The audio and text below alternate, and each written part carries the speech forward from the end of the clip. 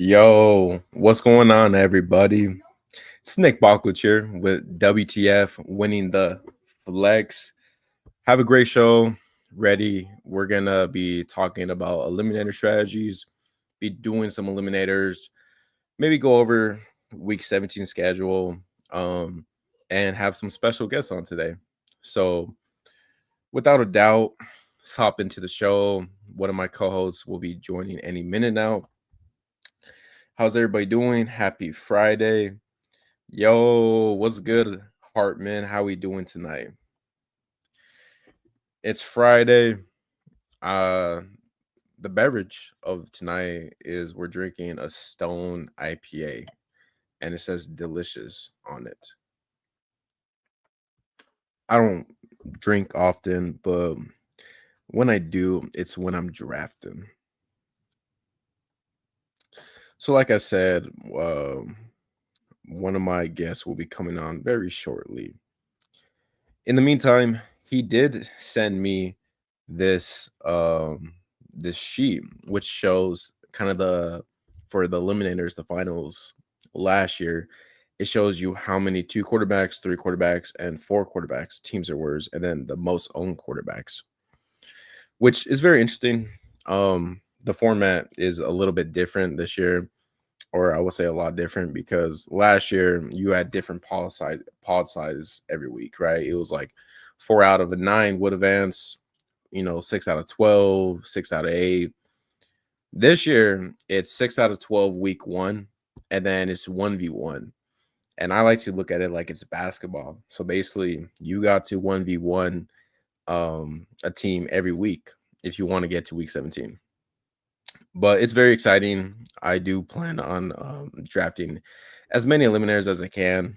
I'll probably max it, but let me see what's going on over here. 1 second. Wait. Yo, what's good, Cryptic? How we doing, baby? So one thing, I was looking over this sheet. What the fuck? We got the what the fuck train going on.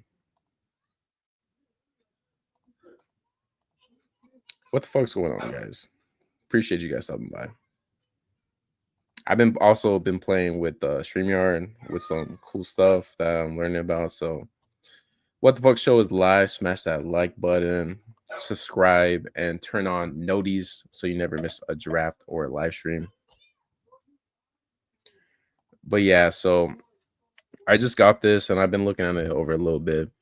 Very interesting, because I mean, what I noticed with this is the quarterbacks that are the most owned for the limited last year, some of them were like later round picks that smash, like Baker Mayfield. I forgot where his ADP was. I think it was like the 130s, 140s. Yet Bo Nix was a late round pick. Kind of surprised Tua is up here with the most on quarterback, because he was hurt for 6 games and I don't think he really did well. Obviously Lamar Jackson MVP year, Josh Allen's gonna be on here, but then we see 3 quarterback teams 65 compared to 2 quarterback teams. So I do think with eliminator, 3 quarterback teams are probably the best way to go. And I think you could get away with it, even if you have an elite quarterback. I don't know if I'm gonna be doing that as much, because if I take like Josh Allen in the 3rd round, I'm probably stopping at 2. But if I build a team where I feel like it's pretty balanced, then I think adding a 3rd quarterback could be fine in this type of contest.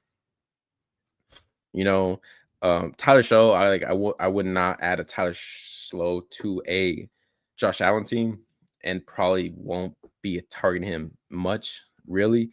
I'd rather target someone like maybe a Jackson Dart, who I think could maybe surprise some people. But yeah, this is very interesting. Like I said, we'll be doing some eliminators today, which I've been wanting to do, but lately, well, after the schedule release, they've been kind of pumping out now, because before I'd be in the lobby for like 15, 20 minutes, and now they feel kind of quick. All right, let's see.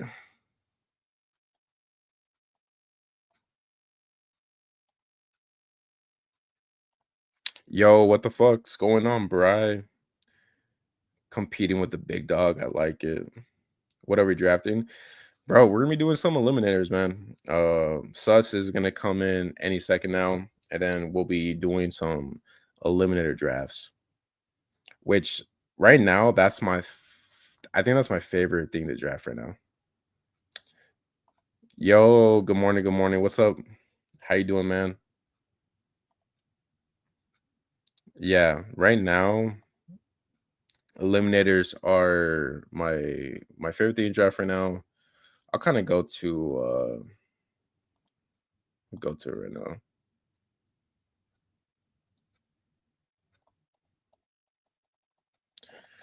What are you guys drafting right now? Bro, I know. I've been stuck on 99 for a while now. It's no pressure, but if anybody wants to be that special 100 subscriber to my show, you're more than welcome to. And you could always say, "Hey, I was that guy's 100 subscriber." Okay, eliminator. So yeah, this is a very fun contest. As you can see, right here, 6 out of 12 advance week 1.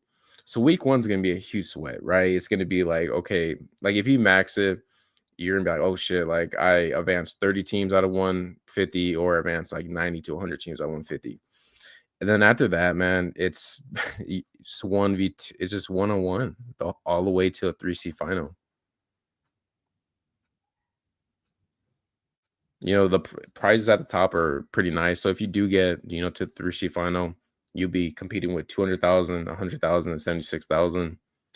But on the way there, though, like you could definitely, make some cash, right? Like, because you have half of this is going to be eliminated after week 1, and I think they start paying out after week 3 or 4. You said plus 11, go, go, go. You know what? We will be hopping in right now because I know it'll take a little bit to get filling. Okay, so 9 more people. If you want to draft the eliminator with us, we got plus 9. We're doing 20 seconds right now.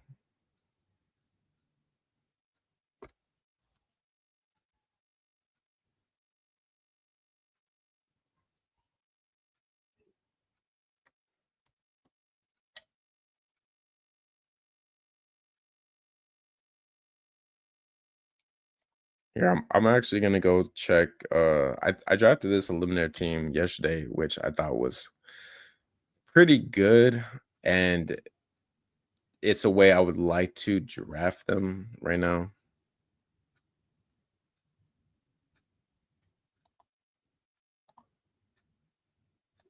So I've done 4 so far.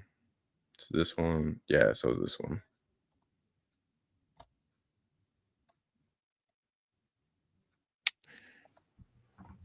Oh, what up, Sus? Yo, how's it going, man? How's my audio? You sound great, All and you right, look perfect. better. Hey, yo. Hey, you're not looking too bad, my man, with the nice sleeveless. It's summer. What they say, sun's out, guns out. We ready. We out here. How's the weather around your way? Oh, it's hot. It's hot, bro. I don't know if you can see, but I'm sweating right now. What's it, 80s, 90s? Probably it's definitely like high 80s. High And 80s. But it feels like to me always like 90s. Damn. The AC working in the crib?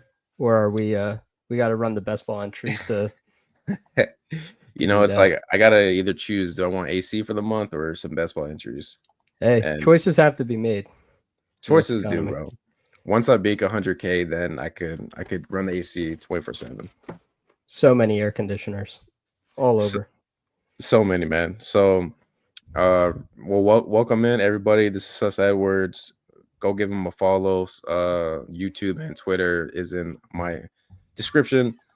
And we're ready to talk some strategy, man. ready to kind of go over kind of like your thoughts on Eliminator and go over the sheet that you sent me.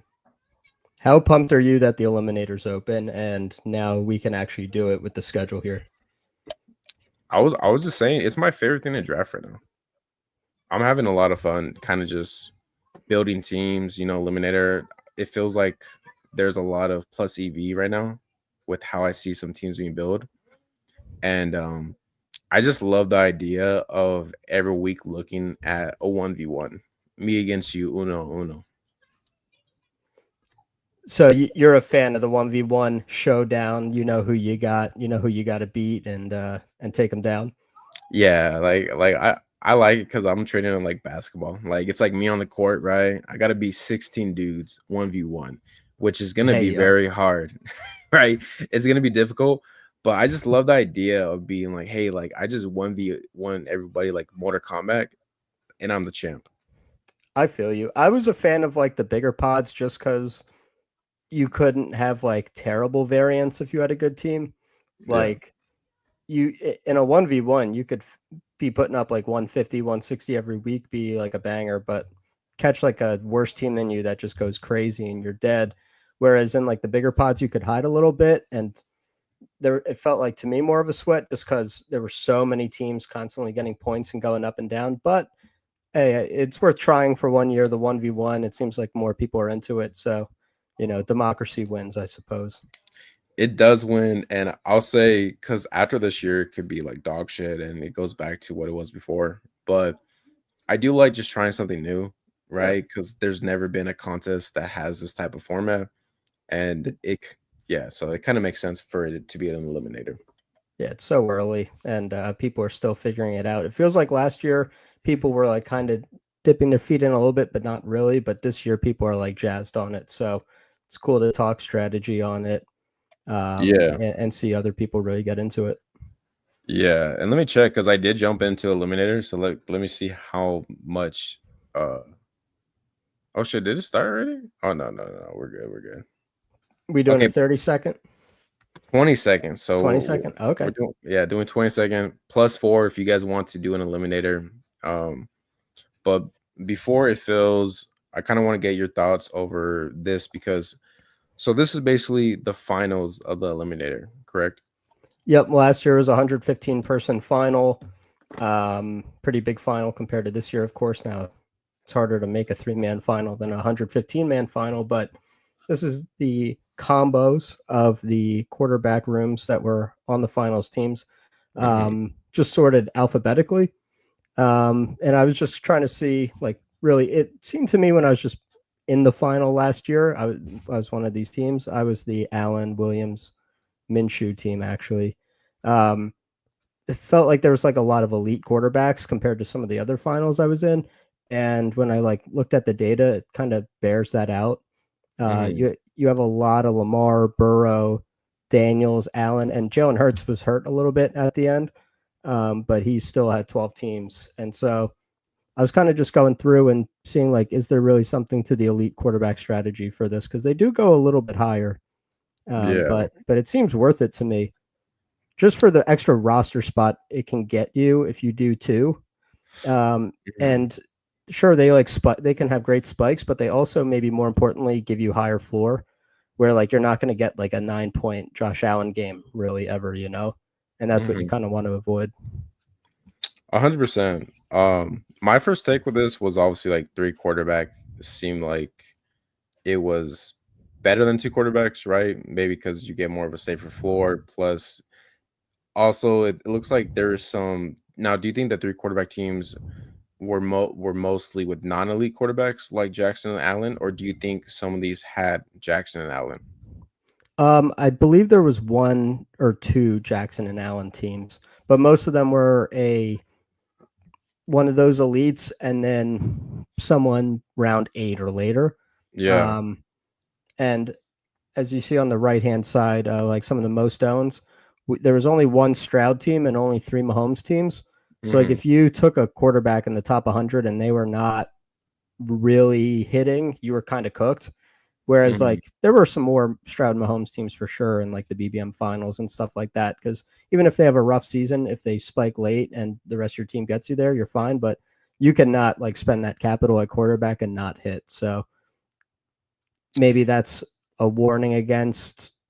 I don't know if there's really a Stroud though in this year's draft rooms. I feel like people have a decent read on it, but who Yeah, would you say that is that you like a top like 80 or maybe top 100 ish quarterback this year that you're like, I don't really know if they belong there besides stacking. it kind of seems like the only quarterback that people agree on that's overpriced is Burrow, and Hmm. we see he's kind of falling right now. But that's the thing though, because last year, like we with Mahomes and then going in the fifth round, CJ Stroud was overpriced. A lot of the quarterbacks were kind of pushed up, but this year I feel a little bit different because obviously I like the lead quarterback. I want Allen, I want Lamar, I want Daniels, but there's a range where it feels like the Kyle Murray range, Baker Mayfield, where you could build a three quarterback team with those quarterbacks, and I feel really good about that right now. 100%. Let me pull up the sheet on my end and just when you get down to like the Mayfield teams that like didn't have an elite quarterback, you're talking about like Mhm. Mayfield Prescott, which is kind of crazy considering Prescott got hurt. Got hurt, yeah. Mayfield Goff Taysom Hill, Mayfield Prescott Herbert. There's a decent amount of Herbert, but you don't see like a lot of Matt Stafford. So basically, I think my thing is I want quarterbacks with rushing floors because again, Mhm. they really avoid those horrible like 8-9 point games by giving you some type of floor. And I You want think quarterbacks to like you want to hit on quarterback late if you go late, right? Like, because I'm seeing now Jaden Daniels was, he was like an eighth, ninth rounder. Baker Mayfield was going with the 130s, 140s. Nix was a 16th round pick. Bryce Young he was a later pick and he was terrible, but he went down the stretch, which I think a lot of teams had with their quarterbacks. So it looks like you want a quarterback if you're going late that has the rushing upside, right? Like you say, or you need the efficiency of a Baker Mayfield who just is going, ballistic down the end. exactly, and like a guy like Tua shows up a decent amount there, but he got dragged a lot by like Lamar teams and I Burrow was teams surprised and by that. stuff. I was like, how is there only 12? Wait, do we? Okay, we actually started a giraffe. One sec, guys. My bad. Yeah, let me get to that real quick. Yeah, no, I was surprised with the Tua, man, because how did Tua like have 12 teams going on? Yeah, I think he just kind of got dragged there, and also he was healthier later in the year. Like I think they had an earlier bye, so he was healthy at least through a lot of the heavier bye weeks, like later, and Hmm. so he was at least giving you points when a lot of other teams were taking bye zeros and stuff. 100%. What's up, bruh? It's more fun drafting blind. It's Fucking always Ray more, Charles shit. yeah, it's always more fun drafting blind until you get the results. Yo, what's up, Kevin? How we doing? Yo Nick, yo, you and Sus, great combo, great flows. I appreciate that. appreciate it, bro. He makes me look good. Pause. Every time I see anything underdog live in Vegas, it's a world. I just don't know. Yeah, man. I don't know if underdog will ever go to Vegas, but we could hope. Underdog Casino one day, That'd maybe. be that'd be fire. So we got the 7th pick, man. Which for me with these underdogs, like I want to leave with a running back I want to leave with two RBs in the first two 3 rounds usually with how receivers are pushed up. So You like Genti here? I like Gentry or CMC. I'm cool with either. Let's might as well take the ADP Yeah. and see what happens, and maybe a little bit, break the tie for the health. Yeah, man. It's so like the thing what I've noticed with these eliminators is RBs are pushed up, right? And it's like, but like when you're comparing like the RBs in the first round, they're going similar to where they would go in the first round of a BBM. But Right. but like Alvin Kamara goes in like the late 4th round compared to 6th round. So you're getting essentially like a value in a way when you think about it with like the first round running backs. Like you want one for sure. Yeah, I want one just because if I could take, let's say, like Genty goes at the 1.7, 1.8, 1.9. So it's like kind of like same as BBM, but like we could get Travis Hunter in the late fourth, early fifth, compared Right. to reaching up for RB that's gonna go later in the other draft. So Travis Hunter and the Eliminator. Ooh, it sent a shiver down my spine. we got, we need those DB points, bro. Those pick six will help. Yeah, great in my IDP on underdog leagues. All right, Let's see. so we go Genty first pick. We're up in a couple picks. Bowers, we could do a Bowers Genty thing. So one of my little rule. Okay, he goes. I probably am JT here, but I'm also open to London. But I think JT is probably the move. Yeah, I mean, because to start with two RBs with Genty and Taylor, like I feel like we don't need to reach for RBs, right? Like we have our foundation, and now we could just attack value. Because you could argue Taylor should be going here in BBM anyway, and then on top of that, like you said, we're going to get some fun wide receiver values round 3 and on. And like if you look at some like I don't know if you're a golden type of guy, but like he drops like a full round in these contests, or even more than that. Yeah, I'm fine letting some of these rookies. I'll be into golden a little bit in this. I'm not doing like Igbuka at all. Like you couldn't. He's like blind to me. Like I couldn't imagine doing that because the reward isn't like what it is in BBM where you can just bury him and then at the end get the crazy spikes in week 15, 16, 17. That doesn't really help you here like there. You kind of do need that full season production. Yeah, and it's how you build teams, because like if we go where our running backs are elite and we have an elite quarterback, that gives us like a high floor to kind of play around with what we want to do. But I'm still trying to adjust to exactly how I want to play this, man, because the eliminator, it is kind of a luck strategy as well, because it's like you just kind of got to get lucky, right? You got to make sure that maybe one of your teams are playing teams every week where they're teams on bye weeks or injuries, and you're just hitting the nuts. But 100%. But with like a guy like Igbuka, is he going to be like a top 180 player for like the first 6 weeks? Probably not, man, unless there's an injury. Yeah, right. It might be a tough scene. Yeah. So we're up next, man, and there's Tyreek Hill, if he falls to us, I think he's a smash year just with I'm so about it. Yeah. Say what you want about Tyreek Hill, but he could just be the same Tyreek Hill, and we're getting him in the 3rd round.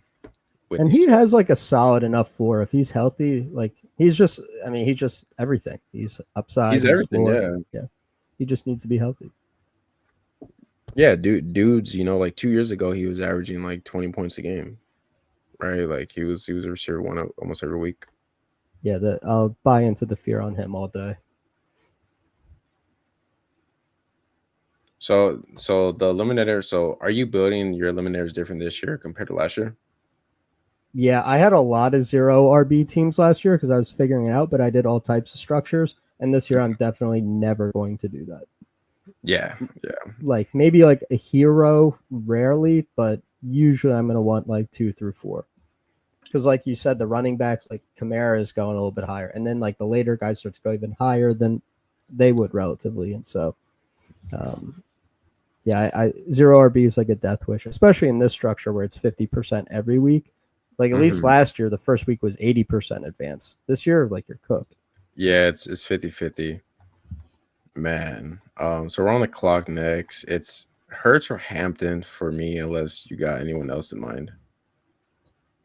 I'm down for Hurts if you want to do that. Yeah, just kind of get that elite quarterback. He's gonna push 15 touchdowns. Yeah, I like that. That's pretty strong. Hurts in this format, is gonna get you like 20 points almost every week. Exactly. He's not gonna dud too often. No. Now, where are you thinking about QB2 for this type of team? Are you thinking like that middle, like Caleb Williams type tier, or do you try to push it? Mm. Do you think, or do you want to just kind of mix it up depending on the team and the values? It kind of depends on like what we're looking at. Like if there's like no clear player I want, I'll just take the quarterback I like there. But also like we do have Tyreek, so like I think Tua's a fine option on this build. Yeah. And but I think I would like one of the quarterbacks here, like May, Love, Herbert, Tua, Caleb I'm fine with. It just depends on what player is around him. Kyler feels like a fun guy this year with him saying he's going to run more and stuff like that. Mm-hmm. Yeah, that's why like he's someone where I wouldn't be surprised if another year he's like quarterback 3 on the year, right? With Harrison McBride. Totally. And yo, what up, Sean? Bryce says, "Nah, you tell you what. W Travis Hunter, facts. This is crazy, bro. Travis Hunter, man, polarizing. I'll hit you on the nuts. What the fuck did I say? That was nuts worthy. That's funny. So we're up in 3 picks. If Devontae falls to pair of Hurts, that'd be pretty nice.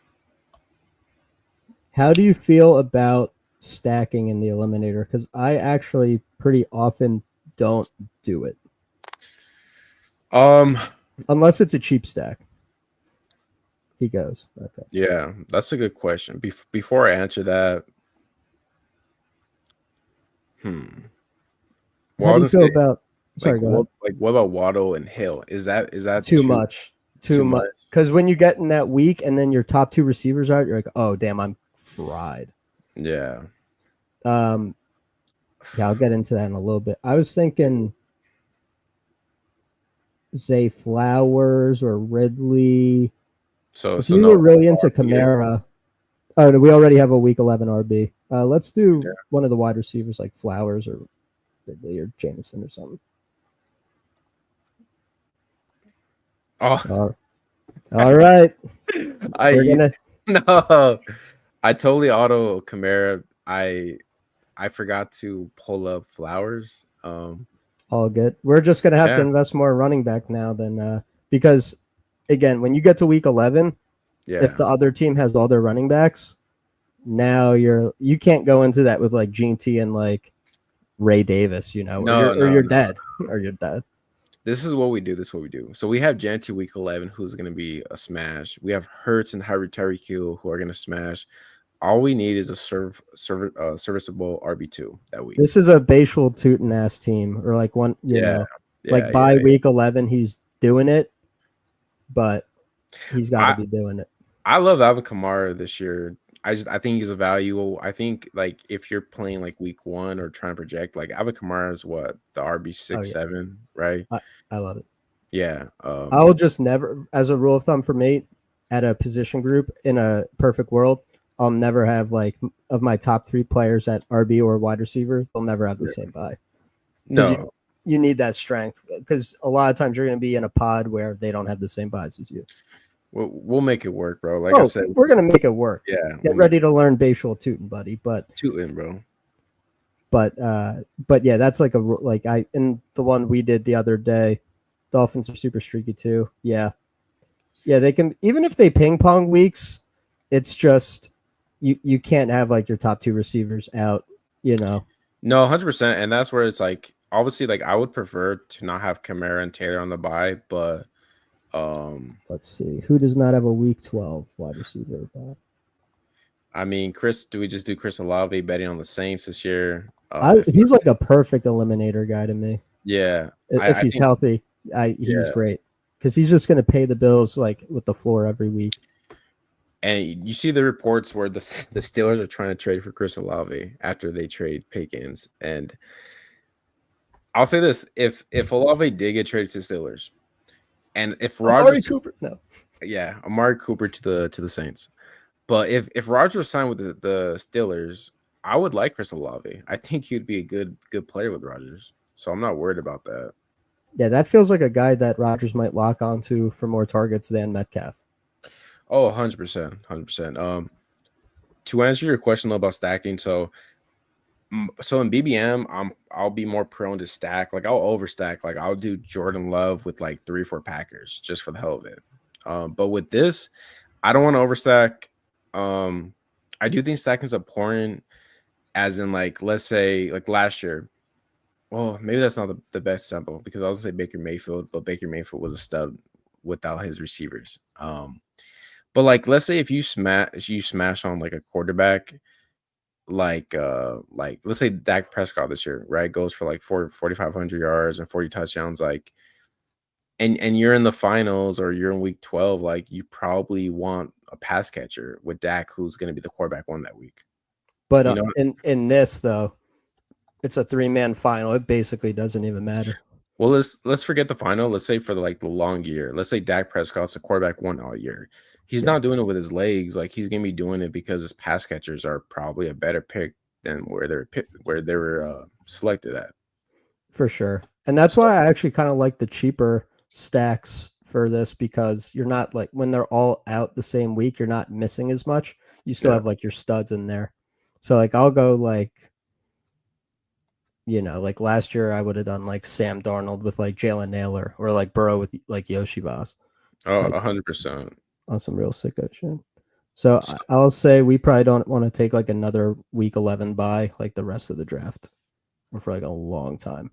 Yeah, we'll try to avoid that right now. I think receiver. I mean, you could talk me into Swift and stopping, but I think some of the receivers like Diggs, he goes. I mean, Shakir seems like he's locked in for a safe role. I don't mind Shakir. I also don't mind Jaden Reed. Yeah, If we just get a lot of wide receivers. Shakir, I have a feeling could be someone that takes another step forward with Josh Allen. Yeah. They obviously like the kid, and there's not really much talent in that receiver room. Yeah. And he's going to have, again, he's not going to be a 25-point guy ever, but he's going to have decent scores pretty often. Yeah, exactly. Like, he's a good third receiver to have on this team where, like, we have an elite quarterback, elite RBs. Like, our receivers just need to get by. Literally, they just need to, like, not have 2-point games. And he doesn't really do that, No. And we have Tyreek Hill, man. I mean, we're betting that Tyreek Hill is going to be a first rounder. And he's our resident spike guy, Yeah.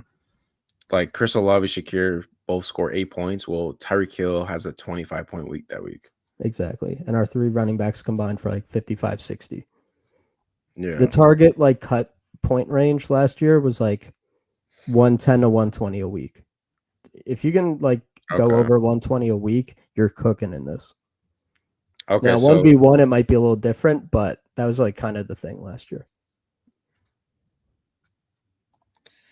Bryce says spike weeks is what you need for Eliminator. I do think they're very at running important. We'll see what Greg does, but for me, Matthew Golden, I would love here just to take that potential of maybe this guy is just a good receiver, and because like to Bryce's point is you want to build a good floor, but you need the spike weeks to keep going because you're gonna play teams that go crazy, so you want to counteract that. Like last year, Brian Thomas and Ladd are good examples of unknown rookies. But like they helped you get farther because they were smashes at their ADP. Yeah, right? Ladd was kind of a bad eliminator pick though, because like a lot of the Ladd teams were dead already because you spent a 6th or a 5th or a 6th round pick, let's say 6th, on a guy who was scoring like 7 points a week for like 2 months. So I was like 26% Ladd in BBM, and he was like sick for that. But what receivers were going around both of them that were considered like safe picks? I'm trying to think of because like Calvin Ridley. Okay, but he would still have down weeks.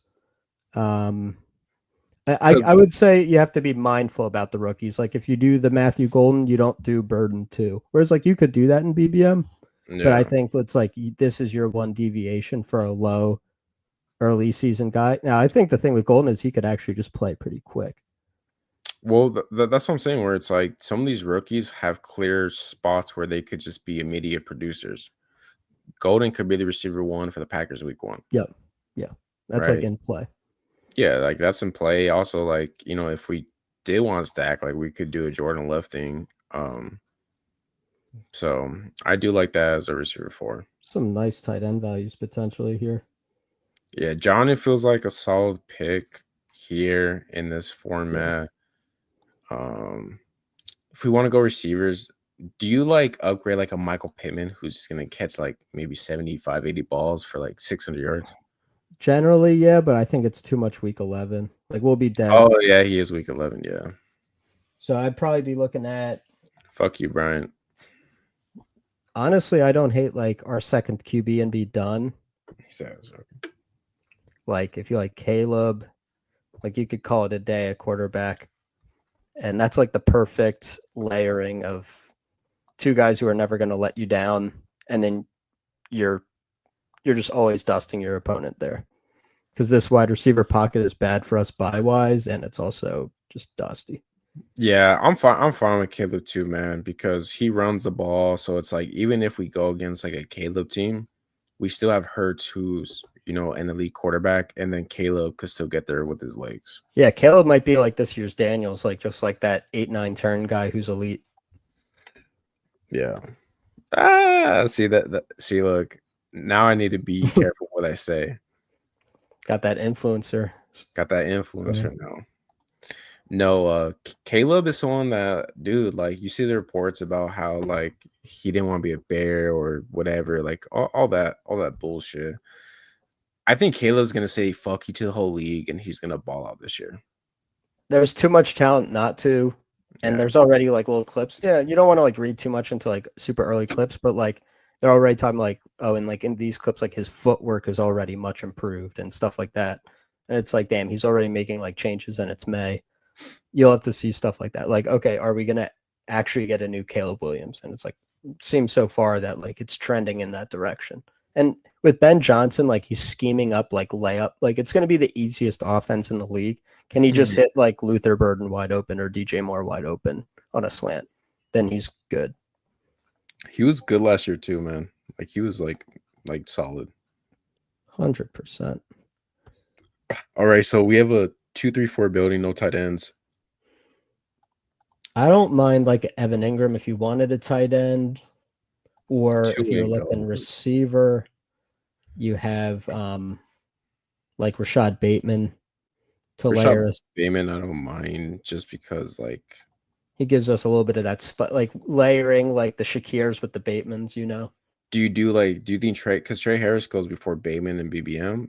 Do you bet like Trey Harris has a role early or no? I think it's too early to say. I might be into that in like August, but like the rookies are so like bump them down like 3 rounds for like a 50% eliminator advance rate. Really? They're just not gonna.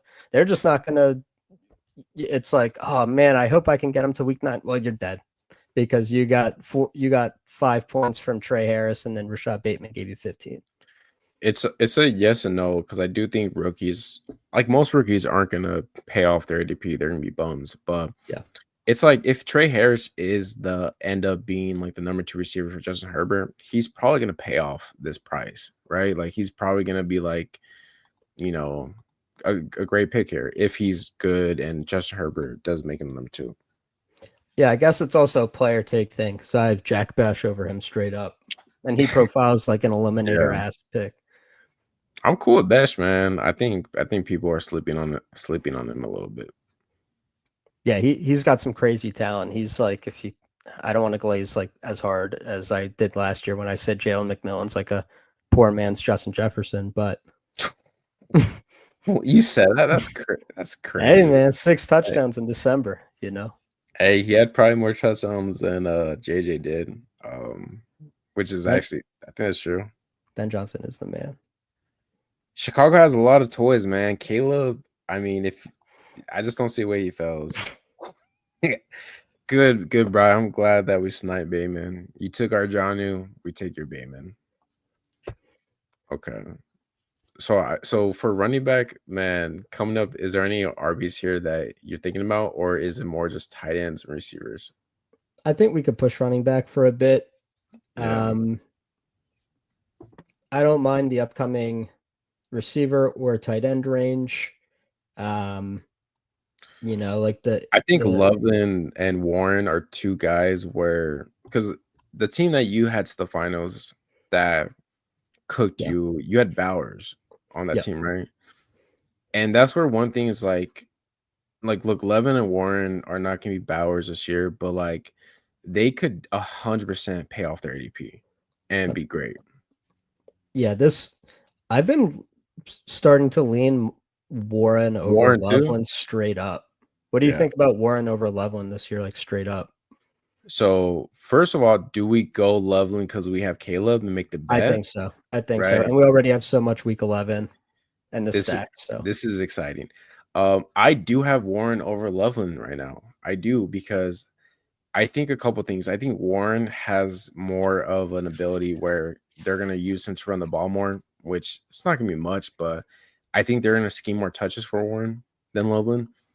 And that's a Crips. That was a Crips opening right there. cracking off something Yeah, serious. yeah, I love that. But Warren, I just feel like Warren, if there was a Bowers, he fits it better than Loveland. Exactly. And they're talking about using him in the rush game with like if you add another 150 yards to his catching total, that's a massive difference. And Loveland's competing with a better guy in Komet than anyone Indy has. Yeah, And he's got like the shoulder thing, so it might just be like a smidge of a slower start, just a smidge. But I'm not worried about it because Loveland's such a good player. I'm excited for both of them for sure. But I think yeah. Warren might have like that sneaky rookie year. Like he might be their receiver one. Hmm. Yeah, because I think Josh Downs is a good player. I think Pittman's a good player, but DJ Moore, Rome, and what's his name, Luther Burden could all be better than That's Downs and Pittman. exactly. So and plus you have the way where like maybe Down Jones ends up starting, and you could shit on Down Jones all you want, but like he targets guys he wants, right? And Tyler Warren could be someone that's like 8 for 80, you know. So I'm not mad at the two of my favorite values on the entire board right now are Njoku and Kraft. What do you think about those guys? Now I do realize Kraft overlaps with our. I guess what do you think of Njoku?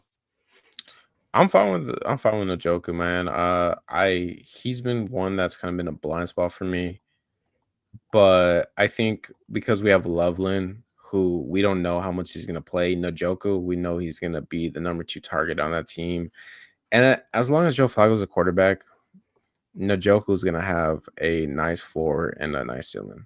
Exactly. And there's just something to be said about having a room where, like, in the eliminator, I want to have like a room where I'm like, damn, I feel good about these guys every week, including on buys. It's like if you have like a 2 tight end room and like your second guy is like, I don't know, Zach Ertz or like Hunter Henry or something, you're like, they have like a lot of 3-point games. But Njoku's like steady getting like 6, 7 targets. Like you feel like he's going to keep you in it every week. Yeah, if I don't have an elite tight end, like I think I want to get like one of like Loveland or Warren as like the upside guys who could break out, and then give me a Njoku to kind of be that median, and then I'll just take another tight end that has like a decent floor. Because people forget Njoku was going at like he was going in the 80s last year, and then he for half the year he had a quarterback who couldn't throw the football, and Mm, that's not good. And then he also had some games he was out with injury. Yeah, he missed like 6 games last year, but his pace, including all the bad Watson stuff, would have been like almost 800 yards. So I mean, that's pretty sweet. it is sweet, man, and I'll take it. Like I like a tight end room with Loveland and Njoku. Yeah. It feels solid. And then it's just nice to be able to throw bodies at the positions that have like a lot of volatility, like wide receiver, like because you'll get the spike weeks, but then you also get just down weeks where you don't get the touchdowns or you don't get the targets. It's just nice to Hmm. have more bodies to throw at that. Yeah, yeah. Now we're up in 3 picks here.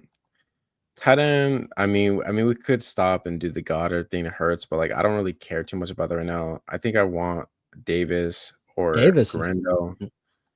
Davis Yeah. with the standalone and upside role.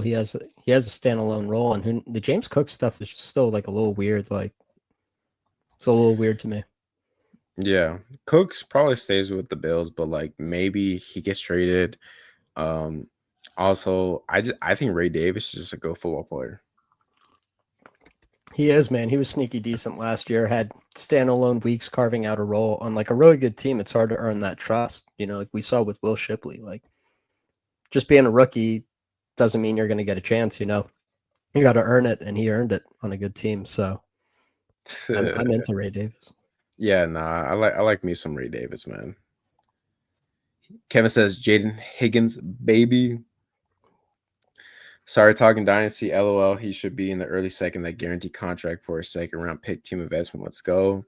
They're really in on him. Texans are all in on that dude. They are, yeah. Redraft, yes, but I love a dynasty. Yeah, dynasty for sure.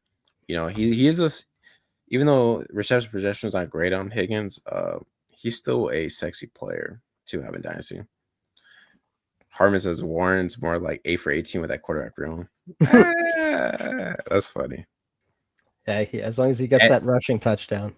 That's what I was gonna say. He could be 8 for 18 as long as he gets that touchdown. He'll be like 10 and 4 that week. Taysom Hill ass pick.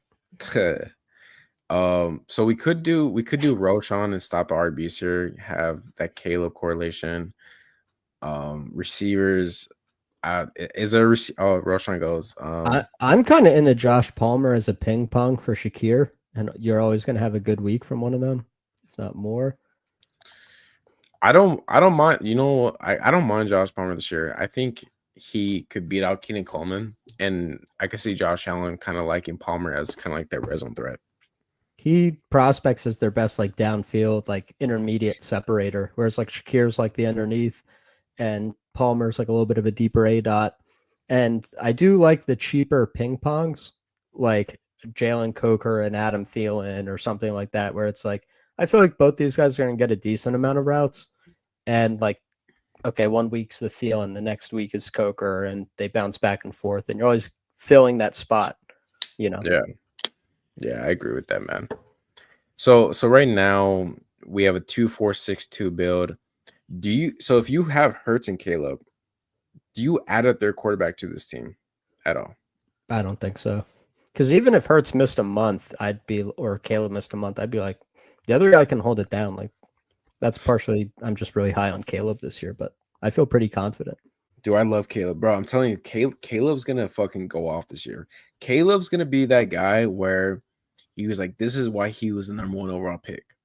Like dude could run for 600 rushing yards, 6 rushing touchdowns. On top of that, they add Burden, they add Loveland. Like, the offensive line is better. I feel like some people were comparing it to Stroud last year. It's like, well, first of all, he's not going where Stroud did. Stroud opened in the 40s last year, so it's not the same. And unlike Stroud, who had like a terrible offensive line, and Bobby Slowick, who's like a terrible offensive coordinator, he's got the best offensive mind in the game and a decent offensive line. So 100%. Now, I don't know how you feel, but I like Justin Hill a little bit this year. I think he's sneaky because I think he gives a decent floor, right? Yeah. To our running back room because like week 11, Justin Hill could go like 4 for 40 in the touchdown. And he's like the last guy with like an actual weekly like floor role. That can actually, exactly. The rest of these like potential zeros. Yeah, I think we made up for the Kamara pick. I think this is actually a nice RB room to have right now. Yeah, everything's coming together pretty well.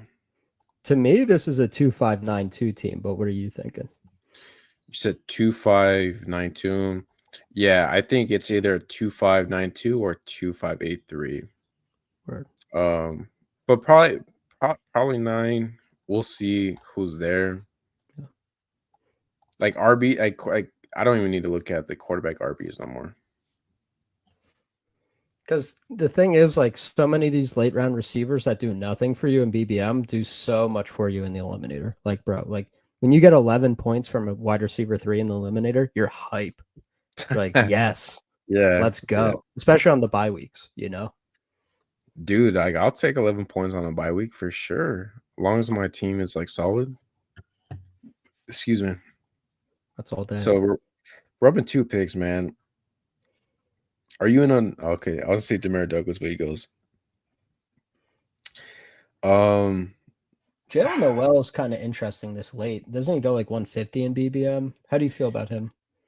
so BBM, I kind of pass on him a little bit, not because I don't like him, but more because that's usually where I'm taking like RBs, like Garendo, Davis. But Noel is someone that I think people like. I think he's a better receiver than Higgins, I right? think Like, so as well.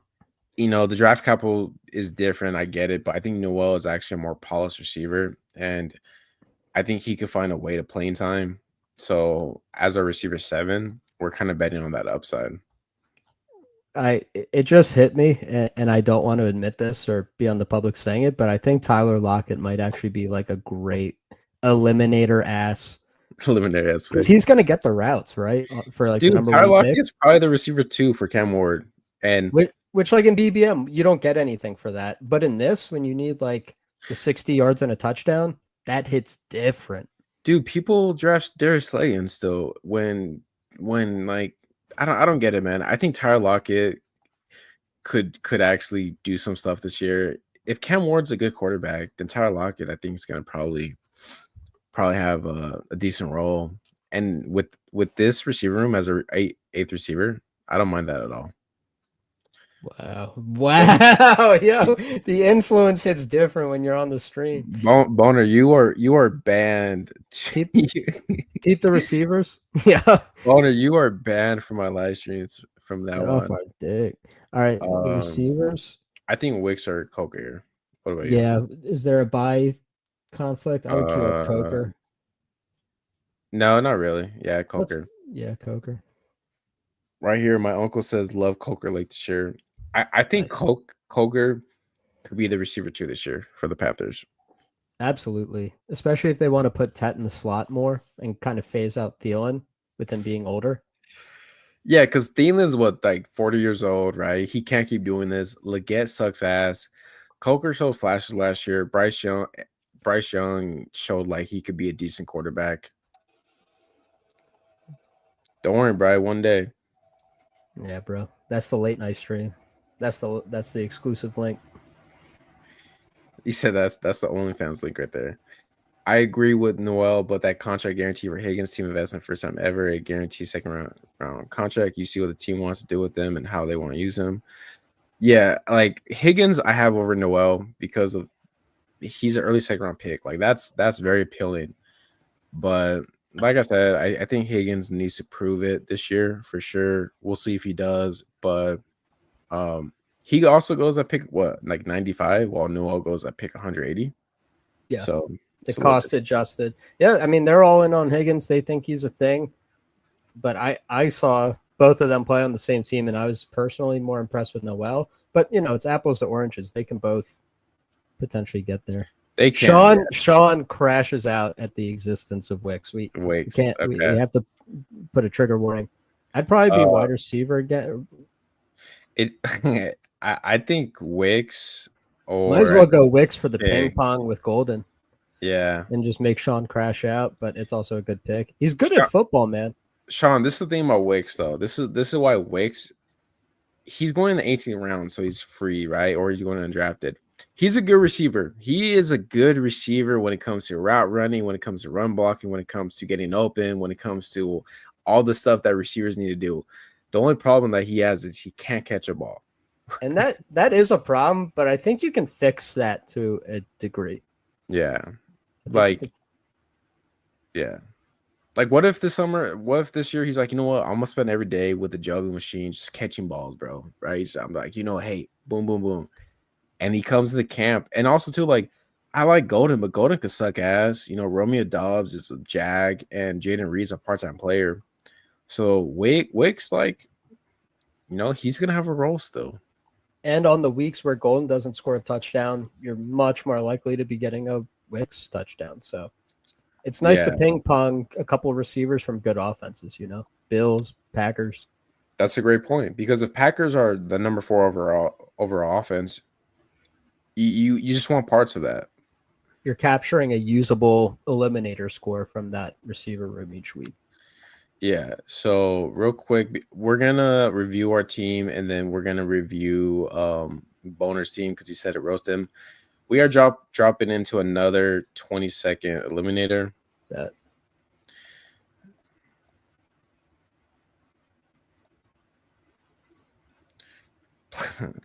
plus 11. So we'll check back right now. If there's no pop in, movement, maybe we'll pop in, do. folks. Yeah, guys. If you guys want to do a 20-second eliminator stream, jump in right now. Okay, let's check this team out, guys. So we have a 2-5-9-2 build. Jalen Hurts, Caleb, love that for our quarterback room. Genty, Taylor, Kamara, Ray Davis, just Hill. Feels pretty strong up top with two guys that could still get in our lineup. 100%. Tyreek, Olave, Shakir, Golden, Bateman, Palmer, Noel, Coker, Wicks. So kind of like after Golden or even Bateman, we kind of just take guys that we could see spike or have like, maybe a story that they could tell us, right? Give me 5 for 60 and a touchdown. Yeah. That will get you far. And when receiver, you have all these elite running backs, that's all you need. Yeah. And then we have Loveland, Njoku. So tight end, it's a little. I think I would prefer a third tight end on a Loveland, Njoku teams usually. But we have elite quarterback. We have elite running back. If Tyreek Hill is anything like he's been in the past, like I feel great about this receiver room. And tight end, Loveland could maybe just be really good at football. You're just betting on that elite tight end breakout. And You he doesn't have to be Bowers to pay that off in a handsome way. No, not at all. Like Loveland, like if he's, this year's like if he goes like 60 for like 605, like he's gonna help us a lot. Exactly. So we are gonna look at Boner's Brian's team. If we could also check out Greg after him, I was kind of intrigued by what he was doing low key. Yeah, for sure. We could check him out. So Boner does a 3-5-8-2. So he goes late quarterback. He has Michael Penis, Cam Ward, and Tyler Shogue. So are you going to do any 3 quarterbacks like this? Absolutely not. Power to Boner. But this room does not get my Michael Penix up at all. The power of penis, bro. The power of penis. Just because he's not mobile and he's injury prone, I guess. Yeah, I would like to do Penix as like my QB 3, but not my 1. You know what? If Cam Ward is like this year's Jaden Daniels, obviously not with the rushing, but if he's just that good, and Michael Penis takes a step up, let's just see how the team goes. Yeah, let's give it a chance before we send it to the gulag. So he goes Jacobs, Chuba, Junk, and Spears, Algier. So it's kind of like what we did a little bit, right? Yeah. Which I'm fine with. Like, I'm cool with this RB room. I'm not mad at that. Yeah, no overlaps and buys really besides Jacobs and Tyler, but that's fine. Yeah. CD, Jackson Smith, Jigba, Smith, Debo, Downs, Higgins, Lockett, and Ray McLeod. So I like that room. His receiver room is very strong. Like this is definitely gonna be what's carrying him by. And then he goes Jonnu and Mike Gesicki. So I like the tight ends too. I would maybe even go for if you're gonna do the Michael Penis and the Cam Ward, maybe do like Jackson Dart or like a higher upside QB3 who you think could take over early in the season. Yeah, I'm not touching Tyler Show in any format, bro. I just can't. Like I'll take Dart over him, and I just don't think he's good. But yeah, I mean the team, like the quarterbacks, I won't do this. Props to you for having the balls to do this. I won't. But outside the quarterback room, I think everything else is fine. Yeah, it's well structured and everything. It's just do you get that Bo Nix type season from Cam Ward? If you do, all the power. It's certainly possible, but it's just you wanted the roast. I think he wanted the spit roast. The roast, man. Yeah. All right, let's see what we're at. Sean says Packers first round receiver since 2002, and they never drafted a receiver against Aaron Rodgers' wishes. I mean, the thing about Matthew Golden, bro, is like he's not like a great prospect, but him being the first receiver selected is intriguing. Yeah, in some ways he's like not a first round receiver because he probably shouldn't have been one. So, but technically he is one. No, I think he was like projected like what third, fourth round before he blew up in like I forgot what team he was playing, but Before he had a fake 40-yard dash time. Did you um, see that conspiracy theory? oh, they added some time to it, right? Yeah, they basically said there's no way he actually ran that fast when you like do like the laser timing of it. Like when you watch the clip after, they're like, yeah, that's just not a 4.3. They're like, Yeah, it's like a 4.39. yeah. I did see that actually.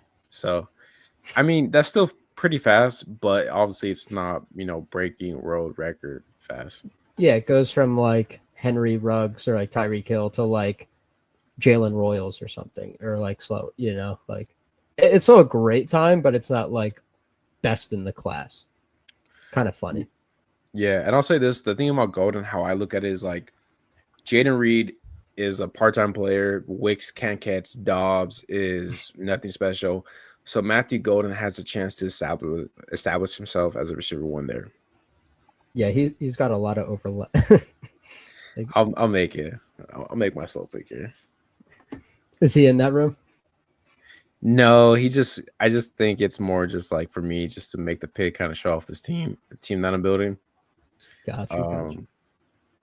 So this one, 2482. I'll be honest though, I've been autoing pick my schnauzers because like I fucking can't stand slow drafts. I can't. Like, bro, like I see like 10 minutes left and I'm just like, fuck it. Like just pick whoever. Bro, people are like, you got to do the slow draft like fast, like make your pick fast. I'm like, why are we in slows then? I'm gonna milk this thing and get all the information I can and have horrible etiquette. Like, look, bro, I took Bucky at pick 20, and then I'm pretty sure I auto for Sharwai. Just because it's like I don't care, man. Like slows are so boring to me. They're So so bad. I um hate slows. yeah, I do too. I'm gonna take RB here. Do you guys go Marshall Lloyd, Blake Corum, Marks for Smith? I'll have the chat make a pick. Who do you guys want of these RBs?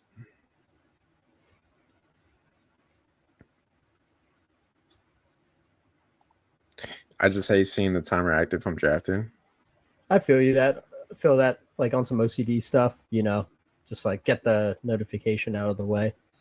Did you do a bunch of slows last year? No. I've never really been a slow drafter, man, because I think when you're a phone drafter, it's just it's kind of easy to do the fast drafts. But this year I wanted to do more slows because I am going to do more volume. So it kind of makes sense, right? Dude, in August, I at one point had like, I don't even know if this is like a lot for like, I'm sure some other people have like hundreds or whatever. I had like 50 slows going at once, and I would wake up at like 4 a.m. like in a sweat because I No. was like, oh my God, I'm about to time out. And I was like, I had like 10 minutes left. See, I can't do that, man, because it's like I'll be too stressed out. I wouldn't, bro. I'll be 3 a.m. like, oh, I gotta get fucking DJ Giggins on my team. Like, no, I'm cool on that, man. It's like, bro, I cannot get Zamir White. I need Raheem Mostert. Yeah. This is gonna be horrible if I don't get Raheem Mostert. And then like you just piss the whole day, like fuck, like I autoed the 17 round guy. Exactly. So we're waiting for 6 for Eliminator, man. We'll see if it fills right now. What time? So I do so I have Chris the Candyman Fantasy Football Garage coming on after this. Do you watch this stuff? Do you know him? I think I've seen it once or twice, but yeah, that's cool. That's cool. Yeah. Great guy, great guy. He's Nice. very active, does a lot of drafts. We'll see if the eliminator is gonna be because I'm gonna try to do some eliminators with him too. But Nice. we'll see. It's not the same as a puppy, so I think what we'll do is we'll hop into a I have you pick us. You want to do a BBM or a puppy? Let's do BBM, bro. Talking my language, baby. Let's do a 20 sec BBM. As you can see, I did the deposit thing, match like 25%. Nice. I might have to withdraw and then redeposit to get that. Yeah. Did you get the the 25% deposit match I saw notification? like a little like notification about it. Yeah, I didn't have not done it yet, but might have to get on that. Yeah. If anyone is in an eliminator, I'm gonna hop out of it right now, but I will be trying to do another one probably in like 40 minutes. So just FYI. Now we got to change strategy a little bit. BBM Right. focus. Switching brain. No more Ray McLeod.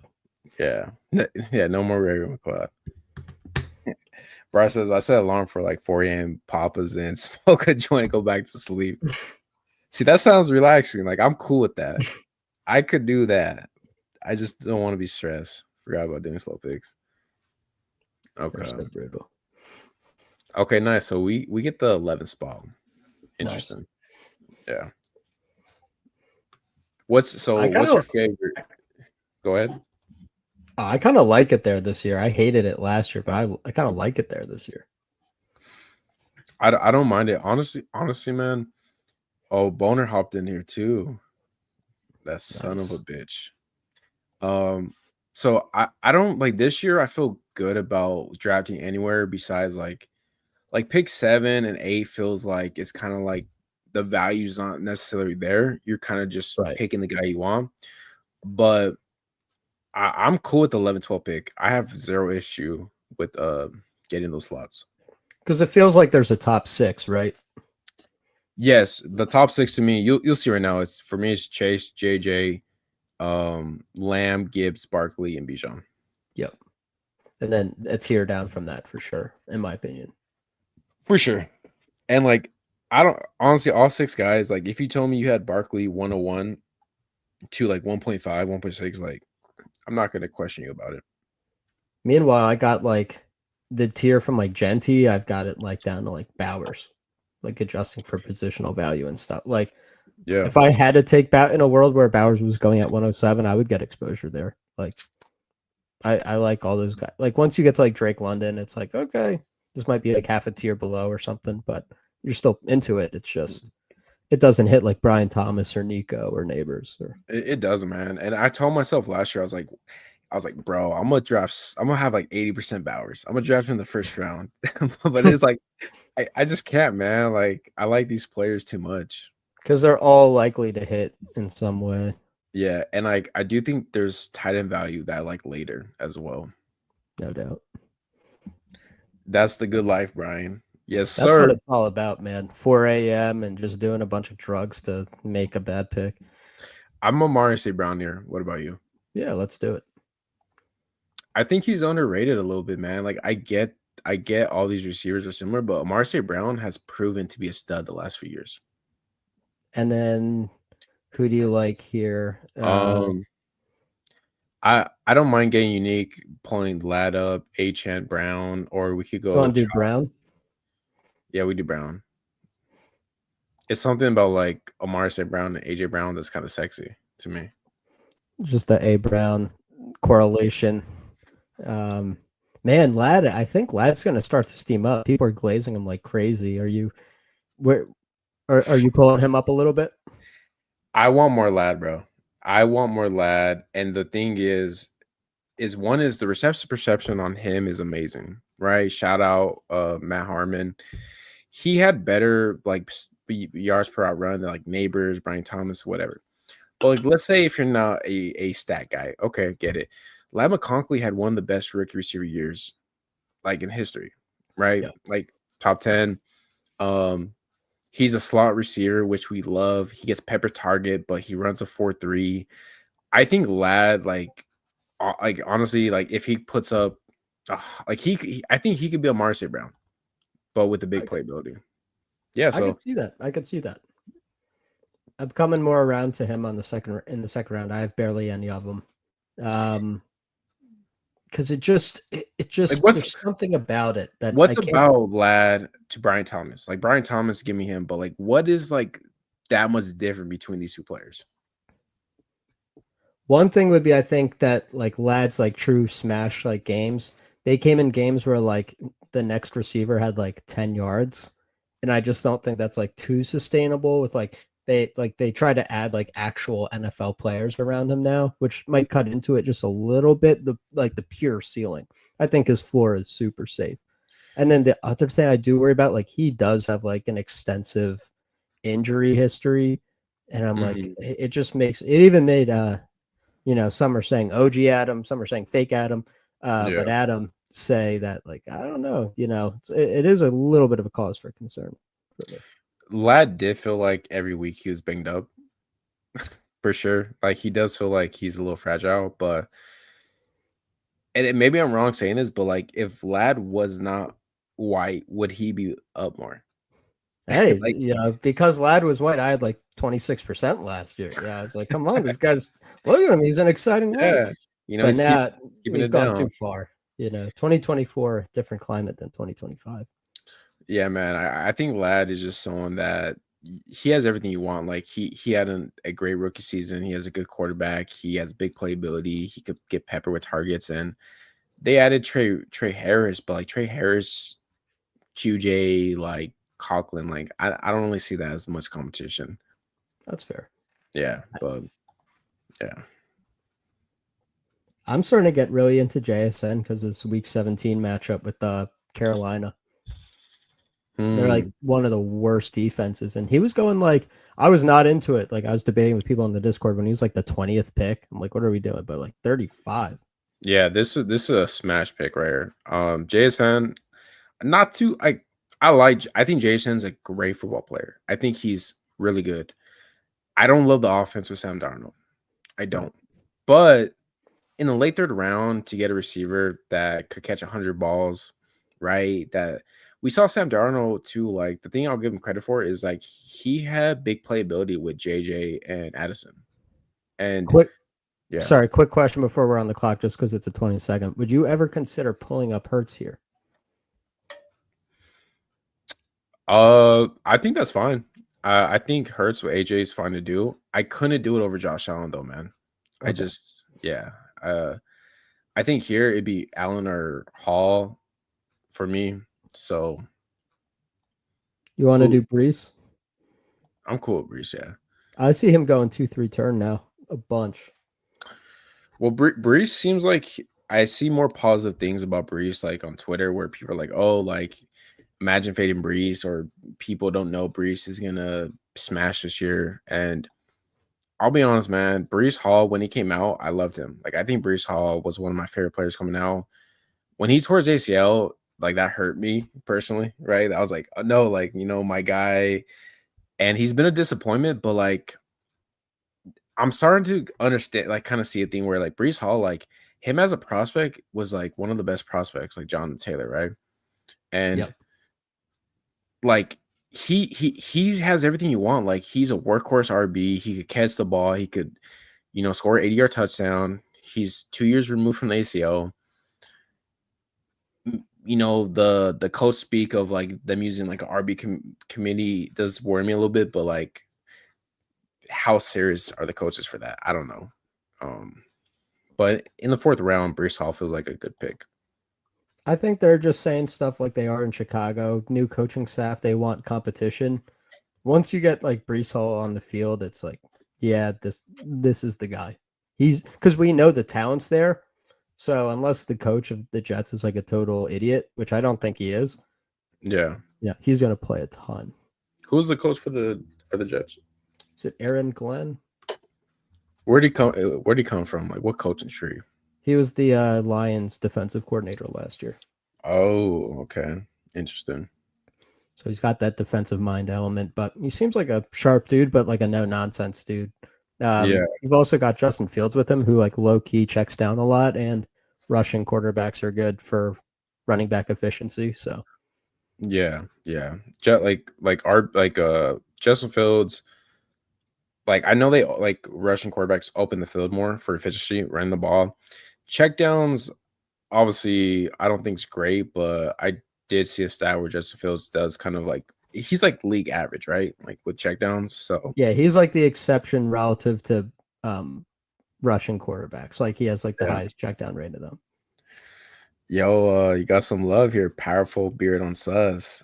Appreciate it, my boy. I'm Dude, not sure if I'm on your level. Yours is clean from what I've seen on stream, but I'm rocking it right now. It's yeah, coming in. yeah. I'm growing my beard out now, so check back in a few months, see how far I get. Beard maxing. Bryce says, "Please let Jason fall to me, I'll, dude." we'll let you hold Tyler Lockett, little bro. Yeah, you could take Tyler Lockett again. I was between him and Adams. Pats sneaky this year. I'm all in on the Pats. I think Pats could be this year Broncos when it comes to value and ADP. I don't want to read too much into like the week 15 to 17 stuff, but like their schedule for that was just like a little bit of a bummer for me, but I'm still in on the Patriots as values. Yeah, George Kittle goes. That would have been a good pick there. You like Kamara again? Yeah, I don't mind Kamara, and like what we could do here is we take Kamara because I think he's just a great pick right here, and then whatever receiver falls, we could take. Yeah, any of these guys, like literally, I'm starting to do more Jennings. I like Godwin, Odunze, Olave, Does all these Addison? guys. Because so Addison might get suspended for what 3 games? I'm starting to warm up to him as a click, but Yeah, he I was gonna goes. say Is there one thing. anyone here that we would think about maybe stacking later, like wide receiver wise, like with a quarterback? So we do golf, we do Sam, we could do Fields with Brees, kind of build Jessing. Oh man, You could do Godwin with Caleb, or sorry, Godwin with Baker, Odunze with yeah. Caleb. Let's do a Doomsday. Word. I'm not taking too much of Doomsday, but at the same time, man, like he he is the traditional X in that offense, right? Yeah, and he Yeah, was a top 10 prospect that we all really liked as a player, as a talent. and he could kind of have a JSN type of where it's like Rome had a good year, rookie year. Like he was solid. Like he was what, like I don't know, like 50 for like 750.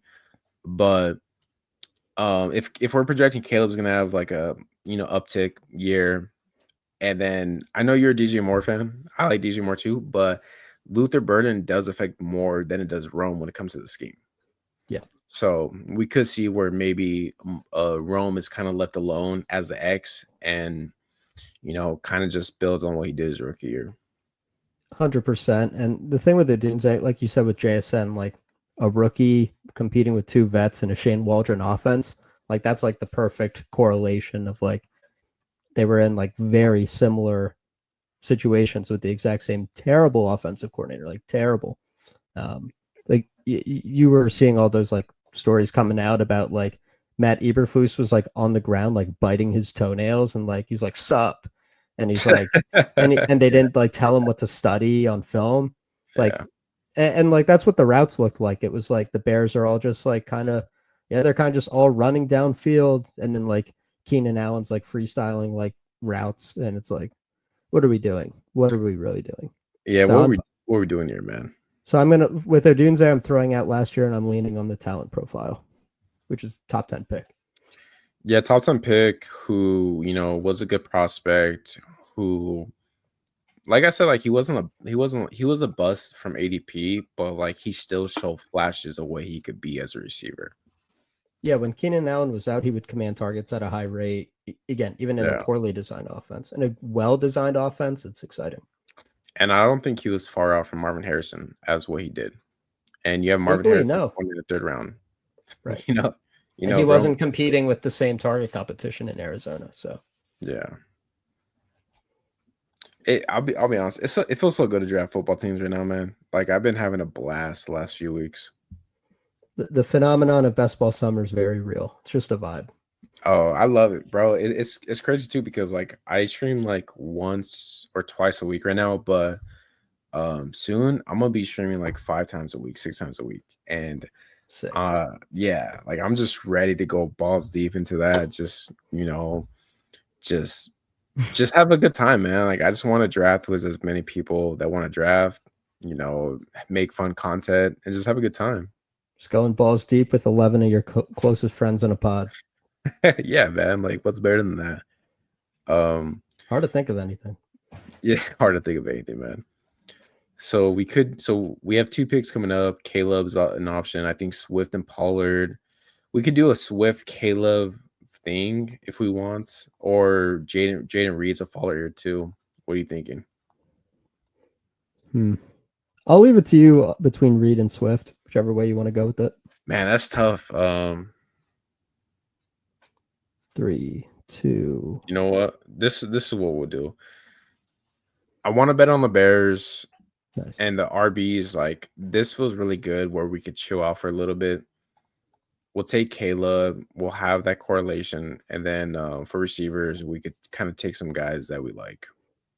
And I cooled off on Swift at this price a little bit because I was like, what if they sign like a running back or trade for someone? But it's like that's Ben Johnson's system, like supported 2 running backs last year. So it's like, even if they bring in someone like DeAndre Swift probably should still be going around here, or like if they do get someone marginally cheaper, but that's baked into the upside of they don't sign anyone. Yeah. You're real quick. You're cool with taking Caleb here? Yeah. Yeah. Yeah, like Swift, like the only person that would concern me is like Dobbins a little bit, right? Because I think Dobbins is a good running back, but I don't think the Bears would sign him, if I'm being honest with you. And I don't think the Bears are going to trade. I think the Bears. So going off a tangent, but Swift got traded right from the Lions to the Eagles, and Ben Johnson was there. But we don't know if the reason was because of Ben Johnson or the GM, right? Right. What if Ben Johnson just likes Swift? What if Ben Johnson thinks Swift is a great RB? And he's like, you know what? I have my RB here. We're gonna use him in this offense. Wait, what if he liked him too much? What if that's why they had to trade him because they were getting too close? You know? Right? Yeah. Maybe yeah, maybe there's some backstory that we don't know. But Swift, like I just feel like with Swift is he's locked in to get like 40, 50 receptions, 200 plus touches. He's going to probably score like 6, 7 touchdowns. We're projecting the Bears to be a better offense. And we get him in what, the 7th round? Yeah. He's the perfect like RB3 for a flex. Like after you've already addressed wide receiver, like to a good extent. To a good extent, yeah. Let's check on chat right now. So we have Hartman saying Carolina was kind of a run funnel, but yeah, bad defense overall. That's true. I was doing some statistics of like kind of rushing yards per game versus the defense and passing yards. Carolina was super bad, bro. Like, yeah, they were cheeks. They were really. Yeah. The Carolina was one of the worst run defense we've seen in a very long time. Eberflus cooked Walden Zero Aura. Facts.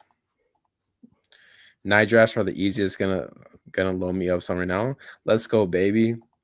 We're 100%. Gonna yeah. Late night drafts, you really can't beat that. Bryce says he's crashing now. I'm gonna check your team right now, Bryce.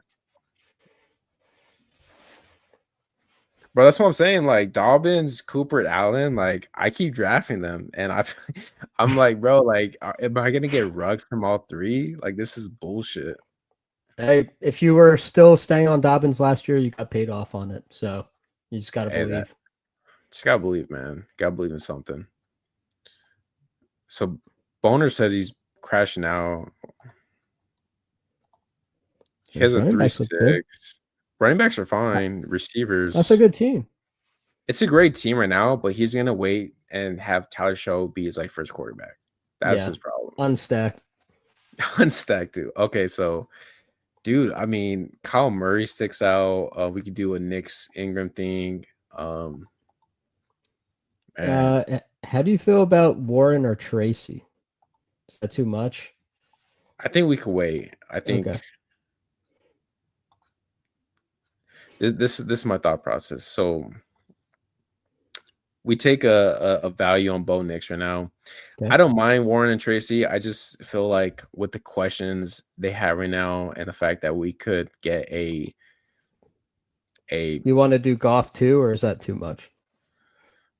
I think we could wait right now. I think these 2 we bet on because both of them have that rushing upside and they could be like top 5 quarterbacks, I think, if things go right.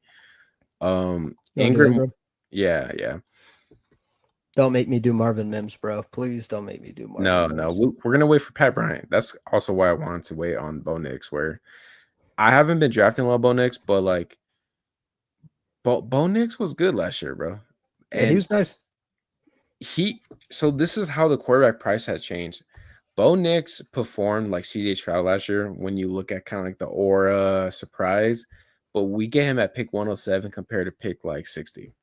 Right, and he has even more rushing than Stroud did. And Yeah. Nick's opened at like around pick 80, like early 80s. He's fallen a lot. I don't really get it. Um, Maybe to just stack better with Sutton now that he's moved up. Yeah. So like the 4-5 turn, I guess it kind of flipped where they stacked, but um, no, I'm all about it. And you said you wanted to wait till the end to stack up Devon Vela, you said? I mean, I Devon Bailey, bro, like he might be the best receiver on the Broncos besides Sutton. I think I heard something that Sean Payton was glazing. He was glazing. Everyone knows he was glazing Pat Bryant, but I think he was glazing Devon Vela too. And it is hard for rookies, besides RJ Harvey, who's like Sean Yeah. Payton's like favorite player ever, apparently. It's hard for rookies to like really break out. So I could see like Pat Bryant needing that rookie year while Vela gets like that sneaky year 2 role. Yeah, I mean, Bailey is like 28 years old, but who gives a fuck? Which means right? he's entering his prime, He's entered his prime, right? His testosterone's peaking right now. And I don't know, like Bo Nix, I haven't been clicking him a bunch because I don't click Sutton. I don't click Harvey really, but it feels good to have him paired up with Caleb. You have two quarterbacks that can run the ball that are going to year 2 with better offenses. Bo Nix is better at football than. Am I allowed to say this in the best ball community? Bo Nix was better than Drake May, right?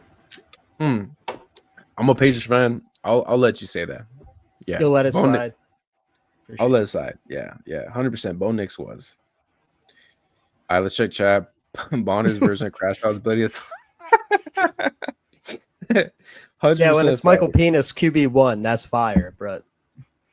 It all went down after I did take this in. That was a tough scene. I'm taking Pat Bryant out, bro. Yeah, please do, bro. Take Pat Bryant. We'll be in shambles because of Sean Payton. Nah, Taysom Hill has a crown. As his favorite player, yeah, true. It's like the Mount Rushmore is like Drew Brees, Taysom Hill. Yeah. Probably some defensive player, and then RJ Harvey. Did you see RJ Harvey's like taking pictures with like Sean Payton's daughter? They're like cheesing and stuff. I'm like, yo, what is this from, bro? I'm like, hey, Harvey might be doing a little more than taking pictures. All right, let's not star method Devon Vela. No. Jack Betch, as our 5th receiver, I'm 100% cool with that, man. We got a little Raiders Broncos correlation. Yeah.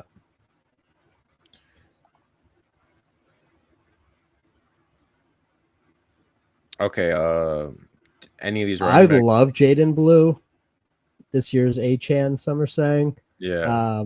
I also like Tucker Kraft, but I don't think we have to do that. Let's do Jaden Blue as in. So I've compared him to like Devon A-Chan Light, which might be a terrible comp, but I look at it like this: Cowboys, if they don't bring an RB in this backfield, Jaden Blue is the only RB that has any juice that could catch the ball on that team. And yeah, like maybe he sucks ass. He was a 5th rounder, 6th rounder, right? Yep.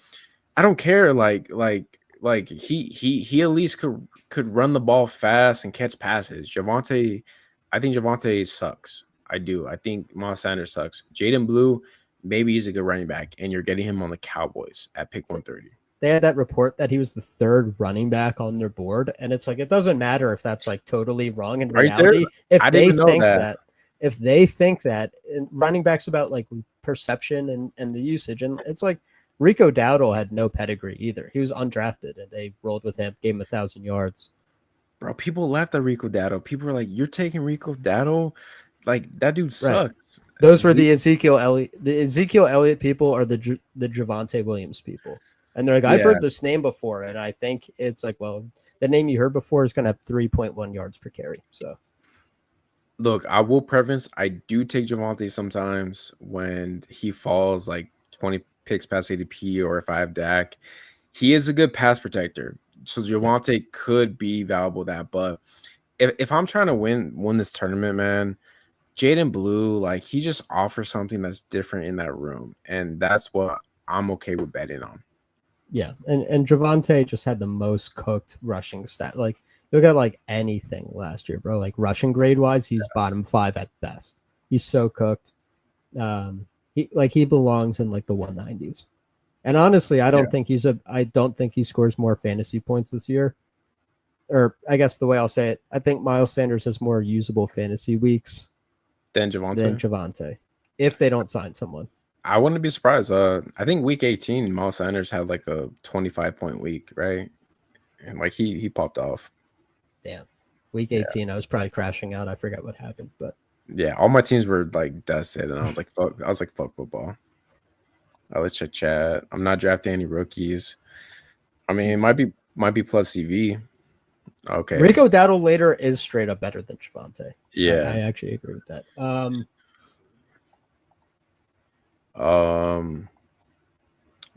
I think like Strange or Palmer or. Do you do Tyler Algier or no? Oh, that's fine. Just can't do Vele.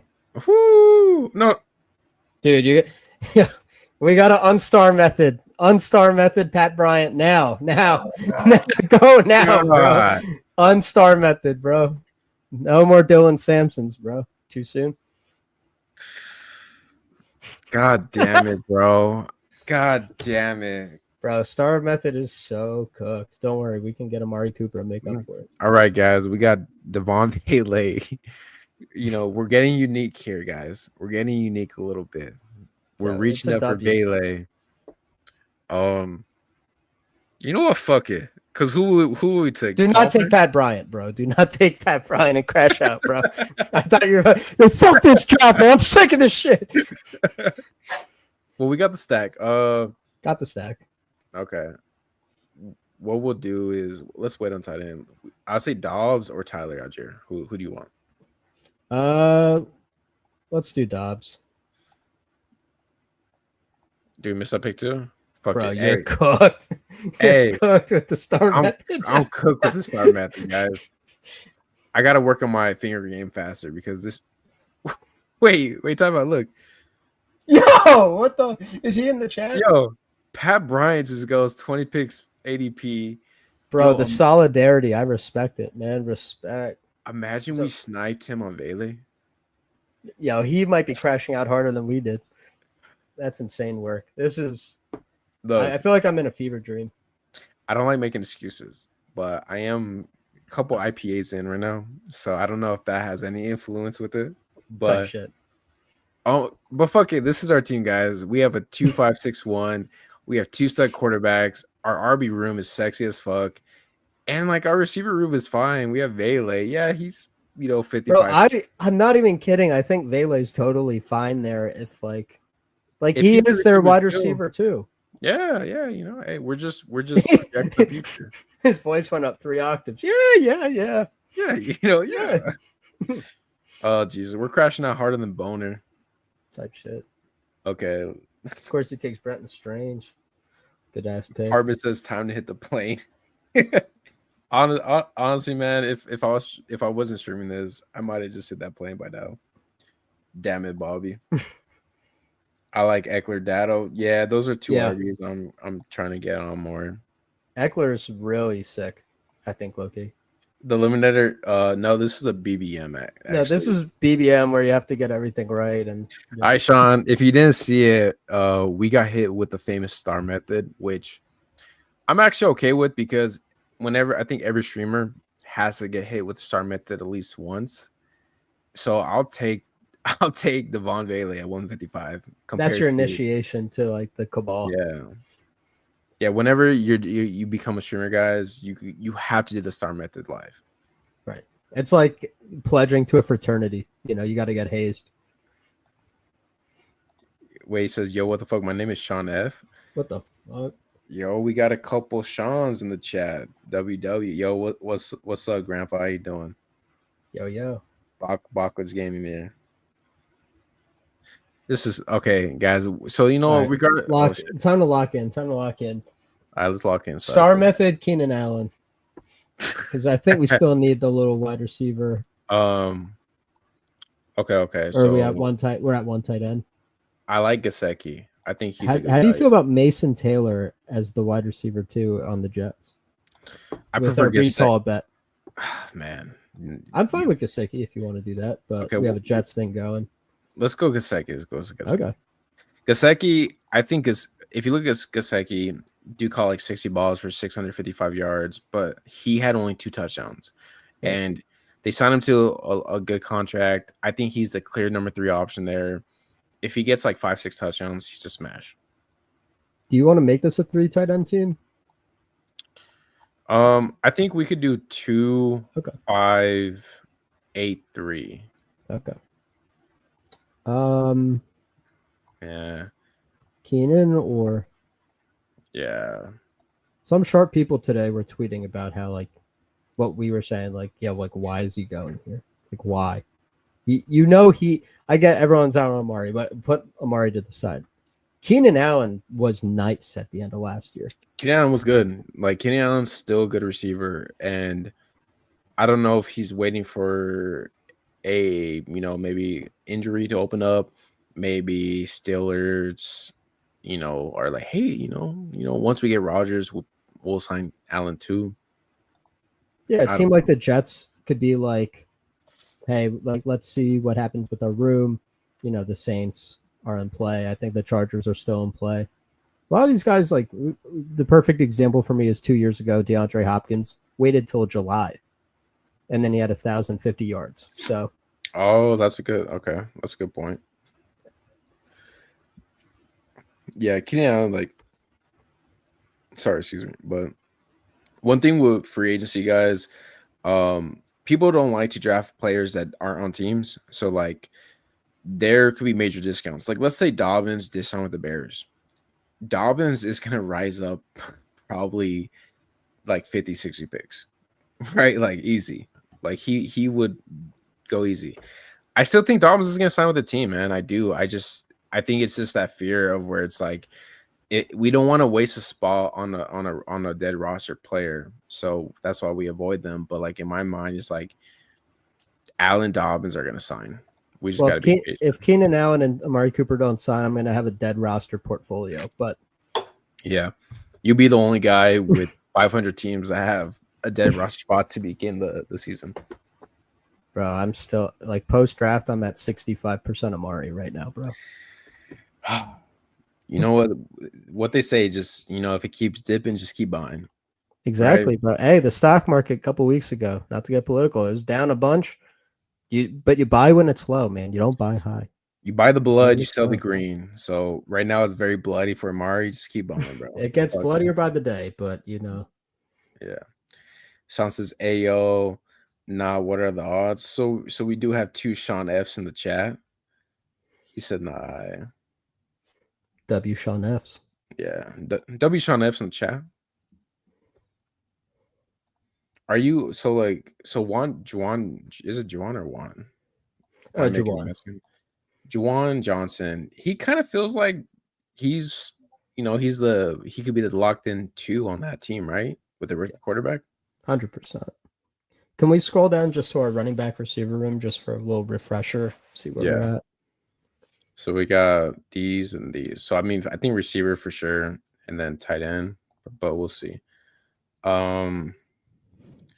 Coker, Wicks, Lockett. Who do you want? Let's do Coker for a bring back on Seattle. See, that's why I have you here for the week 17 knowledge. Gotcha. And then, do you think we're cool at 2 tight ends here, or would you want to do another receiver? Are there any fun running backs? Just out of curiosity, we could be fine. But is there anyone here? I think Will Shipley. Like I like Will Shipley this year as a number 2 behind Barkley, but I think if you're feeling fine there, how about tight end? What do you feel about Theo Johnson? Locked in starter, full route share. You don't got to convince me. I think Theo Johnson is that tight end he's athletic. He showed flashes as a rookie, and going to year 2 with maybe a quarterback upgrade, he could ball out. So yeah, you love to see the year 1 doing anything as a day 3 tight end. He's like on a perfect trajectory for like 600 550, 600 yards, I think, which is like Yeah. smash in round 18. Yeah, 100%, man. 100%. Fuck yeah, bro. We did eliminated in BBM. Love it. Love it. Bryce says full crash out. We'll check your team, Bry. We'll see if this team is better. Full crash out on a perfectly correlated, great team, probably. Look, Sean, what the fuck? Says, bro, no way we all have the same day.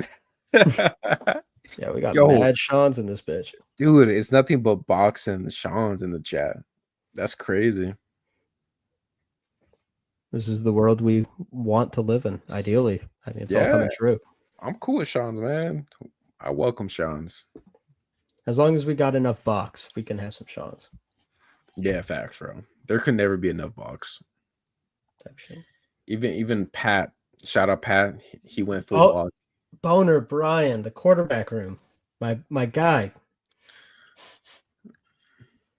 I mean, it's better than the last one a little bit.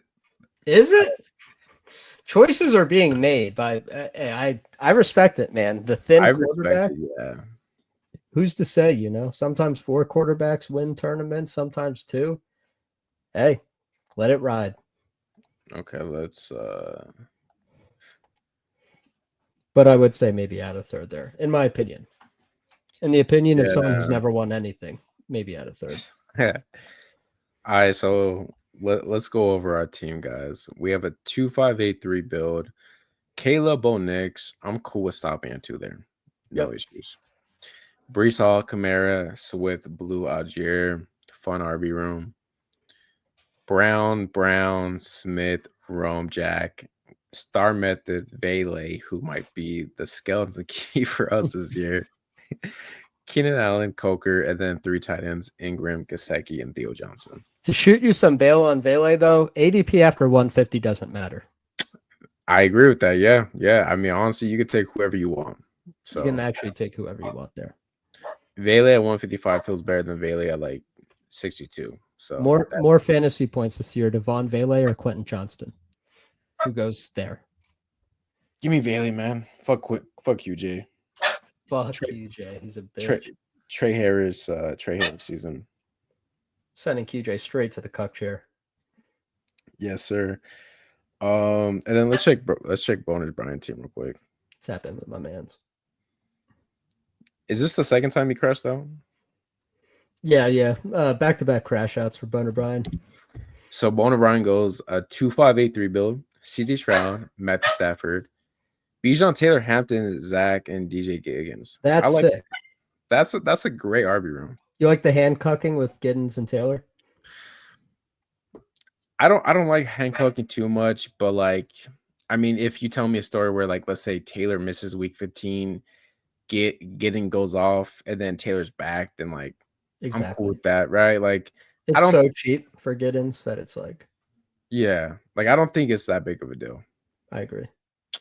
Devontae, Jameis, Myers, Ayuk, Emeka, Trey, he takes Tesla, Lockett, Warren, Pitts, and Strange. So fair enough.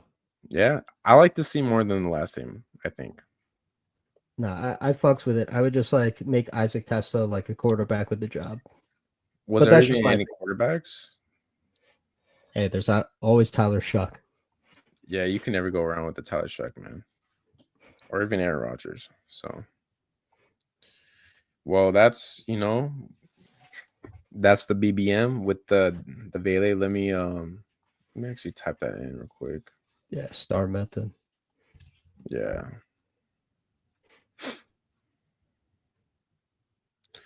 Star method BBM. Yo, how do you? What if star method's what you need in 2025? Many are asking. It might be, bro. Honestly, like maybe auto getting unique. Yeah, we're gonna do this.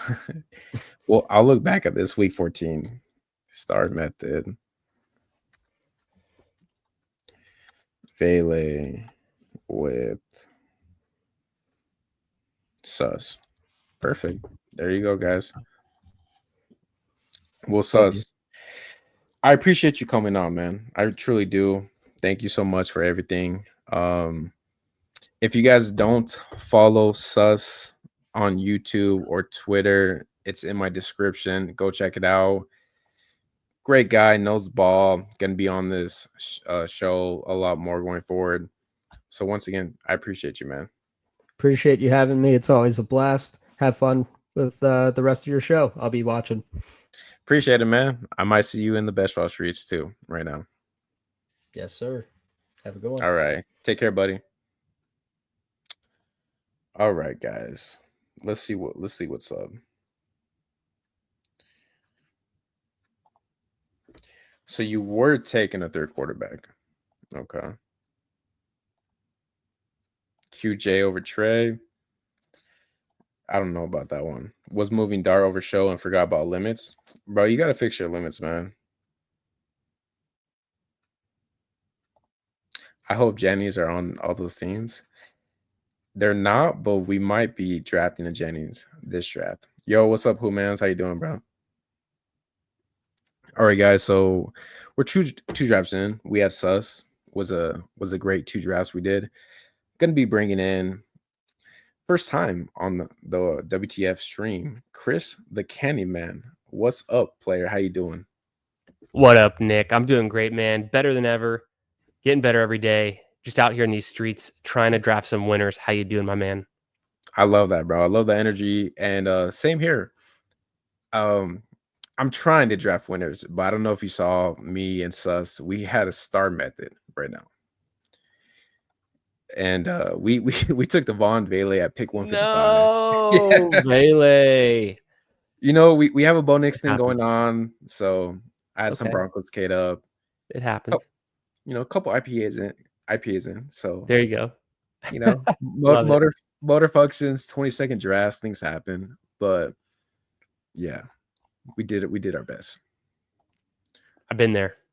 You know, I was saying, I think when you're a streamer or when you're streaming drafts, I think the star method is like it has to happen at least once.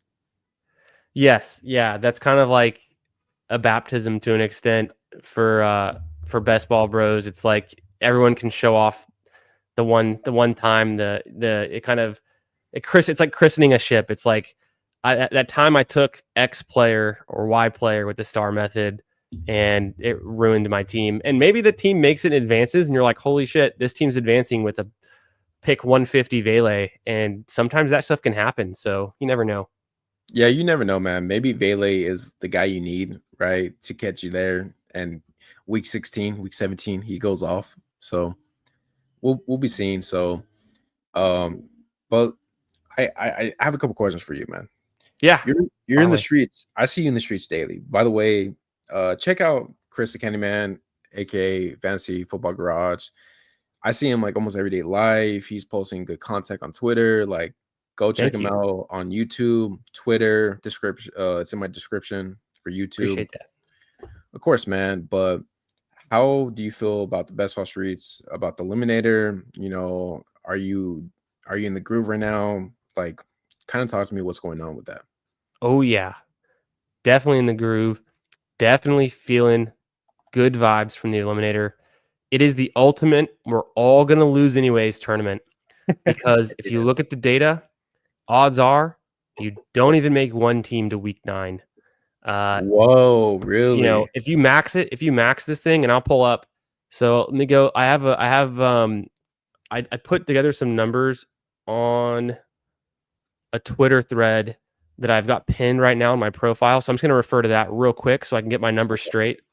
But I did the math, and if you max it, you have on average advance rate, right? The head-to-heads every week. First off, you're going to lose 75 teams before you get to week 2, which is crazy. Yeah. So if you max this thing, half your teams are gone by week 2.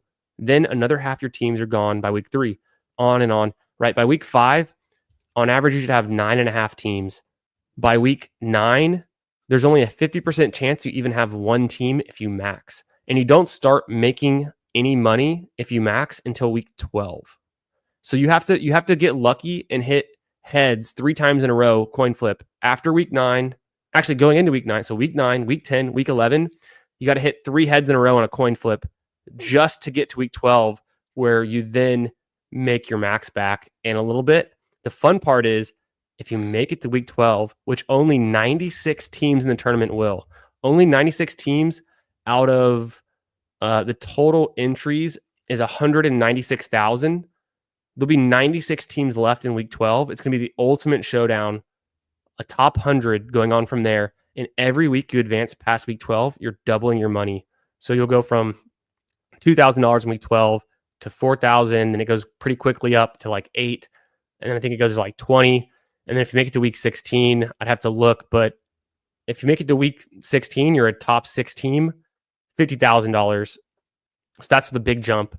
And then if you make it to the finals, you're guaranteed $76,000, $100,000, or $200,000. So this is going to be the ultimate kind of showdown in the best ball tournaments this year. It's going to be the smallest tournament after, if any of the other tournaments we're doing pretty much by week 5. And then that's one kind of milestone. Only 6% of teams will be left. So of the 196,000, 12,000 teams are left.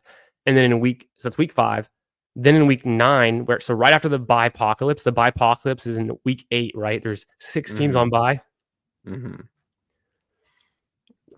After week 8, only 768 teams left. So it's pretty crazy stats. Dude, I'll be honest, the confidence is a little lower after reading those probabilities, but this is where I think building the right structure, player takes, and then just kind of having a different approach matters, right? Because we want to focus on trying to advance 90 teams over the 75 for the half, right? 100. Yeah, we want to build. The goal is to build every team as if you're right. Build a super team. Build the team with the highest floor and the highest ceiling that can beat anyone you face in a head-to-head, because it's 15 weeks of head-to-heads. There's week 1 where you have a pot of 12, 6 advance. There's week 17 where it's a best out of 3. But the other 15 weeks, it's always a head-to-head. The variability in who you match up against is going to be insane. You could face someone in a week who just their team does terrible and puts up 80 points, and you could advance with a team that puts up 85 points. Or you could face a team that puts up 180 points, and you have to be able to beat that. So you need a super high floor and a super high ceiling combo to be able to make it through these head-to-heads. It's going to be a lot of fun. But I think the strategy is try to build every draft as if you're going for that ultimate case, and then you're going to lose so many teams before week 2 even starts. You just want to try to get one team through as far as possible. If you can get one team to week 12, then you're just coin flipping until you win it all. And it's pretty crazy. So odds are we're all going to be done by week 8. But if we max, and maybe if you do 100 teams instead of maxing, you'd be done by week 6. So or maybe week 7. So it's pretty crazy stuff, but it's going to be a lot of fun. I think it's a great change up to the way they did it last year, which was just like random different pod sizes every single week last year. It was less enticing to me. I think this format for me makes me want to max it, or just at least do a bunch of teams. We'll see how the summer goes and what other tournaments I want to get into, but this one's high on my list. This one's high on my list as well. Right now I do have the Eliminator fever where I just want to do Eliminators all day. Nice. I'm trying to, because I really enjoy the fact that every week besides the first week and last week is a 1v1. It's going to be fun. It's uno. It's me against you. Mano y mano. Mano y mano. And I think if you could, because also it's like obviously luck's involved. But let's say if you build a good structured team, but then you go like a 7-week stretch where you're playing teams that have dead roster spots, that their player gets hurt the week before, bye weeks, like, you could luck your way into week 9, week 10 or whatnot, right? So I'm excited about this. I do plan on maxing it, or like you said, just doing as many as I can, and we'll see what's there. So appreciate everything you said, Chris, about that. That's some good information to know. We will be hopping into a 20-second eliminator, and of course 11 people we need to wait for. Pop out. Let's check the 30-second. Let's just check that one. If it's any closer, it could be fine. Also, give us maybe 10 more seconds per pick just to double check these buys. Because one thing, when I was talking to Steve from Fanspeak about the eliminators, as I've started to do some research, and I was asking him his thoughts and things. he was saying that of the bye weeks is crucial. Obviously, you have to get there first because the first bye weeks aren't until what week 6 this year, is it? 6, yeah. I guess there's week 5 and week 6, right? So there's some week 5, there's some week 6. The odds you even get teams to that point is pretty slim, but it's crucial because you could face a team and they don't have a single player on bye in week 5, and you've got 2 or 3 players, or if you've stacked the Packers or you stack the Bears or the Falcons, some of these fun high scoring teams we're excited about. You could have like 4 less starting players or 5 less starting players than your opponent in any given week with the buys. The odds of beating someone with a roster of 13 or 14 versus the roster of 18 is like really not good at all. You have to get really lucky and hit off like, oh, the week you needed Jonathan Taylor, he scored 40 points or something, right? And you just happen to have him. That could cover for you, but otherwise, on average, it's going to be tough. So we got to avoid bye week overlaps, I think, is a big key. Yeah, 100%. I think avoiding dead roster spots as much as you can, especially how early we're drafting, is the most important part, right? You No want doubt. to like, I'm still gonna take my Ollie Gordons and like these RB2s, but I do kind of want to go to certain roles right now because I think that's important. You don't want a bye week overlapped. I don't think you want to overstack players as well too much. Like in BBM, I'm more likely to go with Jordan Love, and I'll do a Reed, Golden, Wicks, Tucker Craft thing. But like in Eliminator, I'm probably not going to do that. I would agree. What do you think about a player like? There's some players who still get drafted in BBMs. Yeah, but they're more important in eliminators, I would think. And I'm thinking of players like a Wanda Robertson, Justice Hill. It could be someone who's more of like a sure type of backup, like a Roshan Johnson maybe, or Jaleel McLaughlin, guys who maybe right now are kind of slated for that backup role. I like Justin Hill, you said, because when you look at someone like him, like he could still get in your lineup from like a 40 or he'll catch 4 passes, 40 yards on touchdown, right? Like, and in an eliminator, if you have bye weeks and depending how you build your team, like that 11 points you get from Justice Hill is going to be crucial. Yeah. And then there's the contingent upside, right? If a lot of team, I think Justice Hill does usually get drafted in elims, but there could be players who have a decent floor. Like, and this is a really gross one, but like Alexander Madison, he is projected for a certain amount of touches. If something were to happen to Achane, do they turn it over to Gordon or do they give it to a veteran like Madison? Who knows? But he could be a pick here that's not common, but could win a lot. Not one that I'm banking on, but just thinking outside the box. He might even be a good pick in general because I think us fantasy guys, like we always want to go with the upside, the unknown, because it's easier to tell yourself a story. But we saw last year, Madison, he spiked early on, right? Like he was someone that was pretty solid RB in the last few rounds if you got him. And if he was the Raheem Mostert this year of not scoring 20 touchdowns, but like if he's the guy, the RB2, I wouldn't be surprised by that. That's a fun way of thinking about it for sure. I wanted to ask you. Yeah. So you've done a few elims. Are there different types of team builds? Do you find yourself going more 3 quarterback or 3 tight end, or like are you still doing kind of whatever just kind of falls to you, or how does that work? So kind of my mindset with eliminator is like I go back to things I've seen is like dead roster spots I want to eliminate. So that kind of goes into like where I feel like the tight ends I'm more certain on than these other players. So I am kind of inclined to wait on tight end. You know, if I want to do that, I'm okay with taking Bowers or from McBride or whatever. But I do think the tight ends around 15, 18 have better roles right now than like the RBs. You know, so like I kind of feel good about just waiting on the 3, you know what I'm saying, right? Waiting on 3 tight ends that way.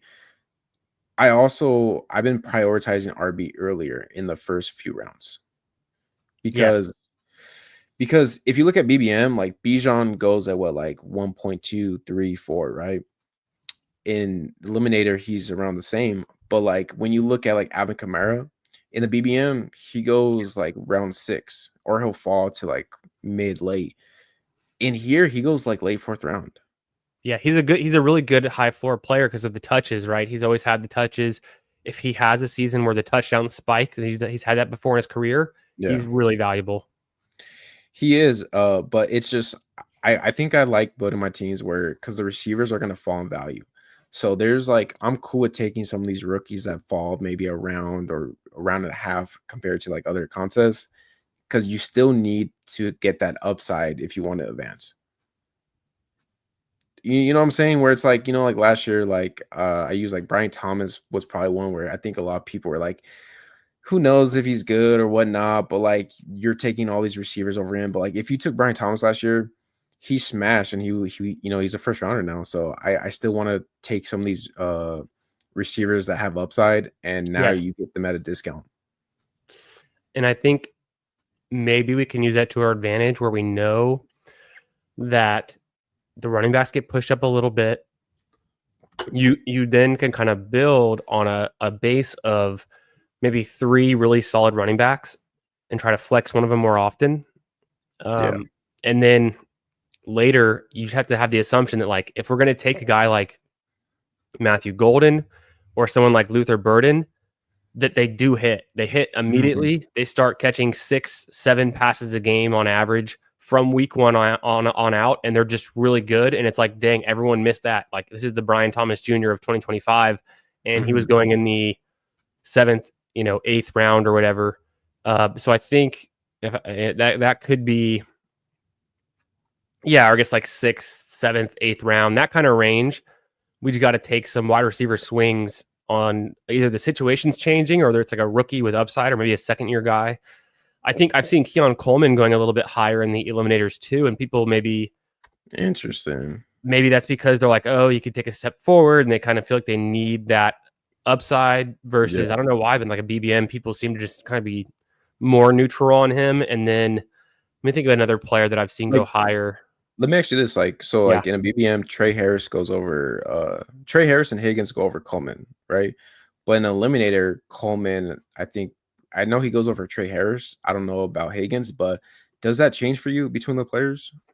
So I think that's part of why, like, I think you're touching on exactly why, like, a second-year guy like a Coleman might go earlier, is because people are a little bit more afraid of the rookie starting slow or something. Yeah. I don't know if I really changed my opinion so much, because I guess with the rookies, they're back-end weighted, right? We've already known that. Yeah. So that's part of it, because this is not a back-end weighted tournament. It's a front-end weighted tournament. You just got to advance in the beginning. And then whatever you end up with, if you ever get to the end of the tournament, most likely you won't be there. You'll be eliminated already. But if you get there, you just have to, you're still doing head-to-head. So you're going to get placed against other teams who also just happen to get there. And who knows if, like, you could be in week, imagine this, it'd be kind of fun.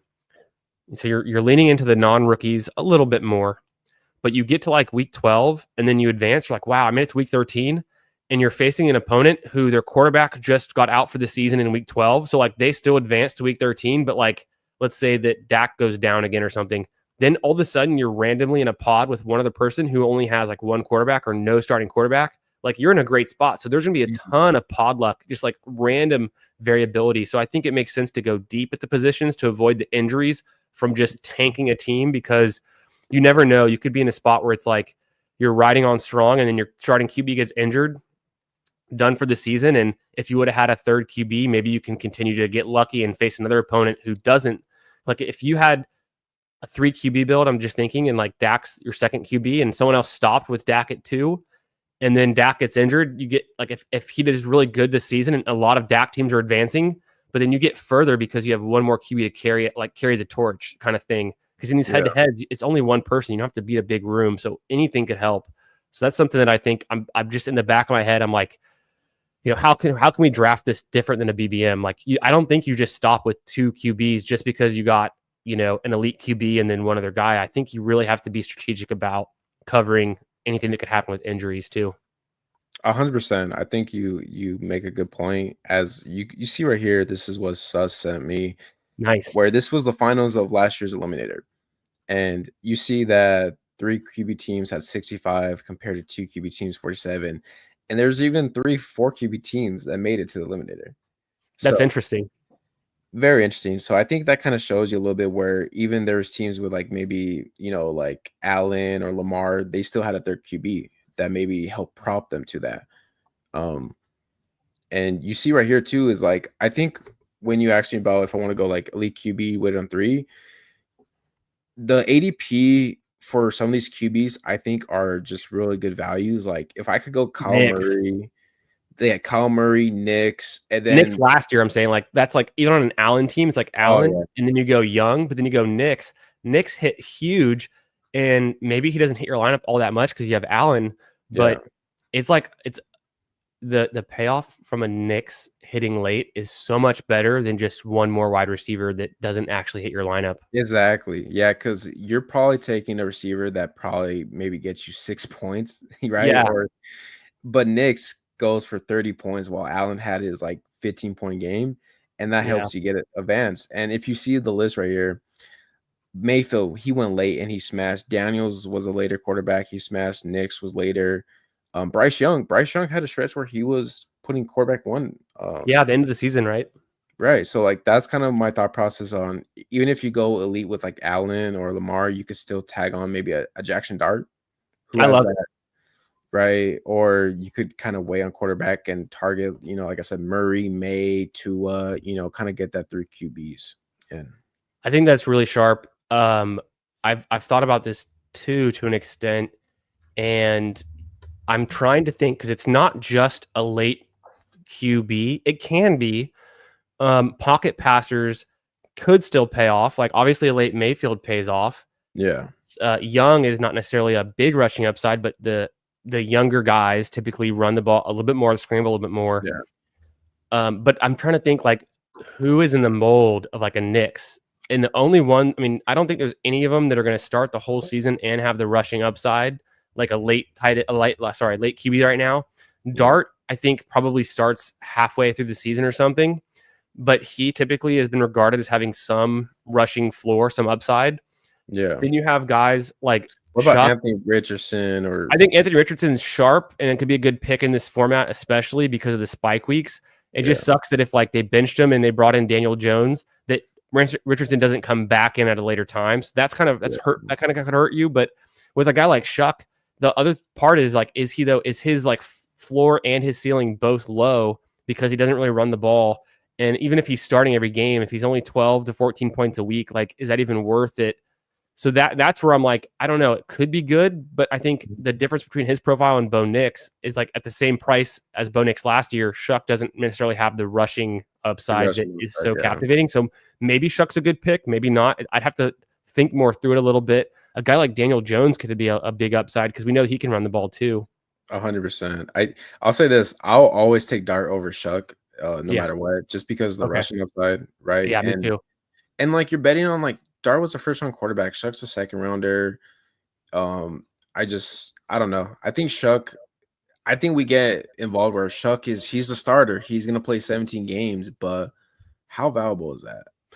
Exactly. And if you need Shuck in the early weeks, then you've already made a wrong turn because there's so many other quarterbacks who are starting week 1 that we already know of who are going to be better. So it's like, it's like, I don't know.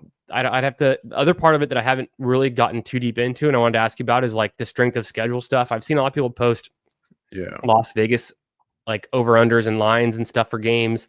I've seen some like heat maps on like strength of schedule, but like, are there any teams you're targeting where it's like, man, this team, and I'll just throw out a name. I don't know if this is true, but like, oh, the early first 5 weeks for the Dallas Cowboys looks really hard. Like, should I slightly avoid them like a fraction more? Like, if I'm going to take him where I normally would, maybe try to push him to the next round or just like avoid those players a tiny bit because of a bad schedule?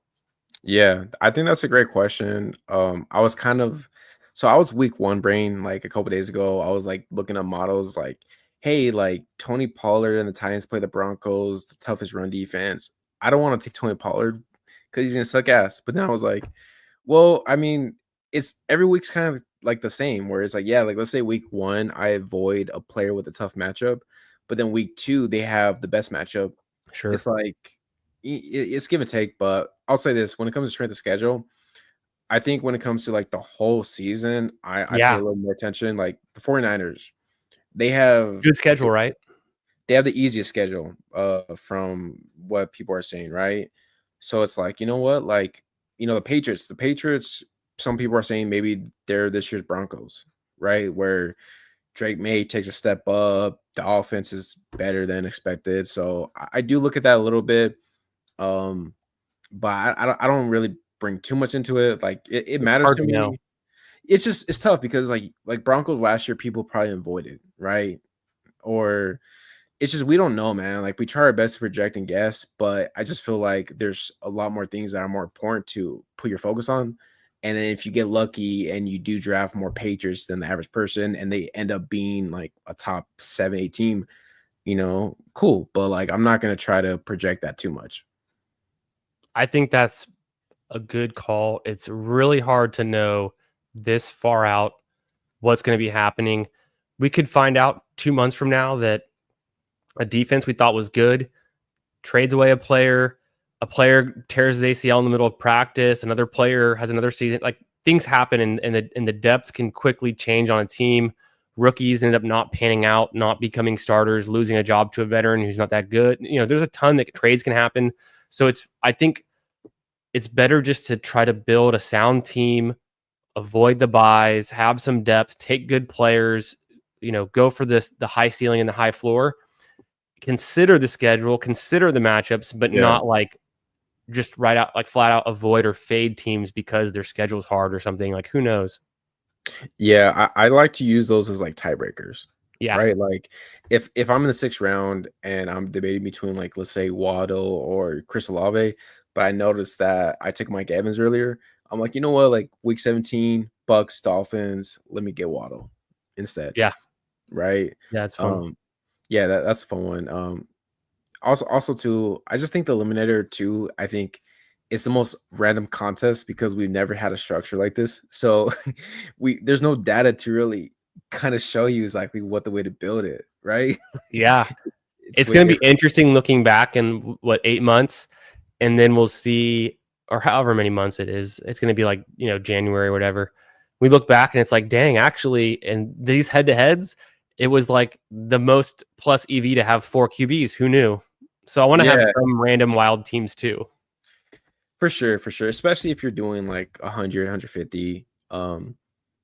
Okay, we filled finally. I was about to Nice. say, so we filled it. Let's fucking The go. 3 spot. Very So nice.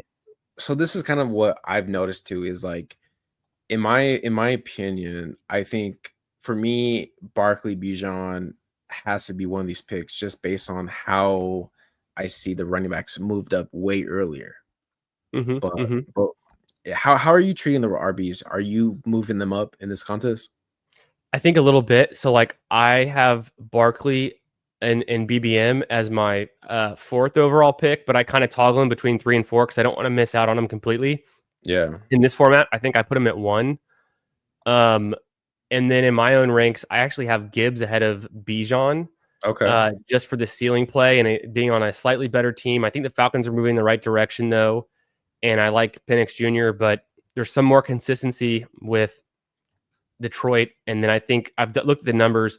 I think Bijan's kind of already hit his ceiling on touches. He can't really get more touches. And there's not that much room for him to take any touches away from Algier. Like there's like a limit on total Yeah. touches a player can kind of handle versus a Gibbs. If he takes 3 touches away, if he goes from 17 touches a game to 20, and if Montgomery goes from 16 to 13, Gibbs just projected out averages like Christian McCaffrey, like prime like numbers. And so that in my head for best ball, I'm just like, man, it's hard not to just like love Gibbs. 100%. So right now, you take Gibbs over Bijan. Yeah, I'm taking Gibbs over Bijan in every format. I think he's like one of the keys this year, and I don't want to be all the way out on Bijan. So like, I don't know what it takes for me to get some Bijan exposure, but like, I'd rather instead of being like 50-50 Bijan and Gibbs, I want to be like 70 or 80% into Gibbs. I think that's sharp, man. I love Gibbs. I think Gibbs is so fucking good at football. Yeah. Like if Dave Montgomery let's just say he got traded, Gibbs I think would be the 1.1 for me easily, right? Just because he's someone that could go like 1,800 rushing yards, catch 80 balls, score 25 Yes, touchdowns. he can Like, put up like 20. So in weeks 15 to 18 last season, when David Montgomery was injured, Gibbs averaged 31 fantasy points in full PPR per game. And based on the kind of the touches and what I was kind of explaining earlier, he projects for like 2,400 all-purpose yards if he can shift I think about 25% or 20% more of the workload away from Gibbs to him. And I think it's possible. He only had 200 carries, 206 carries, I think, last season. So it's like he's not even there with his ceiling. Bijan had over, what was Bijan's total rushes? I think it was closer to 300. I can look it up real quick, but it might be on the screen too.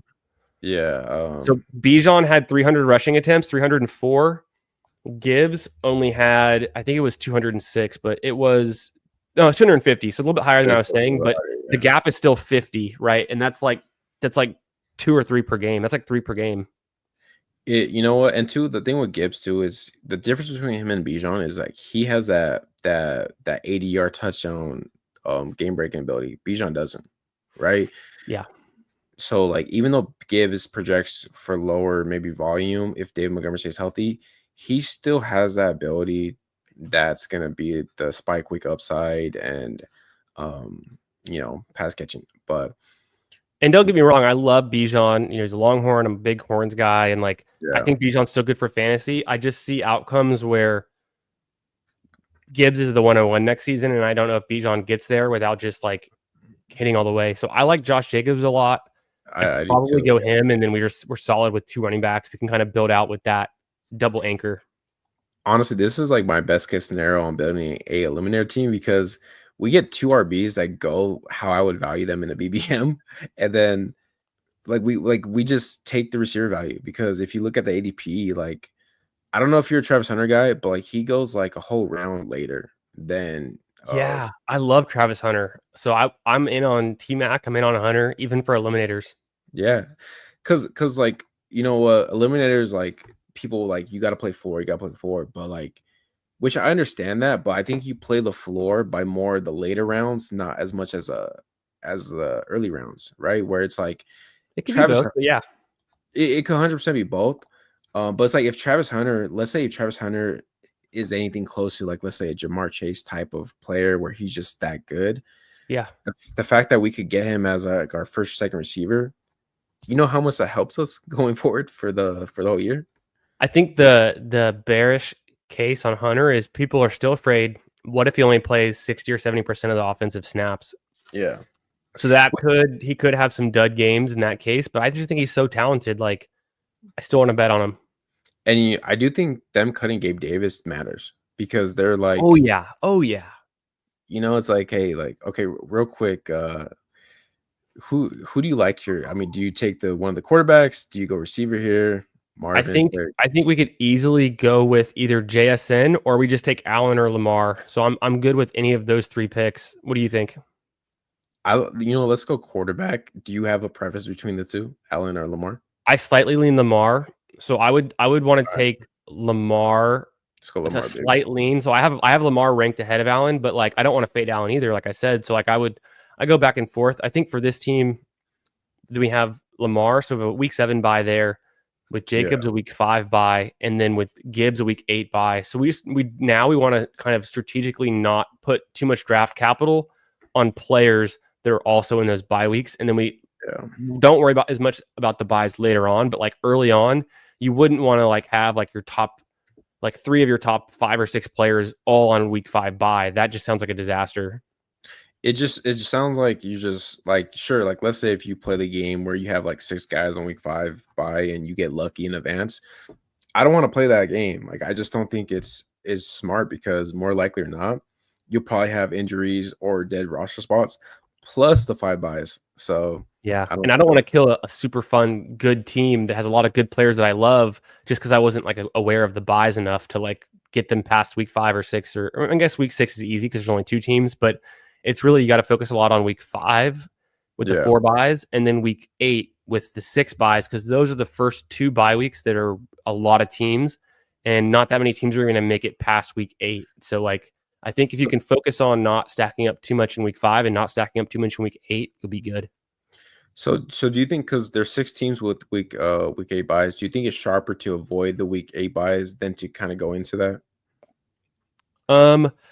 I think you just don't want to be overloaded on that, like with draft capital. So like if we have like 4 or 5 players on the week 8 buy, but 1 or 2 of them are in our first 6 or 7 picks, and the rest are all like later picks, I'm not as worried. I still worry a little bit because I don't want to have like 13 guys showing up in any week. I want to have like as much variability that with the buys that we're fielding like 14 or as many guys as possible each week and during the bye weeks that are heavy. But that's so we also can't overstack. Like you wouldn't want to overstack and take like 6 Chiefs, because then you like, I guess the Chiefs technically have a later buy in week 10, but if you were to get there, it'd be hard to win in that week with 12 guys and then the injuries, like you said. Maybe you accidentally take 2 Bengals and then you have 7 guys on a bye. Yeah, I just don't think it helps with overstacking. Like I said, like in BBM, I'm more okay with doing it because I think that if you're betting like on the Packers and their number 1 offense, and you make the playoffs like week 15, maybe it's a Wick's week, week 16 is a Dobbs week. But like in this, I think it's gonna hurt you more than help you when it comes to trying to get to the top prize. So we're 6 away. I think there's still going to be a good amount of nice players that go ahead here that we're going to miss out on. But like in my mind, Devontae Adams is a smash in this format. Of course he goes, obviously. So receiver here, I would go. So I think Worthy, Hunter, Smith are solid. We could do I like the ones you picked. I like Worthy. I like Hunter even, I think, can work. We have to watch out for the week 8 buys stacking up. Okay, Worthy goes. Smith. Do you prioritize stacking in this format at all? Do you say deprioritize it? No, or prioritize. Do you prioritize or D? Because like right now, for example, we're on a clock. We could take Zay, right? It's either Zay, Sutton, or Devonta Smith. And then we have I honestly like Cortland Sutton a lot too, and he has a later buy. Yeah. I would think here we go Sutton. Yeah, and then hope Zay falls maybe. Yep, and then it's a good pick. And I like Smith too. Smith, slightly lower passing volume, right? With the Eagles, and so he could have a lot of like low floor weeks. Although Smith is very good. Smith is a more talented receiver than Sutton, but so cool. Hey, just like you said, so we get Zay too. Perfect. I love it. Yeah, so this worked out very nicely because I love getting teams with Lamar and Zay on the same team. And then Sutton's actually one of my top sleeper picks for this year. He's not a sleeper, but like undervalued picks. I did like a 4-minute rant to start my stream on Tuesday morning or Tuesday evening about Sutton. And so I did a ton of research on the Broncos this week. So I've got all of these Sutton facts right here in my head. I'd love to share some with you. Bro, we have Sutton on our team. Please, okay. Play Sutton for me. Number 2 among all wide receivers last year in air yards. He had 1,780 plus air yards. Insane. That's shot. Okay, timeout. Because when I think of Sutton, I think of him as like a possession receiver, He's a contested catch guy. He was number 3 or number 6 in contested catches. I think it was number 3 contested catch rate. I think it was either 3 or 6. He was one of the top guys. He had that much air yards. 1,780 something air yards. Yeah, that blows my mind. Like the Broncos were throwing it downfield. Now maybe also the Broncos had the number one run blocking offensive line last season as it was rated.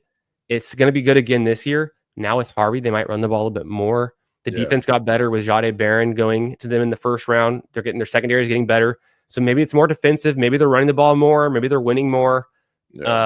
Even better than last season. So maybe they're not passing as much, but they have the ability. We've seen Bo Nix be good at a decent passer, good enough. And then Cortland Sutton, he's not getting replaced by anyone. Like he's the de facto one on his team.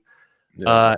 If you compare Terry McLaurin, who goes in round 3 consistently in all drafts, and Cortland Sutton, they had almost the same number of receptions, almost the same number of a lot of different stats that you can look at. I have to like go back and look, but the biggest difference was just the touchdowns. Sutton had 8 touchdowns, which was good. It was like, I think it was like 6th overall among receivers. It was decent. It was not bad, or maybe it was 9th overall. Obviously McLaurin had 13. That was only second to Jamar Chase's 17 or whatever he had. I think 17.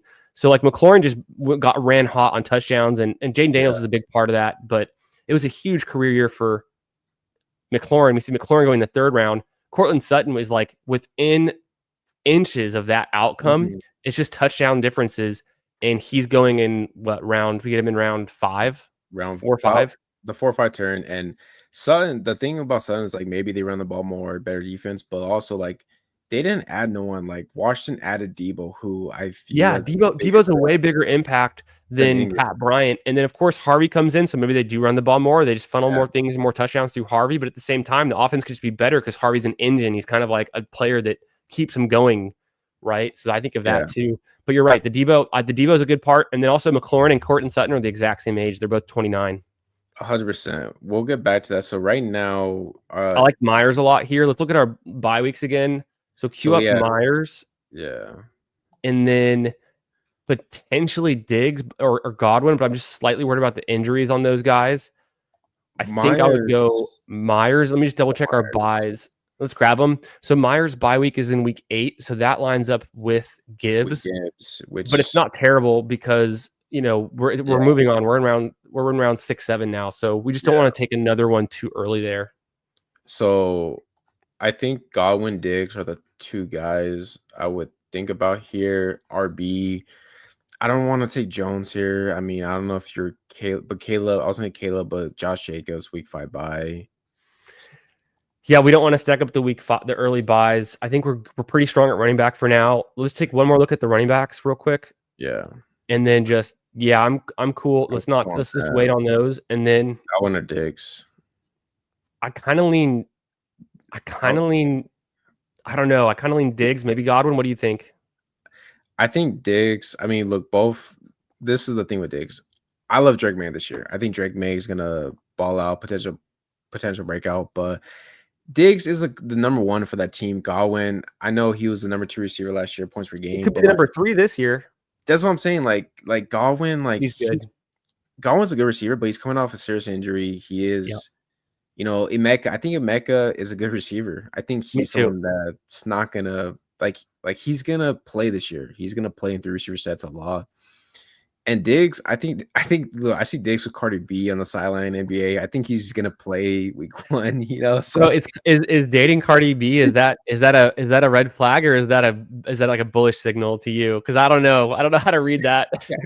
I think it's a red flag in his dating life, but I think when it comes to him on the football field, I think he's gonna ball out, bro.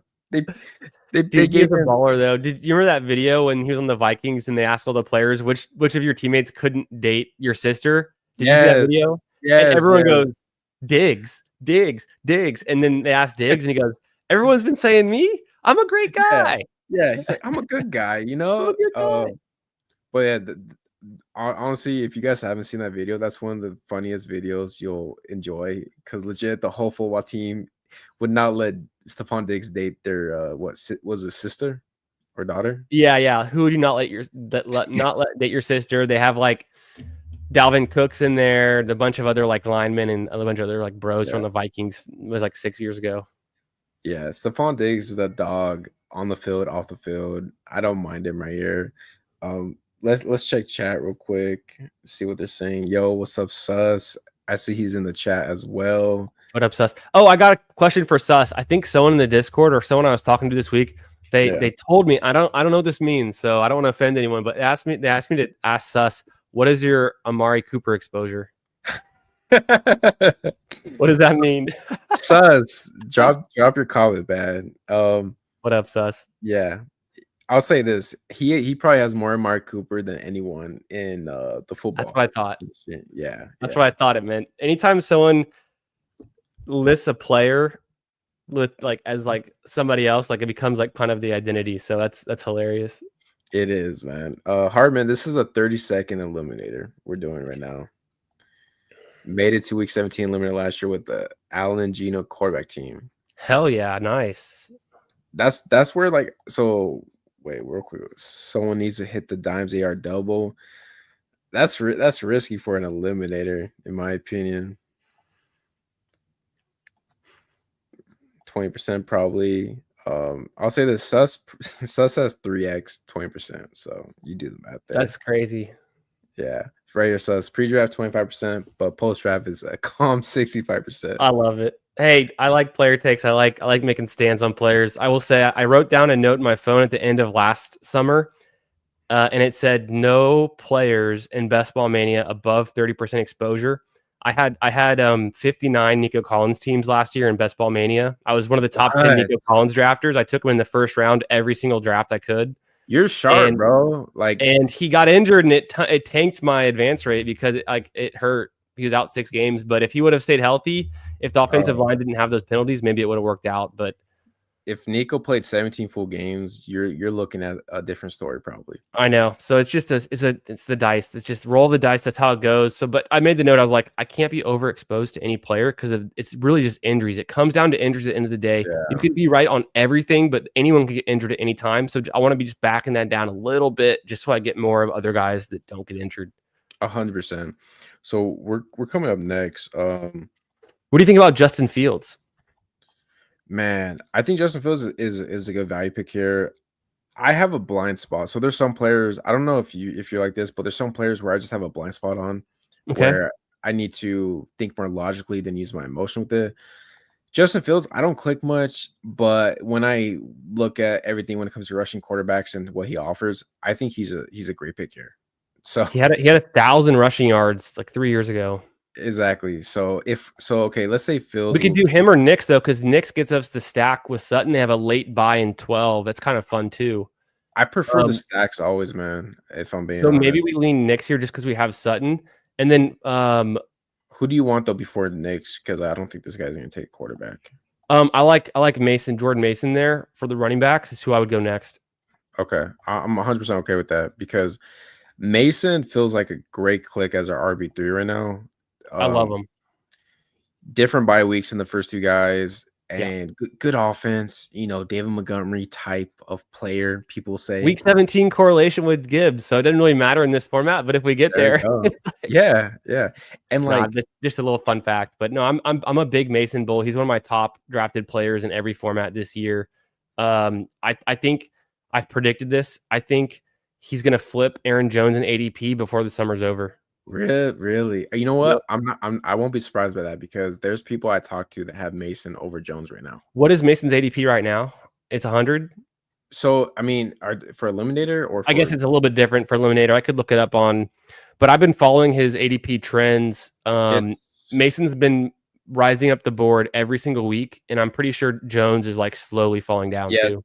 Jones will fall around like 88, 89, and Mason goes around like 108 to like 110.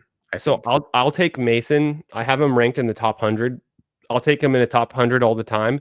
And then I have Aaron Jones ranked, I think either like 86 or 88, but I've gotten Aaron Jones in like the 90s. And so like I'm not so out on Aaron Jones. I just think that his ceiling is so capped. Yeah, I love the Knicks pick here. Yeah, same. So there's a couple things to that. One is when Jones falls like 10 picks back to ADP, I do take him because I still do. He's a good RB on a good offense that's going to catch the ball. Yep. And one thing I'm doing different this year, which I hope doesn't burn me, is since I've done underdog and like I've gotten into this best ball, I've always hated taking older players, and I've always convinced myself of taking the younger guys, take the rookies, take the guys with unknown upside. Last year, I feel like obviously the RB stayed healthy. They crushed it. The older veterans did the rookie running backs sucked except for Bucky. Yeah, they were terrible, right? Like I was like, fuck James Conner. I'll take Trey Benson. You know, dude, James Conner famously #1 juke rate among running backs last season, #1 in evaded tackles. So if you think about James Conner, think about the hardest guy to tackle who can juke the hell out of guys. You know, he can juke them out of their shoes. Like that's James Conner. Like, and to me, it's mind blowing because I'm like, oh, he's getting older. Maybe he's not as good. He's not that fast. No, James Conner's the guy. So that's where it's like this year I'm taking Kamara, I'm taking Connor, I'm taking Jones. I'm like taking these like older RBs, but it's like watch this be the year where I'm falling on these older guys and then they all suck, and then it's like Junkins, Henderson, like It's a good rookie running back class. I will say that. I think Harvey's still a good pick where he's going today. Like anywhere from pick 50 to like 60, Harvey's a great pick, I think. The number one run blocking offensive line. It's Sean Payton. They're going to be good. They're going to go back to the playoffs again. They're going to win games. They're going to run the ball to finish it out. I was going back and I was looking at game logs for guys like McMillan, like for like T-Mac. And there'd be games where he'd play UCF, and I'd look at the game log, and I'm like, holy shit, RJ Harvey had like 3 touchdowns in this game. And I go to RJ Harvey's game logs. He had like 2 or 3 touchdowns in like every game he ever played. Like the dude is a touchdown merchant. He's just going to potentially continue that in the NFL with the best run blocking line. So I'm excited for Harvey. I want to get more, but it's expensive. It's hard to get him. That's the tough thing is like I haven't been taking a lot of Harvey just because I'm kind of like when like I'm like, okay, like I think it's gonna go lower, but it doesn't go lower. like people keeps going higher. Keeps going higher. So I'm like, fuck, now I have no Harvey. And now so if Harvey starts going in so right now he goes, is that the 4th round or the 5th round? I think it's the 5th round, right? 5th round right now, yeah. So if he goes in the 4th round, then are you gonna be like more convinced to take him or more afraid to take him? I think at that point I'll just fade him, bro. Like legit. Damn, dude, don't fade hard. Don't do that. Do not fade hard. Dude, it just sucks because it's like, watch, here's what I'm telling you. Next season, next summer, we're gonna be like, all right, Harvey, he's pick 20 overall. He's in the 2nd round. Like he paid off huge. Yeah. He's like the next Achane kind of thing. So like, okay, so I have a couple questions for you with Harvey. What's a player comp that you would compare him to, like just in the NFL right now? I don't know. I think of running backs as like they're based on opportunity and they're based on the setting they're placed in. So I'm thinking of a running back in a Sean Payton offense with the best run blocking offensive line with a good defense. All of those things point to like a great season. Yeah. So I personally don't know a great comp for him. I know Harvey's on the smaller side. I know he's fast, so maybe his comp is Achane, but maybe, yeah. That's kind of right in my head. I think Achane carried a bigger workload at A&M, though. He was more like a true workhorse back there, even though he's so fast. People think of him as like a speed back, but like he was a workhorse at A&M. And then Harvey, played in a slightly smaller school, smaller conference, UCF, but still really good. Yeah, he came in a bit older, so hard. I don't know about a great comp, but I just think the situation is perfect for him.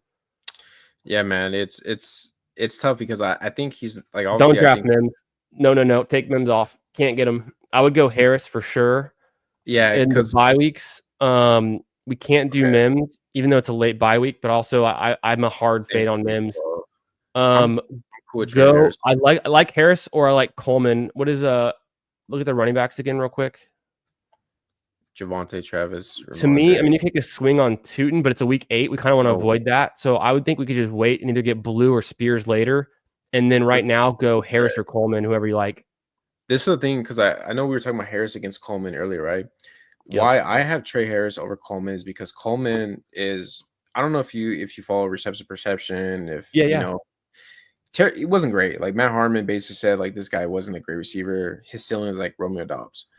Coleman, I think Coleman could be a good. I think he could bring back value this year with Josh Allen, but he's not a good receiver right now. Like he's not the stud. Trey Harris could be a stud, and he's the number 2 with Justin Herbert. I think where I like to bet on receivers that there's a story we could tell ourselves. With Coleman, he had his run, he didn't pay it off as what maybe a lad did, right? Trey Harris, though, like he could come out and just like go like 5 for 70 week 1, and people are like, "Oh shit!" Like Trey Harris is actually a really good receiver. Yeah, maybe a good floor play. I like Keon in some formats though. He had 29 catches, he had over 500 yards, so he did a lot with a little bit. If they can figure out a way to get him the ball and focus on him more, and I think they will because he was a 1st round pick for him, that he could be good. Let's look at tight end because we've been ignoring it. But is there any tight ends we should be getting here? I think we push it a little bit more for tight end. Might as well. I think Tootin. I like Tootin. I like Spears. And then I would go Blue after that. Look at the wide receivers one last time real quick. And then is there anything else we're missing for our Knicks or our Lamar? But I don't think so. No. And we didn't get Andrews, but I'm not going to worry about that. Like, I think no. I think he was a pick. Okay, to go back on Coleman real quick. Like Coleman, I take Coleman mostly with Josh Allen because I think that he was doing. He's great with Josh Allen, right? Yeah, like I love that. It's just more of like Coleman, like he averaged like 20 yards per catch. Like he's someone that I think could like have a bad year, but like week 15 through 17, dude just balls out, right? Like he Sure, just and he's super young too. he's a young guy, and also like I don't think there's any like clear receiver one there, so he could still be. I agree. But Tuin, like, what's your thoughts on Tuin? Because Tuin is someone that's been rising up lately. A lot of people say he's the Bucky Irving of this class because of Could be. the Liam Cohen. He's a little. I could see how he's like the Bucky in terms of like how he like pays off in fantasy and takes over the backfield. He's a lot faster than Bucky is. He's a little bit different like profile. And then I think with him, it's a very ambiguous backfield where we're paying. It's an expensive price for an ambiguous backfield. I think with Bucky and Rachaad White, it was a little bit more of a clear situation of like, can he be the 1 and the 2? Right now, we still have to worry about ETN if he doesn't get traded, and then Tank, and then I like it. I'm taking a lot of Tootin. I've got a lot of exposure to him, but I think it's like the Jacksonville Jaguars are not a good team. They're getting better. They've got a lot of interesting, fun fantasy pieces like Brian Thomas and now Travis Hunter. But Trevor Lawrence has been kind of a letdown. And then are we taking an RB2 on a bad offense? That kind of thing is very expensive. But I like the upside case. And in this range for running backs, it's like, who else do you want to swing on? There's not many better options. No, like Tuin could be a terrible pick, right? He's an RB3. He's just not good, whatever. But that's where, no, go ahead. No, I was just say for coming up, I think there's a lot of good tight ends we can hit on late. If Njoku's still there, like I think that's a great pick. Would be a good pick here. I think Ferguson is fine. I think Kincaid can be kind of fine for an upside play. And then there's even more late that I like too, so we don't have to take one. In this format, we have 5 wide receivers. Or Kyle, or because we have. Let me look at our receivers again. I just want to remember exactly who we've got. So I think we're in a really good spot with these 5, and then the bye weeks are looking pretty good, right? I just saw 12 is showing up twice, but that's fine. Otherwise, just 12, yeah. The running back situation I think is strong, but it could be even better if Tootin's kind of a thinner bet. We could double down with like another rookie like Blue. We could get someone who has more of the pass catching floor on a really good offense like Rachaad White. We could take Isaac Garindo, who's amazingly explosive, a great pass catching back, easy schedule, like we said, amazing offense. How healthy is Christian McCaffrey? Does Garindo still hold down a lot? So I like Garindo a lot too. And then Eckler could also be a smash in this format because it was the concussions last year that helped. That didn't like he missed some games, but I don't think Brian Robinson Jr. is like amazing. And I think that offense is so good that you just want a piece of it. And so it's pretty fairly priced to get Eckler. So I like Eckler a lot too, even in this range. So Jaden Blue goes. Let's see the tight ends again. We could throw Likely in there, but I think it's a little bit early. Let's push him. I would rather get Rachaad White or Garindo. Let's do Garindo. I like Garindo. Yeah, let's do Garindo. I have like 22% of him. Garindo? Nice. Yeah. I'll explain. He had some huge weeks at the end of last season. Yeah, and it's a bet. Like the thing was like, look, I love CMC. I drafted a lot of CMC, but also I drafted a lot of Garindo because CMC, if he stays healthy, he smashes. But if he goes down, Garindo, dude is he's a good running back, bro. Like they have the easiest schedule. He showed upside. Like Garindo would be a smash if CMC got down, and I still think Garindo's gonna have some time, some ability. Real quick, so 2 quarterbacks here. Do you think we're stopping here? I think we'll go 3 QBs, but it's like, let's look at our team and figure out who else we could stack to finish it out that makes sense, or we just take a value QB late. Obviously, Herbert's gone. Gino's going to be there, and then the bye week for Gino is nice with our other QBs, but it is week 8, which is kind of a big, a lot of like bipocalypse. But is Gino still available? I was gonna say, cool. Well, let's look. So we have the receivers. We don't really need Likely though.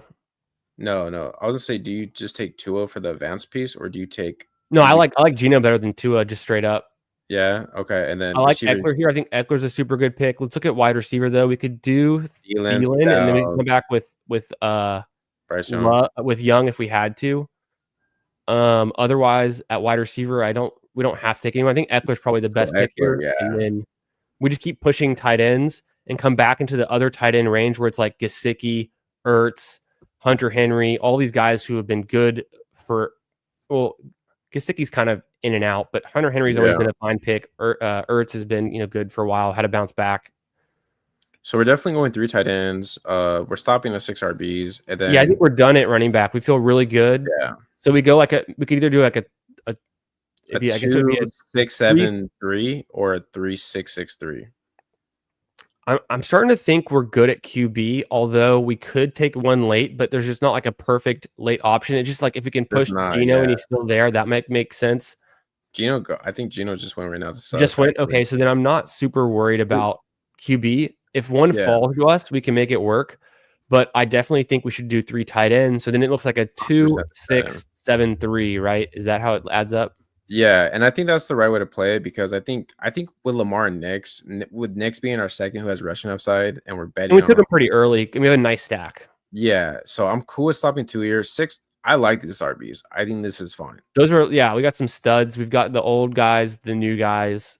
Yeah, like Eckler, I like Eckler this year. I think we saw last year Brian Robinson, even though he was hurt, he was getting outplayed by what's that dude's name? The third RB.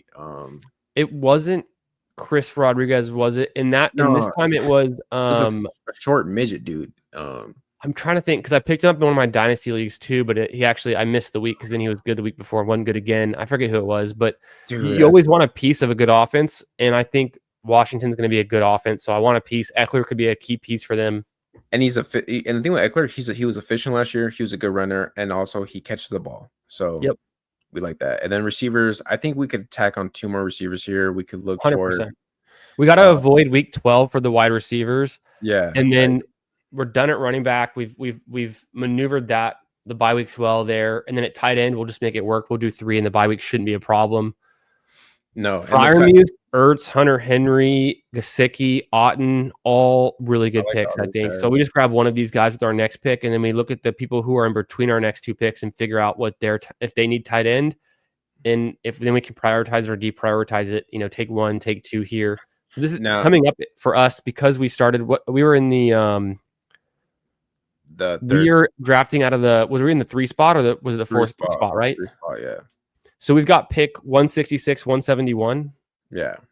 So I think we go 2 tight ends with these next 2 picks, and then that's perfect range. And then we come into the 90s, 90 and 95 with wide receivers, because right now the wide receiver range is so flat. Like, show me the wide receivers best available. It's not going to be anyone we get excited about, right? No. All these receivers are on the same tier for me. Like Alec 100%. Pierce, I like more in a BBM than I do Eliminator. So I think Zach Ertz is the pick here. Kind of correlates with Eckler as well. 100%. I love Ertz here. Gesicki's in a good offense. If we don't, for some reason, we can get Gesicki to come back around. Same thing with Otten in a good offense, so he can come back around. So then we get Ertz. His bye week is week 12, which that's not amazing for our team, but it's so deep it doesn't really matter. And then the thing I was going to say is Gesicki is in week 10. Week 10. That's nice. And then Otten is week 8. Week 9. Did it say 9 on there? Yeah. It's by week 9 for Otten. Strange. Oh, is it? I think I have that wrong in my. Yeah. On right here it says Otten week 9. Is it? Are they wrong or am I wrong? Is it 9 for the whole time? Hey, how many teams are on bye in week 8 or week 6? Week 6? Oh man. No, sorry, week 8. Week 8? Isn't this 6? I thought so, but if I take Tampa Bay out of there and put them into week 9, it would be 5. Let me see it. I'll pull it over now because I have a. Maybe I have it wrong on my list because I built my list by hand so that I would start to memorize it and use it more. We can look into it afterwards. I'm down to go Gesicki here. Yeah. Gesicki, I think, is underrated, bro, because legitimately he was like 60 for 650, but he only had 2 touchdowns. Yeah, it's just a good offense. He could go off any week. Burrow could target him. So week 8, you have Arizona, Detroit, Jacksonville, Raiders, Rams, and Seahawks. Damn, I've had Tampa Bay Bucks in week 8 this whole time. I need to move that on my list. That sucks for me, but it's fine. I mean, it's been influencing my decisions. Hey, that makes me feel better about my bye weeks. I drafted a flex 4 earlier today, and it was Amon-Ra. It was Gibbs, Amon-Ra, and Bucky. And then after I did it, I went, oh shit, that's all 3 the same bye week. So then I only could start like 3 players in that week. But now that I'm finding out it's actually week 9, that actually feels really good. See, it saved you. It saved you potentially, winning some money because you changed it by a week. I love it. Man, I'm lucky I didn't go too far with that because it's not the end of the world. It's just like one difference in a bye week. But Plus, so there's tight end 5 too. teams on. There's 5 teams on bye week 8 and week 9. Let me check real quick. So That's what my math is showing. So week 8 we have 1, 2, 3, 4, 5. We have 6 teams week 8. Week 9 we have 4 teams. Wait, who's the other team that's week 8? For week 8? So week 8 we have Arizona, Detroit, Jacksonville, the Raiders, the Rams, and Seattle. Oh, I had the Rams in week 9, and I had the Bucks. So you just had to switch. 8. So I switched it around. Yeah. Dang. Which you know what? Maybe the quarterbacks. Maybe if you pair like quarterbacks by that, because tight end by it's not the greatest, but I think you're fine if you pair all in with like the same as like I don't know like Dallas Goedert or whatever. So yeah. Damn, I'm glad I caught that though. I didn't get too far. Only a few days. Helping me out. I love it. There you go, yeah, man. that's how we get better. We got to stay sharp, we got to adjust our priors. Sometimes you have a prior that there's a bye week that didn't actually exist. Yeah. But the one thing, let me catch up with chat real quick before I go into Amor. So let's see. So Rebull says, man, I got the Penix and the show and eliminator, so GG's. Russell Wilson or Aaron Rodgers?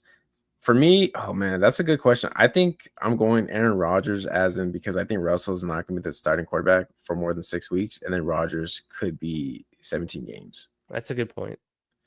I mean, obviously it sucks because Rodgers maybe doesn't play at all. But I know it's crazy. It's really getting drawn out. But I heard intel. Cody from Off the Schneid was on the Jeopardy stream for Fanspeak Network earlier this week. I think it was actually like yesterday or something. Time goes by so fast with all these drafts. Things change quickly. But his comment was he had heard through the grapevine that Aaron Rodgers signed up for a membership at an exclusive private country club in Pittsburgh. You wouldn't do that if you weren't going to go there, right? So hey, and you know what? It leaked out. I don't know if it's true. I haven't seen the report, but Cody said it, and so I'm running with it. That it's leaked information that Aaron Rodgers is going to go to Steelers because he's already playing golf there. I think that matters. So I like Pat Bryant a lot. I don't want to be overstacked. So this is what we do, because week 12 we still have Flowers, Myers, and Diggs, which I'm cool with because we'll still take one more receiver. We'll get one more, right? And we'll just make sure it's not week 12. Yeah. So I'm cool with Pat Bryant betting on the Broncos offense. Maybe Bryant is the receiver 2 there. Okay, so we're going tight end and receiver. Is there any tight ends you like here over the receivers? So I like in this list, I like the upside of Mason Taylor. He could be the starter for them. I think Dalton Schultz is getting a little undervalued, even though he's not amazing. I think Juwan Johnson's also undervalued, and Taysom Hill might not play this season, and he's already injured and he's old. So it's like Juwan Johnson could step into a role. Juwan Johnson's had over 100 receptions in the last 2 seasons. So he's like a good, safe play, touchdown upside. Receiver wise, it's the same tier for me, like I said from earlier. So it's just whatever we want to fit in. It could be Calvin Austin, it could be Atwell, it could be Wicks. Are you in on Wicks this year? I'm in on Wicks, but I'm just worried that I like Savion a lot too. So I would even consider taking Savion. Okay. I think let's look at the tight ends one last time. For me, you like Juwan Johnson or maybe Schultz, either one. And then let's look at the QBs real quick though before our time goes up. I just want to confirm there's no way we would take another QB because Dart is there. He is there. I just think that we just don't need him. We need receiver more. Yeah. We do need receiver more. So I'm cool with Juwan Johnson or Schultz, either one. Schultz, I don't mind Schultz. I just think that Schultz, like Juwan Johnson, I like him just because I think with the rookie quarterback, he's more of a safety. He's going to lean on him. That's a good point too. They've been trying to replace Schultz. They haven't been able to do it. They tried to do it with Stover, didn't work. They just took Luke Lachey from Iowa. Let's see if that works. But I don't think they like that. Schultz is not a very good blocker. Yeah, and he's more of just a pure receiver, kind of tight end. And two, like Chris Olave, there's reports Steelers are trying to get him. What if Steelers did, say fuck it, let's get Olave. Juwan Johnson is gonna shoot up ADP, right? So And he used to be a wide receiver. He's a converted wide receiver to tight end, but he's also got some size and he's willing to block. So like he's a dude. I think he's super undervalued. Like I have some dynasty best ball leagues and I've got Juwan Johnson in a bunch of them and I love it. It got to feel good about that for sure, man. And this is where it's like when you're waiting for tight end, it's like Ertz, Gesicki, Juwan Johnson, I feel good about for my 3 tight ends all year. They have late buys, so we're strong to start the season. If we ever made it to week 10, which is like a slim chance, like we don't have to worry about buys at all. Let's look at our wide receivers and just think about this group like together. So let's look at our team real quick. I know we've got so we got Lamar, Bo Nix, we've got the running backs look great, right? We like them all. Yeah. Is there any overlapping bye week we have to be careful of for the flex position considering the running back buys? I think we're good, right? Is it just good? Yeah, it's just week 8 with Gibbs and Tuin, but yeah, and then week 5 with Jacobs. So if we look at the receivers, we got Sutton, Flowers, Myers, Diggs, all different bye weeks, but then Harrison Bryant with the 12. So obviously we can't go week 12. I look at this like, what are we missing? Like team wise, we want a piece of a team that's good. It could be another Packers piece since we have Josh Jacobs. That'd be a week 5 buy, so it's a little bit early. But I'm thinking I know didn't Wicks just go? Yeah, Wicks go. So I mean, I like Savion. I think he's super interesting. Yeah, so Savion, he's such a weird one for me because they have so many bodies there, and it feels I'm thinking they might trade Romeo Doubs or Wicks because there's been rumors about that. But even then, I think Savion took him in the 3rd round. He had 111 touches in college last season between receptions and rushing attempts. Like he gets a lot of work. Like he can handle a lot of work. He's had some big games in his career, but it's kind of a dart throw. Otherwise, let's think I don't think there's any Ravens pieces we want to tack on. We could have taken Hill earlier, but we kind of took Eckler instead. And then we just got Pat Bryant. So we're good on those pieces. We could do Ty Felton. He could come out the gates hot because Jordan Addison's going to get suspended. So Felton's going to start for those first 2 or 3 games. And then maybe he's just good and plays more games. Yeah. So Savion, I think is more they're trying to, because Wicks, Dobbs are not going to be there possibly next year. So I think they're more kind of like reassurance. I want to get a pick that's we could kind of have a clear path, but also upside. So real quick, Amari Cooper, is he going to sign with anyone? Is there a chance Amari Cooper could bring value, or is he just dead? Or Roman Wilson, he goes. Amari Cooper couldn't get it done on the Bills. I don't know what it would take to get it done. So I'm not going to draft him in an eliminator where it's if he doesn't sign, or if he waits a week or 2 to sign, or 3 weeks, or he ends up on a bad team. It could be really bad. I think I want to swing higher upside. Okay, what about Torrey Horton or Alik? With Horton, it's hard for him to get the starts. I like Horton a lot, and I liked him in college, but I just think we don't need to make a bet on a bad team like the Seahawks at this point. I'd rather go for a good team like the Vikings or the Packers. What about Alik? Is there any way he's the number 2 and Cam Ward's good? Or I think he's interesting. He has a good breakout as a true sophomore. So he's interesting. I don't know what week Tennessee's bye is. I think it's week 10. So I'm open to him or Ty Felton or Savion. Any of those I'm cool with. Okay, cool. We'll do a leak here. The one thing, I think Todd Velen could be something, but I still worry about Jalen Naylor being the number 3. While sure, if Elik's, I think they traded up for him too, if I'm not mistaken. I don't know a ton about him. I know he played at Stanford, which is historically the worst school for wide receivers. That's and he goes in the late 4th round, which is really, really slim chances that he'll make it. But he's got a good size speed. He had a true breakout. Had a breakout as a true sophomore. So he was young-ish, I guess. Actually, he was actually 20 in that sophomore year. Khalil Shakir, which, a little interesting. I think it's not a bad pick. I can talk myself into it, and that receiving core is wide open after Calvin Ridley, right? Yeah, and that's the thing where it's I know Xavier Respiro, whatever his name is, there, but he's undrafted. They have Dyke, who's another receiver, but if Cam, how I look at it is if Cam Ward is I think DK is just going to be for special teams. Yeah, exactly. So if if Cam Ward overperforms, he's gonna bring some, I think, receivers with him possibly. So elite. I think DK is the special teamer, and then I think Ao Menor is the potential. I don't know. I would go out on a limb and just say like outside receiver, but I don't know for a fact that that's what he is. But it looks like that's what he was. So real quick, we are gonna review the team, and then also Boner wants me to roast him, which I will. But are you down to do another eliminator? Yeah, I'll get some more water. I'm gonna take I'll take like 2 seconds just to stand up and stretch. And I'll be right back because I'm sure it'll take a while to fill anyways. But yeah, I'd love to go ahead and roast Bry's team.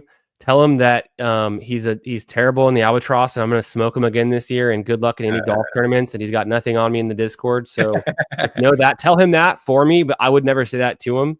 And then I'll be back in like literally 30 seconds. Hey, take your time, buddy. I got you.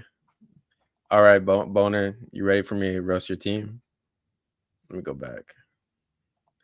Yeah, he said some strong words about your golfing skills, man. You gonna take that? Okay, let me see. I gotta take a piss so bad. So after I check your team, Boner, I'm gonna go take a piss. I appreciate you, Uncle. We're gonna roast you right now, Brian. So Boner Brian, he goes with a 3-5-8-2 build. He had the 101. So Justin Fields, Tyler Show, Jackson Dart. This is very interesting because Justin Fields is your anchor quarterback, and you have 2 unknown rookies, which I don't mind that too much because I think Fields, if he starts all year, he's going to be a value. And then you kind of waited on quarterback where you have Dart has that rushing upside later. Tyler Show is going to start. I think he'll be the starter all 17 games. So quarterback I'm fine with. RBs, Chuba, Harris, Rashad White, Ray Davis, Rashawn. RB's kind of volatile because it's like I think starting out the gate you're okay, but it is a little weak because I think you're betting on Najee as RB2, which is dangerous because of Murray Hampton. I do like White and Ray Davis and Roshan. I think these are 3 RBs that are upper tier RB2s that could still get in your lineup, and they'll be valuable if the starter gets hurt. But RBs, kind of weak here. Receivers, this is probably your best position. I mean, Jamar Chase 101 out. Obviously, Tyreek, Devontae, Rome, Keenan Coleman, Christian Kirk, Jalen McMillions. Tyler Lockett is always on your team, I see. Receiver room is strong as heck. I think this is going to be your moneymaker here. And then your tight end, Trey McBride, Sam Laporta. So you do kind of go more elite tight end with these 2. They both have the same bye week, which I think you mentioned earlier, which is funny. So, I mean, you got stuff here. It's just you're playing a dangerous game between the bye weeks with the tight ends and also the RB room. But I do like the idea of going Fields and then the 2 rookie quarterbacks. I think that's sharp. Now let's see. So we joined a 20-second and a 30-second. We'll see what Fields first. So right now we have this one is 5 out of 12. So we're gonna hop out of this one. And I think this Which one is the 5 out of 12? Is it 20 or 30? Dude, how do I even check that? I think it's actually let me check. Next to the autopilot. Okay. I think. Right. Autopilot and then a little I button. It'll say 20 or 30 if you scroll down. Okay, this thing, right? Yeah, hit that, and then once that pops up, if you scroll, I think you already passed it, but if you look at the top there, okay, right there. I think you already passed it again. I don't see it. I think 20-second right there. Okay, so it's 20 seconds. Okay. Fuck it. I mean, this one's filling. The other one was 2 out of 12, so 20 seconds. Cool for 20-second. That we got through one together, we kind of know our vibe and like what we're feeling is. It was a fun draft. I really like that eliminator that we did. I think it ended up being a really fun team. If you can build out around the Ravens and the Broncos. Yeah, give me that all the time. War Dog, what's your team name? I'll go roast it right now. I also think there was someone else that was in here.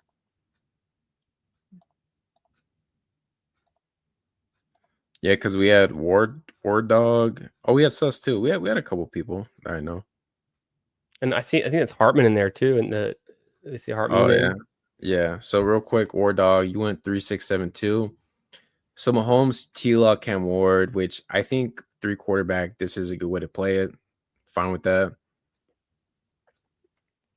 CMC, Kyron, Brian, Trey, Jerome, and then SMA.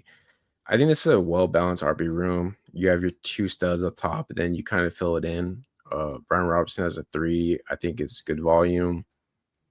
Nico, Mike, Calvin, Waddle, Besh, Douglas, and Lazard, a little Lazard sighting. So receiver room, I'm fine with 2, man. I think I like your 4 a lot, and then you kind of just throw some guys in the back end. Besh as a receiver 5 for the upside. I like. And then Kelsey Andrews, the 2 tight ends that used to be, the top 2 tight ends. So you have some stacks. You have Mahomes, Kelsey, and then I think that's all for the stacks. But overall, I think it's a good team. I like it. Yeah. And then dude, you want to do me a huge favor? Just I gotta take a piss so bad right now. Just kind of talk about whatever. You don't have to. You could, but I'll be back in like 20 seconds. I Man. got you. I appreciate you, dog. I got Right you. back. Right back. What up, chat? How we doing tonight? What's going on? What are you guys up to this Friday? Have you been drafting? A few of y'all are in that Elim. It's pretty nice. I see we got Bry in the chat. We got Sus in the chat. War Dog, how you doing, my man? I think we had Hartman in here earlier if he's still sticking around. And then I saw Kevin in here. Kevin, are you related to Nick? Is that a bro? Is there a brother sighting in the chat? Or is it just a play? We got Putt Daddy in here. I saw him in here earlier. What up? Yeah, I know, Putt Daddy. If you're still listening, he queued up Mims. I almost threw up. We'll have to get back to that. I didn't want to hang on that for too long, but you guys know. I spent like an hour berating Marvin Mims on stream last night. Nick's uncle? Oh hell yeah. Dude, I love that. The familial support. I wish my uncle was watching my streams. That'd be cool. Nice.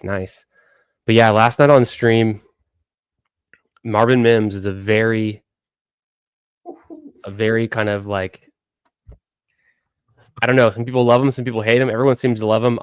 I've moved on from Marvin Mims, so we did about an hour of Marvin Mims research on stream after a draft last night, and there's only one argument for Marvin Mims in reality. And so if someone comes at me with a pro Marvin Mims stance and they don't make the one key point that I know is the only thing that's good about him, then I just think they're going off of vibes, and I can't really trust their opinion on them. But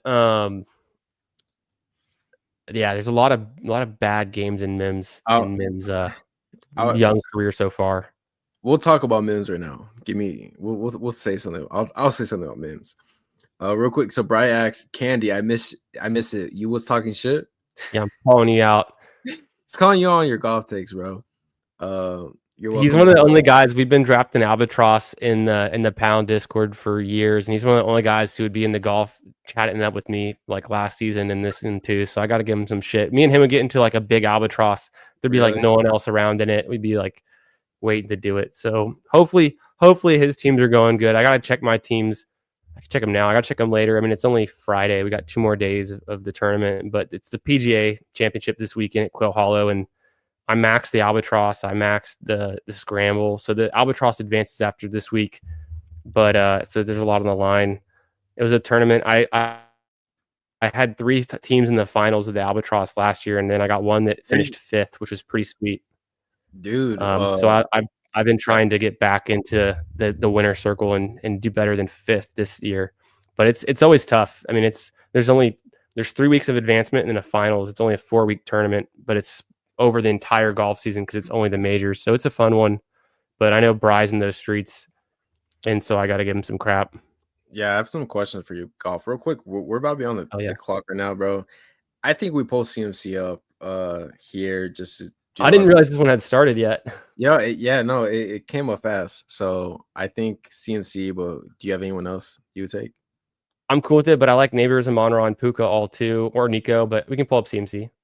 You know what we'll do? Let's go Neighbors because I think Neighbors is fucking just I really have good. Neighbors ranked the highest currently of these players. Yeah, But yeah. it's like in my rankings that are more general for BBM, but I know in this format, like it's slightly different anyways, but I still think Neighbors is great.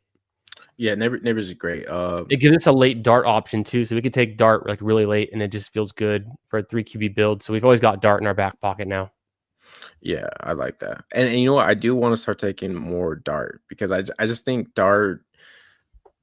I think Giants found something good with dart, and maybe it's more vibes and maybe whisk cashing, but I think dart has some type of aura around him that he's just going to be a solid quarterback.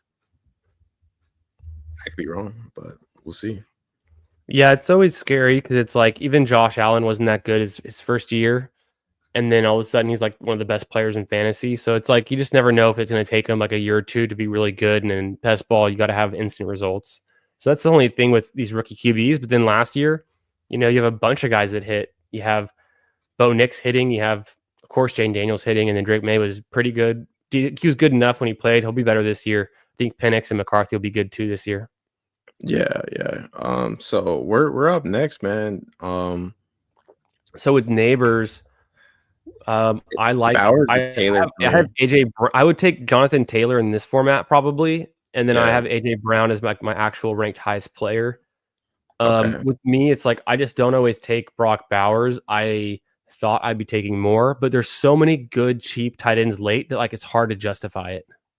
It is hard to justify it. If this was a BBM, then I would do like the Neighbors Bowers type of correlation thing. Sure. But honestly, week 17 doesn't matter at all for this contest. It really Exactly. You try to get as far as you can. I think Jonathan Taylor is like just a fantasy stud. He can be a guy that you wish you had more of like any given year. Yeah, and honestly, man, I think like if people wanted to take him at the 1-2 turn, like I think that's viable. I think he showed last year that he's still a monster. The offense should be better, right? With they get Tyler Warren, maybe A-Rich takes a step up. If A-Rich gets benched, I think Daniel Jones could throw the ball more to Jonathan Taylor as well. So there's a lot of outs for him. Yeah, no doubt. Couple things though. Let me catch the chat. So wait a second. I created a monster side of in the fantasy monster and playing since you was a kid. Yeah, I mean I've been playing fantasy I think since high school. Hell yeah. Yeah. I want to ask you that. So like I wanted to get we've been talking so much eliminator strategy, so much football strategy. What up, Emo? How you doing? I wanted to ask you kind of like your background in best ball, but like this is a great starting point, just like fantasy in general. So is that true? Your uncle got you into fantasy? Yeah, so I Nice. think I was a junior or senior in high school, and like I had like I've always loved football, right? But like fantasy, and he's like, let's do a family league, let's do a fantasy league where That's awesome. it was like on Flea Flicker. I don't know if you ever heard of that. I remember that. I never used it, but I remember hearing about it. So it was eight teams. It was like a bunch of family friends, and then my first pick, I don't think you would ever guess it, but so let me try because I love doing this because I've been playing for a long time too. What year was it? Like you think? Okay, so I'm 28 right now. Okay, and I think I was 17, so it was 11 years ago. Which your first pick in 2017? Yeah. You want me to tell you the position? No, I don't need to know. Unless it was a quarterback. No, it wasn't a quarterback. I'll give you that. Okay, I don't need to know. I can figure it out. What is it? Odell Beckham Jr.? No. Julio Jones, Antonio Brown? No. You're close. It was a receiver. Yeah. Not Brandon Marshall, right? No. He's a receiver that I think left some on the plate. Calvin Johnson. Yes. Yeah. See, it was Calvin Johnson. He was my first pick ever in any I love that. Oh yeah. And you remember my best moment is when that Thanksgiving game where he had like 300 receiving yards And Yeah, it's been a while.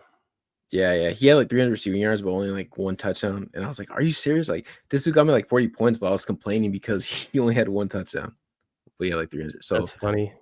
So wait, I we were pick we're 17-8. Okay, we have pick 32-41 coming up. So we're in a good spot. We're on the clock. yeah. I could go Kyron here. I think Kyron's a strong pick, and I don't think they replace him either. No, I think like right here, Kyron gives you the best combination of floor ceiling. He's locked into RB1 role. They bring in Adams, which should even be better efficient for Kyron, if we're being honest. For me, it's a slight tier break in this format. After Kyron, it's a slight tier break to the next running backs. And then for the wide receivers, I think it's more consistent. Like for me, if we can get one of Adams or Evans, I'm stoked.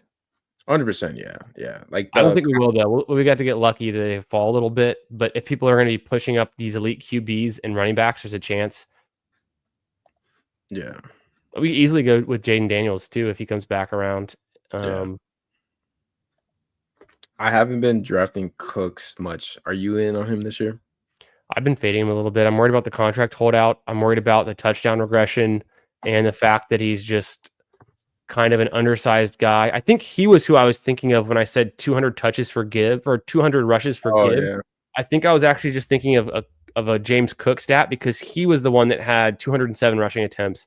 So I don't know why I kind of like mixed that in my brain, but Cooks had less rushes this year than the year before, which just screams like he had 16 rushing touchdowns. Like I just don't think he's gonna do that again.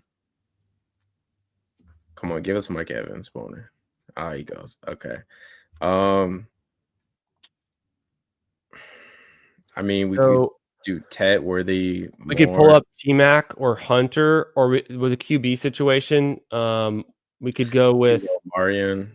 No, we could go with Hurts even. I'm good with T-Mac or Hunter though. Let's go T-Mac. I mean, so he does have the same buy as Malik, but that's a little. Well, it's super late, so we're good. We're good. Late. Yeah. And if we make it this far, like I'm like, okay, we're making some money. If we make it that far, yeah, right. You'd be like quadrupling your max. So that's good enough. But no, I think he's still just a good bet for immediate volume, and for sure. I think he'll be productive too. So that's awesome. Yeah. So you got into fantasy football with a family league. You drafted Calvin Johnson as his 8-teamer. That sounds fun. Did you win your first year, or did it take a while? It took some time, man. I think I think it took me like 3 or 4 years until I won my first championship. It was when Deion Lewis with the Patriots, he was smashing it, right? Like he was. I remember that. Yeah. But yeah, man. Would that have been like 2017? It was that late? Okay, I thought it would have been earlier, but yeah, it's crazy. I think it was 2017. I won my first. Yeah, I think so. Whenever Deion Lewis was like he was like RB5 or 6 or whatever. He was just smashing it. And then Underdog, I got in. So this is my 3rd year playing Underdog. I would say seriously. Nice. Yeah. What about you? Fantasy wise, I'm in a league with my high school friends, and we're still in it. And so we started our freshman year of high school, and we're in like year we stopped counting. Like we had our 15th year was like a couple years ago, so we're in like year 17 or something of this league. And what we do is it's a redraft, and we do an auction draft, and we go to a destination every Labor Day. So we all meet up somewhere. We rent out like an Airbnb or a house, or like all get together, and then our auction draft takes like 6 hours, and we do it the first Saturday of college football of that Labor Day weekend. And we just like hang out and catch up and have fun the rest of the weekend. So we're trying to figure out what we're going to get. But I like Jamison Williams a lot. I would take JMO or Harvey or Ken Walker, but I like Jamison Williams a lot. I like Calvin Ridley a lot. I'd probably put Jamison Williams ahead of him. Harvey, and then Harvey ahead of him too. Yeah, let's take Harvey. Let's do Harvey because I have no Harvey. So let's do it in the eliminator. The receivers will have more value to take.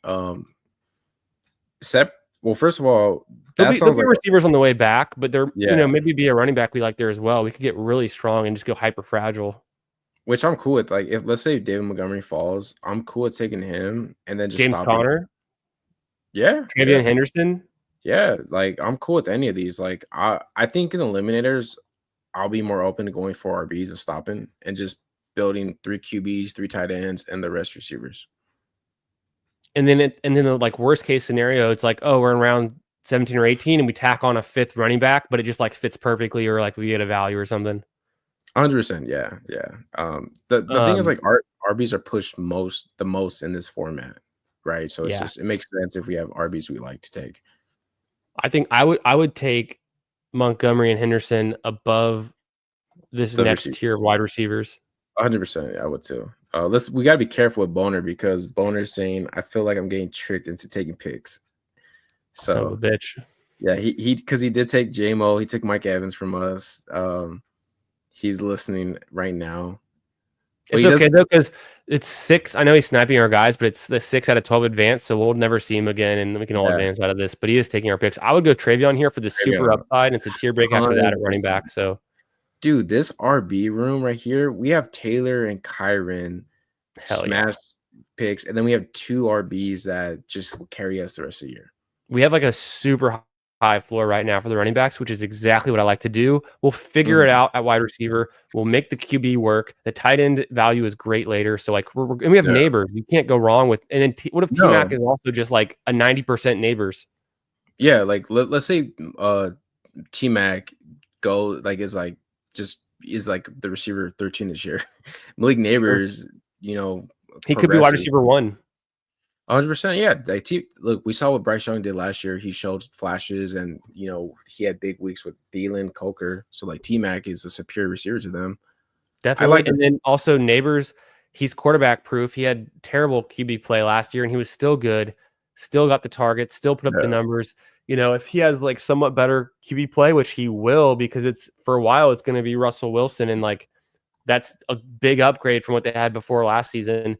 And then if Dart actually comes in, we can be optimistic about it. And I think Dart's probably going to be a better passer than what they, coupled together last year. I think so too. Dart has the upside. What if Dart's just a good quarterback, and then that raises Neighbors' floor ceiling as well? Yeah. So anyways, I've been into fantasy for a long time with my buddies. We still do our redraft league together, get together on that. And then Underdog, I did Best Ball Mania in 2023. I didn't max it, but I did a bunch of teams and a bunch of tournaments. Last year was my first year like maxing a bunch of tournaments, and including golf and Best Ball Mania and stuff. I've been doing the PGA for a little while too. And then my first year on Underdog, I think was 2022, but I just did like puppies, and I did head-to-heads, and I was up money in my head-to-heads. And I was like, okay, cool. I'll just keep the money in Underdog, and then maybe next year I'll like get more into tournaments. And then I started following Pat in the Fantasy Dog Pound. Like this is in 2023, and I started like following his streams. And then he was entering Best Ball Mania, so I started entering Best Ball Manias. That was kind of like there was like this. It's similar to now, but like I think as everyone gets into Best Ball, there's that first step to doing like a Best Ball Mania or like the higher dollar tournaments, rather than just doing like a random puppy or a puppy superflex or something, which is more of like an entry level tournament. But once you're like, oh, I love doing Best Ball Manias and like eliminators and all these like sicko stuff, like that's when like the DGen takes over and you become like a Best Ball bro. Yeah, you become a Best Ball bro. And then you're like, you know what, fuck it. If I'm gonna do all these drafts, why not just stream? Why not just have fun and try to like build some content out of it? Hell yeah. So I rank Pearsall around pick 100, 110 overall. So I really fade him big. I hate I'll go Golden or Mooney or Reed. I have Golden ranked the highest, and then I would go Reed and then Mooney. Mooney's one of my favorites. I feel like Pearsall is such a good pick when it comes to this. Okay. We'll go Golden just for the upside. Name the San Francisco players who are better than Pearsall. I'll start. You have Christian McCaffrey, then you have George Kittle. Then you have Brandon Ayuk. Then you have Juwan Jennings. And then you have Ricky Pearsall, number 5. And he's going in the top 80 picks. It's unsustainable. It's not going to work. So I'll say this. So Ricky Pearsall, I want to go to Matt Harmon. And this is a cop-out, but reception perception was really good. I don't know if you saw it, but he had a really good he had above expectations for the reception perception. He compared him to Cooper Kupp Light, which not saying he is, but dude got shot. He came back, and then he didn't produce too much till the last few weeks. But He didn't produce anything. no, he didn't. You know, he goes, so we don't need to worry I about it. love Mooney. But I like Mooney a lot too. I think he's undervalued. But Pearsall, like, he's a first rounder who got shot, right? So like it takes time. So he has the story, so he's in the forefront of your mind, and so we're all overvaluing him because he's so likable and he's got a great story, and he was shot, and he's a 25-year-old, going to be second-year receiver who didn't produce over 400 yards in his first season. I get he played 11 games, but he had 320 air yards. He had less air yards than receiving yards, so he's not a downfield threat. He's not going to be a big play guy. He only had 3 touchdowns. He had 6 explosive plays out of 31 receptions. That's just not going to cut it for me. It's just, so, yeah. Before I go back, who do you? So I think Cup Downs, right? One of these. I'm not drafting Cup, but I'll take Burden for sure. So you want to go Burden? Just go rookie. Yeah. Or Egbuka. Let's go Burden. I like Burden and Egbuka. I switch it up. I take a bunch of both of them. They're both in. I think Burden's just talented, and then Egbuka's in a great spot. So we've got a lot of rookies, so this is a pretty risky start, but it's just a fun, different way to go. It is fun. It is risky, but that's how you play to win. You know, $100,000. We got to watch out for that. So we got that week 5 bye overlap with the 2 receivers there, and then the 14 we don't have to worry about, but we got to think about our QBs because it's getting into that range where the QBs are going to start flying. So I think this could be a Fields team for sure. Caleb comes into play. So Dart for sure will be Dart and Bryce Young go late, right? Yeah. And so does Love. Love goes pretty late. So we've got some nice later options. We could take Drake May. Always like Drake May. We could even I wouldn't force the Knicks, but it's available. If he falls, we can still backstack it later if you want to. And we've already got Harvey. Okay, real quick with Ricky Pearsall, man. I'll say this. So let's say Ricky Pearsall isn't a great receiver. I don't think Juwan Jennings. He's like the typical 5th-year breakout that you fade the next year, right? Like he's. Yeah. I would. So I don't take Juwan Jennings ahead of Alvin Kamara like some people do, which is crazy to me in Best Ball Mania. Like that's crazy. If I went in a time machine and went back to last year and I tried to tell myself you'll take Juwan Jennings over Alvin Kamara, I'd be like, shut the fuck up. Like there's no way. If you told me that I was going to take Juwan Jennings over, I don't know, Stephon Diggs, Dave Montgomery, Chris Olave, like, dude, like I've seen Juwan Jennings above Olave. I'm like, get the fuck That's out. Crazy. Yeah, but so let's say Juwan Jennings, 5th-year breakout, and then Brandon Ayuk, who sucked ass before he got hurt, and now he's paid. He had a slow start. He did have a slow start, but he's been really good. He was just way better as a rookie than Pearsall. Yeah. Well, that'll be a fun. Well, I'll say this for the 49ers is I don't know if Emo Tyler's on there, but he mentioned about the 49ers schedule value. Well, real quick. So we're up. Man, do we go value with Baker just for advance and try to get on later, or Drake May? We could, if we push it, what do we take it tight end here? I wouldn't do it. So Baker. I think Baker's fine. Just for the. I wish we would have got Egbuka then, but it's just fine for the advance and like for having a good QB. Maybe he had like touchdown upside last season, and we're kind of like chasing that a little bit. So it's not. I think it's fine. I think we just will. So I've done this with an eliminator I did with Steve. We took an unstacked Dak and like we didn't even backstack it, and it was just fine. I think when in this contest is perfectly fine because of the chances that we play teams that have Mike Evans, Godwin, and Buka are not going to be that high compared to if we're in a 16-team pod. You know what I mean by that? 100%. So it's like, yeah, Baker could be the quarterback one for us, and we're playing a team that has no bucks. Or even if they do, Baker spreads the ball around. It could be a Kate Allen week. You know, it's just I think to get Baker, I pick 104, and we're still going to build 3 quarterbacks. I like that a lot. I'm fine with it. Now, next pick, we're up in couple picks, so I'm thinking maybe just go right back to QB and then solidify it. Because do we have anyone we can connect to golf? I don't think so. Not that we have to, but like if we're making a bet on Henderson, it kind of feels like. And then obviously Dak Prescott and golf go. Yeah. Purdy, I think, could be interesting because he's got a little bit of rushing upside too, and it's like you said, good schedule. Between him and May, it's like maybe we just pick one. We could always do Love. Even if May goes, we can grab Love here, and we've got I the like golden Love. stack. So Yeah. we might I just forgot. take Love over May. Maybe we just think that's a better connection. And then we don't have to force it. It would be nice to have 2 QBs at this point, but Yeah. again, we can always do Bryce Young later, and then we have Dart last. What else would you think for? So let's do May because he has the week 14 bye. I'm cool with that. Yeah, I like that. Yeah. Just And then Love has an early bye, which is kind of concerning considering it's week 5, and then we have some players like Burden and Golden who are also on bye that week. And we could backstack May too. We could do Hunter Henry for tight end. We could do a receiver, whatnot. So I'm fine with that.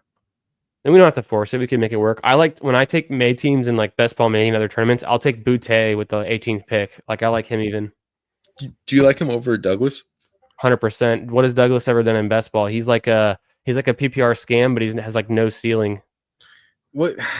So I'm like, what has Boutte done though? Because I feel like Boutte, when he was at LSU, outproduced Malik Neighbors and they're in the same team. Although Boutte was older, but and there is some kind of like seniority where they're not going to like force a true freshman in, but at the same time they're not going to like bench a true freshman who's balling out. So Boutte, he got kind of like there was some off the field stuff. I think that was why he fell in the draft. And then if he gets an opportunity, he's pretty decent. I mean, with Douglas, I think there's just zero upside. Versus Boutte is more of a down the field threat, and actually he had 1,000 air yards and almost 600 receiving yards last season.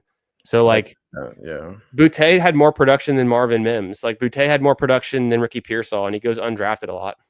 I like Boutte. I think Boutte was someone I was drafting in the big board law. Then I saw like a report where like Boutte could be cut, which I was like, kind of turned me off. I was like, I'd be shocked if they did that, but I do think that Boutte, there's a chance he could just not be on the team just because of whatever reason. I think Douglas is safe there, but I think you're right. I think Boutte has more upside. That's interesting. I haven't heard that one, but I mean, I don't draft like a ton of Boutte, but obviously I don't want to draft a dead roster spot. If he got cut, he probably would just end up somewhere else, but it's not like you would expect him to start or anything. Who are the tight ends available? Because I do like Warren and Njoku here. I think both would be good options. So we have Warren and Njoku, or then we could do Kyle Williams if you want to stack with May. I kind of do, but I don't want to force it. If we can get it with our next pick, I think it's all right. Let's go Warren or Njoku. I like Warren. I think Warren could be a good pick. I like Warren more than Loveland this year. I don't know if that's crazy, but I think Warren has. I just think Warren's gonna play more. And Warren is better in a vacuum, at least based on his college production. They just used him more. Loveland is better, in my opinion, from the landing spot and the team fit. For sure, yeah. And then how they might use him, I think, could be really interesting. So you have Ben Johnson with the Bears now. He was able to get Laporta to be the top tight end in fantasy 2 seasons ago as a rookie. Now that's going to be Loveland this year. Like, could they repeat it? Like, it would be very interesting. I think we've taken a lot of rookie wide receivers. We got a ton of rookies on this team. I don't mind going Kyle Williams because I think he's good, but it's like, do we do something different? You know what, man? This is just a rookie team. It's just a rookie team. Sometimes it works that way. It's like last year if you took like Brian Thomas, McMillions, if you took Buck, or I don't know. Brock Bowers, right? They could hit. But then so Kyle Williams goes. I don't think we push Besh on this team. Just I could do some Hollywood. I could a little bit early for Thielen, but what are the tight ends available too? Jake and Kincaid would be probably the top 2. We could do Kincaid to get some exposure to the Bills, which is kind of nice. But then obviously we don't need a running back. So then I'm down for whatever. I think Hollywood's fine. We need a 5th receiver with a different buy. Like no doubt. Hollywood too is like he didn't do anything last year, but like he looked good when he was back. Like I remember, I think it was like week 17, 18. Mahomes like first target or whatever that thing's called. Like when you look at your receiver for the first read target. First target. Brown Yeah. was getting it. Like Brown was the guy Mahomes was looking for, and I think fully healthy. Rashee Rice. There's questions, so I think Brown is a fine pick here. It helps us. I think in general he's a little expensive just because of the name recognition. He's a former first round pick, but like as a wide receiver 3 for the Chiefs, Come on, man.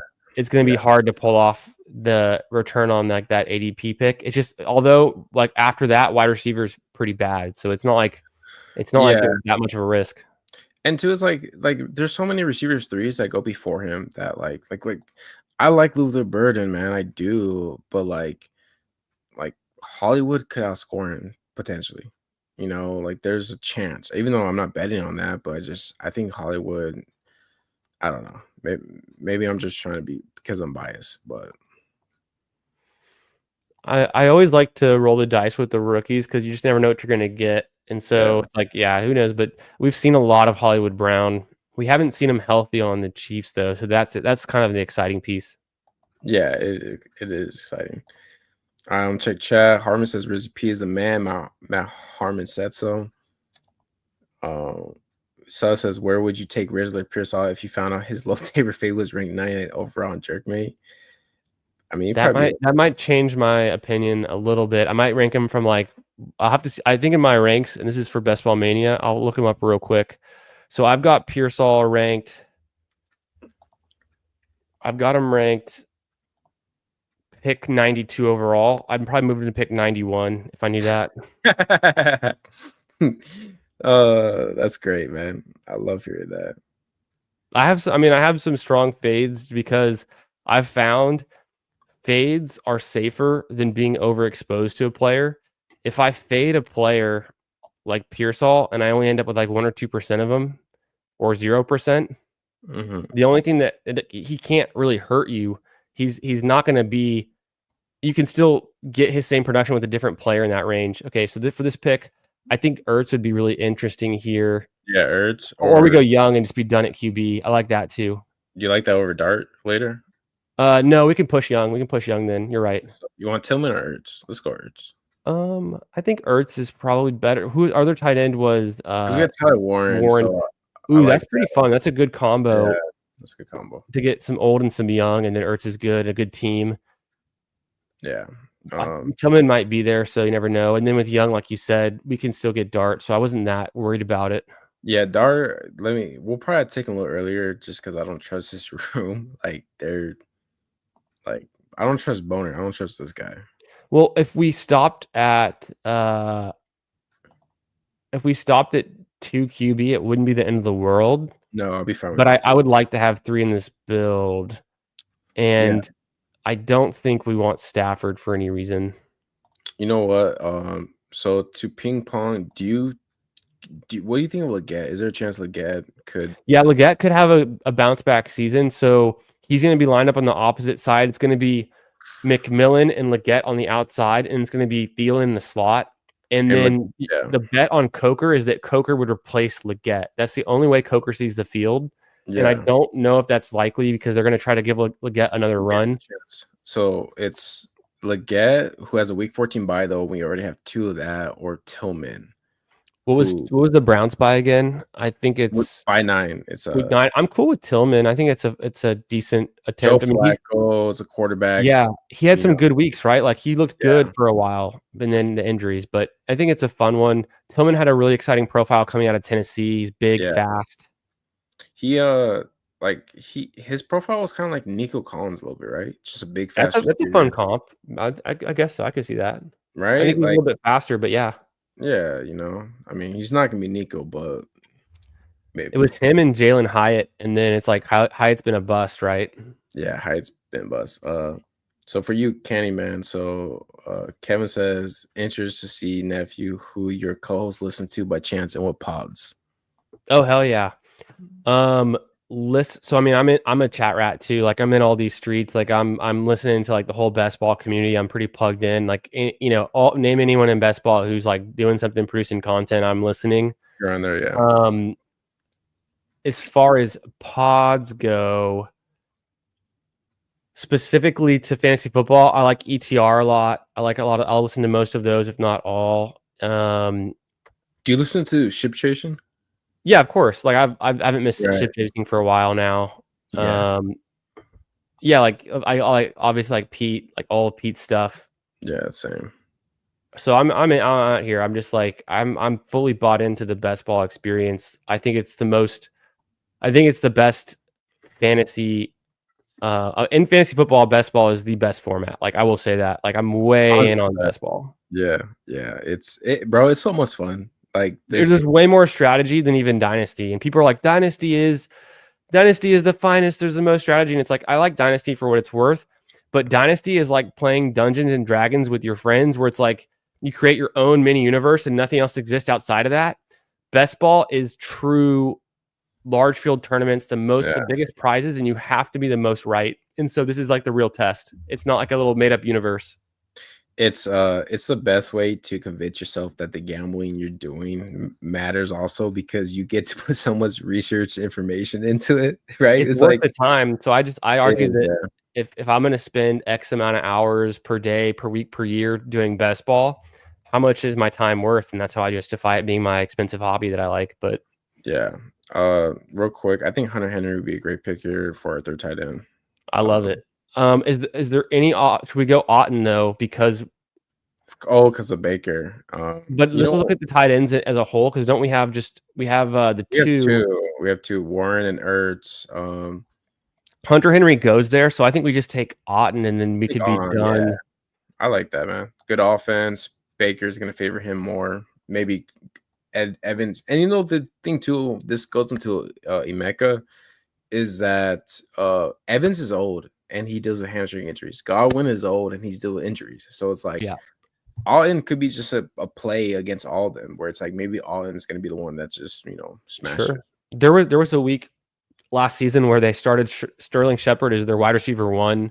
Yeah, like they had tons of issues. I think Trey Palmer is the number 2, and then I don't know if McMillan was active that week or if he was out. Maybe I can't remember, but they had depth issues. They needed They needed to take a wide receiver. I think the Buka landing spot in Tampa Bay is like one of the best landing spots. Dude, we'll talk about Emeka right now. What were you saying? Okay, about the best ball, real quick. I want to say, I came from being a dynasty, bro. Like I do dynasty. That's how we all started, because we're all like fantasy hardos. You naturally go from redraft to dynasty. I was hard, so I like player profiler a lot too. I like data and the metrics. So I was way into player profiler, and I was getting into dynasty back in like 2019, 2018 timeframe, and then I found best ball in like 2022, 2023, and like no turning back. And it's funny to me because I have in my home league, there's 10 of us. There's like half the guys who are redraft bros and they don't care about dynasty. There's half the guys who are dynasty bros and they think dynasty is more important. And then I'm like the best ball bro who's trying to convince everyone about the future. Yeah, that real quick. Do you go Dart right now to get a third quarterback, or slate in and push Dart? I think we just grab Dart and be done with it. Be done with it, yeah. Because there's a lot of replacement around Slayton. Like he doesn't really make a difference. And I was thinking like, so look at this build right with a 3-4-6-3. So it's probably gonna be a 3-5-7-3 or a 3-4-8-3. Yeah. I think we're good with the RBs here. Just betting. The only one I would have liked was Justice Hill, and he just went. Yeah. Justice Hill. I think on our other team, I was like, we could pass on Eckler to take Hill later because we had Lamar, but Eckler's good. Eckler's even better, I think. Yeah. Eckler's great too. But that's why I think we go to receivers. Boutte, like I'm cool with taking Boutte too, man. I think Boutte is actually. We could. Their week is 14 bye, so don't we have a kind of a week 14 bye issue though? Yeah. But it's super late. But at the same time, we don't have to force it. We can just take other players that are equally kind of as good. I would throw out like a Pat Bryant could be fun. But we don't have to take a rookie either. We could do Calvin Austin, Yoshivas, Tutu. Are you Austin or Ramon Wilson? I would probably go Calvin Austin because he's kind of a big play guy. He's very similar to Tutu Atwell. And he's proven too. Like Calvin Austin, like last year, 36 he did what Marvin Mims did last year. He's like a cheaper Marvin Mims or like even a cheaper Keon Coleman, but obviously not big, just like small and fast. I compare him to like a Tutu Atwell or maybe like Marvin Mims. So Marvin Mims, Tutu Atwell and Calvin Austin, I think all should be going in the last round and be really cheap options. But because Mims hit in week 17, people think he's good.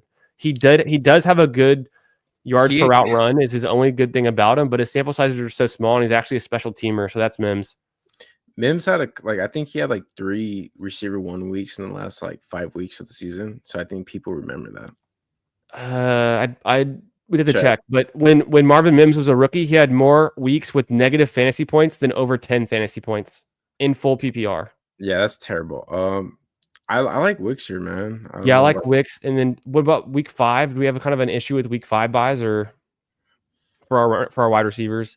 No, because we have Neighbors and Tet. That's gonna smash. You think it'll hold it down? Yeah. Because I think Joe Flacco will still be the quarterback. So I think Tillman. And we still have one more receiver to go, right? So I'm not. It's not going to kill us to have 3 wide receivers on bye if we have 8. No, not at all. So I think our next pick. We've got Dart, Baker, and so we've got May, right? Yeah, May. So Butte is obviously an option. I would consider Tutu. We could throw in with because we want some veterans who are Noah Brown's kind of interesting. I don't love it, but like if we're leaning back into the Commanders, he's their wide receiver 3. Yeah, he is the receiver 3 there. It's not a fun click. I think with the correlation with Butte, if obviously he should be there, like no one should be drafting him. We should be able to get him. It's just more fun. And then down the stretch, Butte was pretty good. Yeah. Scroll down a little bit more on the receivers. Let's just see, is there anyone else that possibly we would want? Some people are rolling the dice with Deontay. I don't think I want to. I think character concerns are like a big issue. I hate Deontay, bro. He burned me last year. Yeah. Like that dude. Vele, maybe he's number 2 there, but he's going to be their starting slot, but it's like, does he keep the role? And then was he ever good? He burned me. I needed Vele to put up 4 points to make the fantasy playoffs in my home league last year, and I had to start him because it was just rough times, and he put up 2.9. That's terrible. And he probably put up like 8-9 points the week before too. Yeah, he was on like a little roll, and I thought I could trust him, and then I didn't make the playoffs because of it, so I was very upset. So I pretty much will never draft him again. That's how it goes. You get burned, He's on the ban list, bro, for sure. You can't draft him again. Yeah. He said, so let's check chat. So we got Butte. You guys just completely banned the receiver position, the most important. See, I disagree a little bit there because I think in the Eliminator, the receiver position isn't as important as it is in the BBM or other contests. But our running backs look damn good. Oh, our quarterbacks are great. Our running backs are amazing. Our tight ends, are fine. We have the receiver 1 and like Neighbors. Like I think our receivers, like that's the thing with this contest where I think going robust RB is probably the best strategy to do. We've got Neighbors who could just be the best wide receiver all year. We've got T-Mac who could be a rookie sensation. Golden, I feel the same way about, and it's a great offense. You want pieces of the Packers. So then we double dipped and got Wicks. Luther Burden's a stud. We'll see if he can carve out a role. Maybe it's a spike week kind of guy. Hollywood, he hasn't had a true season on the Chiefs. Maybe he can do it. Maybe he can be good. Maybe they'll use him. Maybe Mahomes has like a bounce back season and actually starts passing for 270 yards a game again and multiple touchdowns per game and gets to like 35 touchdowns. And Hollywood's a part of that, resurgence. Yeah. And then Butte is just for the correlation. It's not a bad pick. Tillman we saw some potential last year. The tight end group, very good, solid, different bye weeks. The quarterbacks, I think, are interesting. I think we made it work. Yeah, Baker May. Yeah, I think quarterbacks I'm fine with. We got 20 picks value on Baker, who was the quarterback, 4 last year, 3 last year, whatever. Yeah, I didn't even realize the ADP value was so good. I knew that we took him because he was a faller, but like almost 20 picks is worth a lot.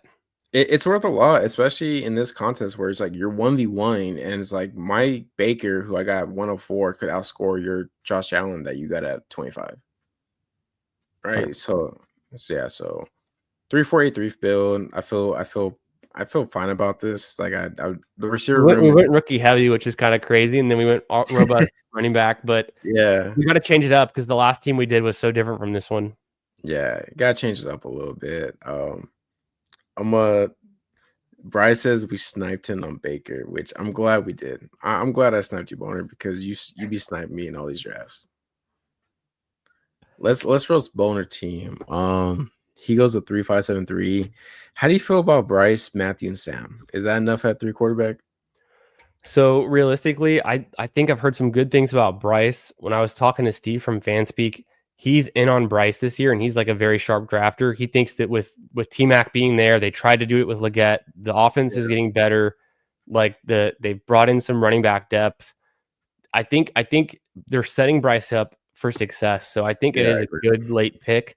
Stafford, they just re-signed him to the contract, right? He's got Devontae Adams. How can that not be better than last year? And then Sam Darnold, I think if you can just get a late QB, and as long as it stacks or correlates in some way that with Darnold, even in this format, I think it can be valuable. But I mean, I don't love the Seahawks. I think they're going to be the worst team in their division this year, and they're moving in the wrong direction. Another offensive coordinator, and they got rid of DK Metcalf, which is kind of weird. But JSN obviously is good. Ken Walker is good, but this offense sucks so much and doesn't score a lot of touchdowns that it kind of drags them down a little bit. Yeah, I agree with that. I see that he had Zach Charbonnet with Sam Darnold. A little correlation there. CMC, B-Rob, Cam, Zach, Rashard White. I think that's fine for RB room, right? It's kind of like a hero RB situation. I think I don't know about the eliminator specifically. I think it is good enough, and if Cam Scatabo hits, like it's fun. And for then obviously, I think the floor can be really low for Charbonnet unless Walker's out again or something, or gets traded. And then Rashad White's, I think, a good pick. So I think it's a good hero type ish of a running back build. I just don't know if that's the preferred way to go in eliminators versus like Best Ball Mania. But if McCaffrey hits and he's actually like good again, then it's obviously good enough. Yeah, if CMC's RB1 all year, then you're just kind of banking on these 4 guys to kind of fill the RB2. That makes sense. Exactly. Yeah, and then he does have JSN, so then I do like the Darnold pick more.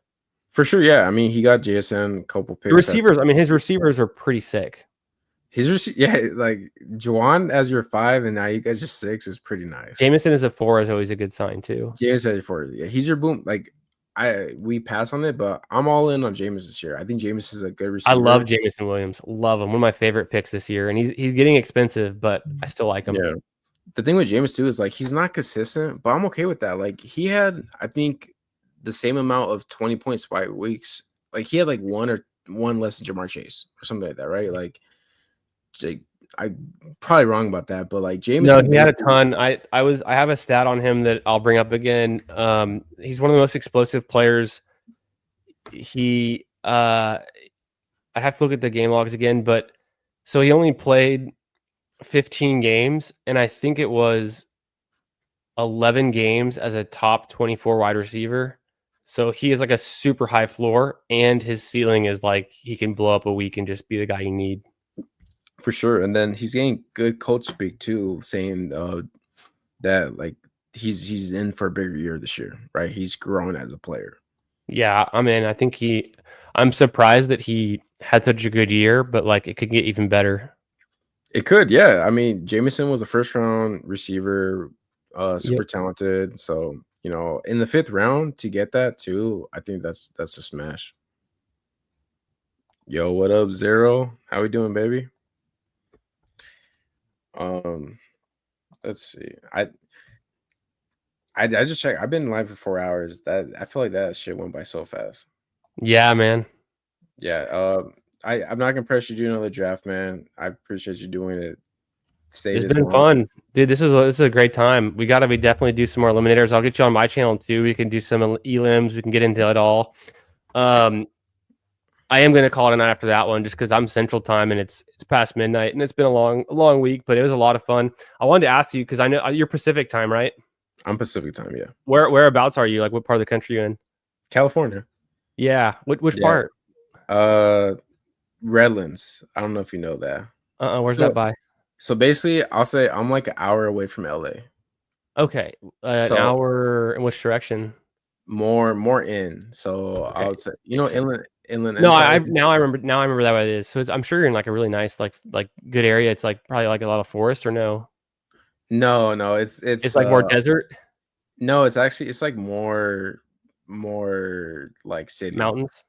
No, well, I'm kind of like, I'll say this. I'm close to mountains, but I'm still kind of in between of like the city mountain area. Okay, Yeah. nice.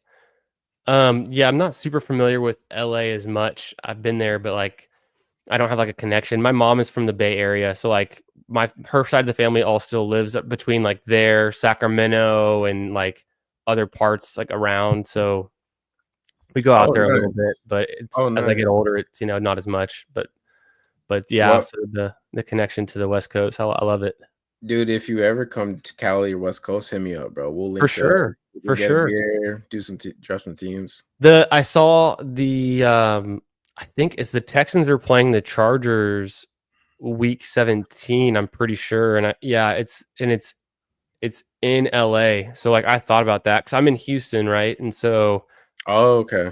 just if I was like looking for something to do, I was like if I had a sweat where it's like I'm in Best Ball Mania finals and I Yeah. was like let me go to LA and like be in person for a game, that'd be a fun one to be at if I had like a Nico McConkey team or something cool. So I don't know, it's on the radar. I'm thinking things up, but for sure. So who do you pull for then if you're in LA? Are you like old school like Rams or is it like because So I'm a Patriots fan, but okay.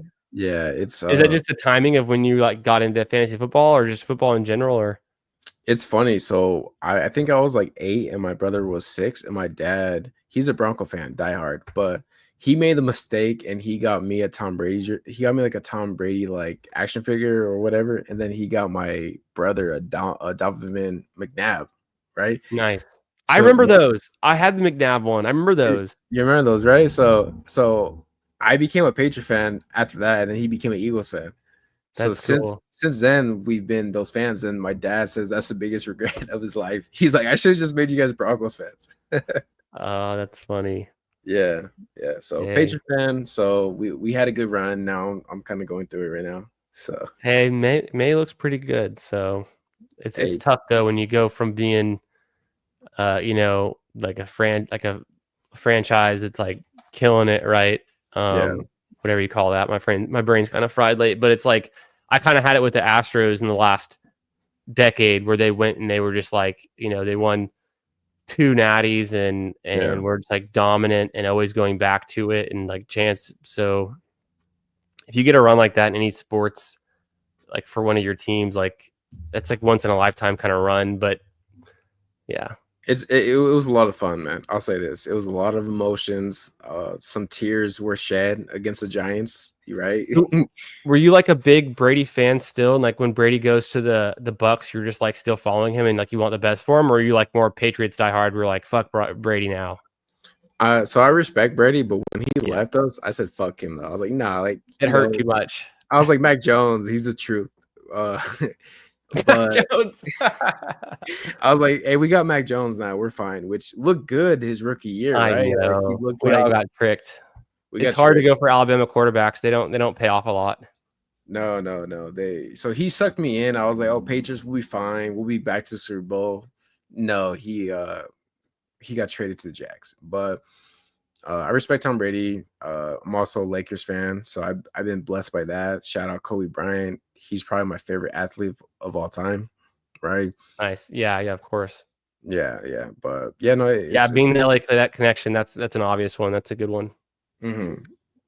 But it's So been a good run. people must hate you in sports bars if you show up and you're like, I'm a Lakers fan and a Patriots fan. They're like, get the fuck out of here. You think you could just win everything all the time? It's like they're so used to you being on like having like the Lakers are always good and then they get Yeah, LeBron and then the Patriots were always good. Like that's hilarious. I hear it I'm all used the to the time, opposite man. where people are just like, you like the Texans? Why?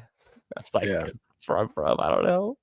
At least you're from at least you're from there. For me, it's like, oh, they're like, how the fuck you a Patriot fan when you live in LA? And I'm like, I don't know. Like I got lucky. Yeah. No, I don't, whatever it takes to get there to the fandom. I think it's always interesting. So Real quick, Brian says, how many albatross advancing though? Question mark. I have to check because it's only Friday, so we've still got 2 days, but the leaderboard's been pretty wacky. And I haven't even caught up on watching the tournament from today. I was kind of busy earlier, so I got to catch up. So if Scheffler can pull it off, we'll be looking better. I've got some Pavone. I've got Fitzpatrick in a lot of my teams. I don't have any Siwoo Kim. I was fading him, so that kind of hurts a little bit. Got a lot of Scheffler, like I said, and then I got a lot of McIntyre, so that's helping. Got some DeChambeau teams, so it's looking. I think it'll be good. I'm hopeful that I can get about, I don't know. I think 8 teams is what I'm looking to get through, so that would be nice. If the advance is 1 out of 10, and I've got 64 Albatross, and then a big, and then a few little ones. So I know zero about golf, but tell me just what's the prize, like the top 5, 10, to win. it's not huge. I have to look it up because now I've been like so focused on football for the last 2 months, and golf has been going on for a few months already. I think the top prize for the Albatross is just 50K again this year. It's what it was last year. Dude says just 50K. Dude, fuck it. That's great though. Like if you take But that it's down, still super hard to win. Is that it's like there's still like the finals is like still like 300 teams, so it's like it's not as big up front as like the football contests. But yeah, the Albatross prize, I should have all this memorized, but it's just 50K. But yeah. like if you got 4th or 5th like I did last year, it drops off. So like I got 7K for my 5th in the Albatross last year, and then I had 2 other teams. One was in like the 20s, one was in like the 40s or something, or 50s. So I made out good, and I made money in golf last year, enough to cover football this year and golf this year again. But like you're always looking for that next bigger win, because like there was a moment when I was in 1st in the Albatross, and then like 10 minutes later I'm in 5th, and I'm like I just went from 50K to like 7K, so it's like a big hit. That's but a they're still huge top difference. heavy. Yeah, That's why I think football is good, because the tournaments are big enough that if you make it that far, if you in the finals in football, you've beat out so many other teams that like the payout's just that much bigger. The golf is like still small enough, but it's still hard enough to get there that it's not like a huge payoff. So like in Best Ball Mania, like you see right here, right? Yeah, if you were to get 15th in Best Ball Mania, that pays twice as much as winning the Albatross. So it's like that just gives you an idea of how much bigger Best Ball Mania is. The Albatross was like, I want to say 50 or 56,000 entrants, and this is like more than 10 times that big. Yeah, I'll say this, to get into the Best Ball Mania finals, just to get in and whatever happens is gonna be the best feeling ever. I haven't gotten into the Best Ball Mania finals. My best finish in a tournament so far, thanks for asking. No, I'm just kidding. Is that I got my first year in 2023 when I was entering tournaments, I got 7th in the Poodle, and oh nice. It was the year you needed Amon-Ra St. Brown and CeeDee Lamb as like your first 2 picks. Yeah. And then I also had Cooper on that team, RIP, Amari Cooper, and then a few other pieces, but that was it. And so I got 7th in the Poodle, which was fun. It was New Year's Eve in 2023, turning 2024, and Texas. The Longhorns were playing UW in the college football semifinal in NOLA. So I was in NOLA on Bourbon Street with my buddies, throwing beads on like a rooftop bar, like balcony. I just got 7th in the Poodle, so like I'm showing off that I just like won like 2K to like all these guys who don't care about best ball, but were like, how did you do that? Like they're just like mind blown. And then the next day we went and saw the Longhorns lose to Michael Penix Jr., who is the truth. Who's the truth? Yeah, shout out Michael Penix for that. Yeah, but that's great though. 7, like I think this. So the first 2 years I've done it, I got into 1 finals. It was a super flex. And ooh, do you like the super flex, or were you just kind of like dabbling? I was just dabbling, bro. Like I'll be honest, like I just dabble with it. Yeah, because like I get excited at first. I'm like, yeah, super flex. And then once I'm like round 5 and I see Sam Darnold pulled up to like pick 60, I'm like, okay, this sucks. Like I don't want to do this. I don't want to do this somewhere. But I had a team where it was 2 years ago. Tyreek was a receiver 1, and then CMC obviously was great. I got them both at the turn, pick 12, 13. I remember that. Wasn't Tyreek going like? Was that when he was going like 4th overall or something? Yeah, that's when CMC and Tyreek were both like top 4 or 5 picks. So they both fell to the turn, and then I took like Brock Purdy late, Baker Mayfield late, right? That was when the Trey Lance Purdy battle was going on. And I got to the finals, man. Got to the finals. I was like pumped up, yeah. team shit the bed, right? I was like 200 and something out of like 300 teams. But like the fact that I was in the finals, I was like, hey, I could win some serious money here. I could, win, but didn't happen. But we move on. Yeah. Awesome, man. Dude, this has been super fun. I'm glad you reached out and asked me to come on. We'll do it again soon. I'll get you on my channel. I'll get you on the schedule soon enough. We can do some more elims. We can talk more player takes, and it's gonna be a great best ball summer. So appreciate you having me on. Appreciate the chat. A lot of these guys I see in the Discords for a while. I'm usually lurking in the Discords. It's just hard. One more thing for me to keep up with, but I see a lot of familiar names. So appreciate you guys for drafting with us and coming out. And dude, super fun. We'll do it again. Of course, man. I appreciate having you on. Please, guys, if you're not subbed, if you don't follow him on Twitter, links are in my YouTube description. Go follow him. Great guy. I look forward to coming to your channel. You could come back to my channel whenever you want. We'll talk about it.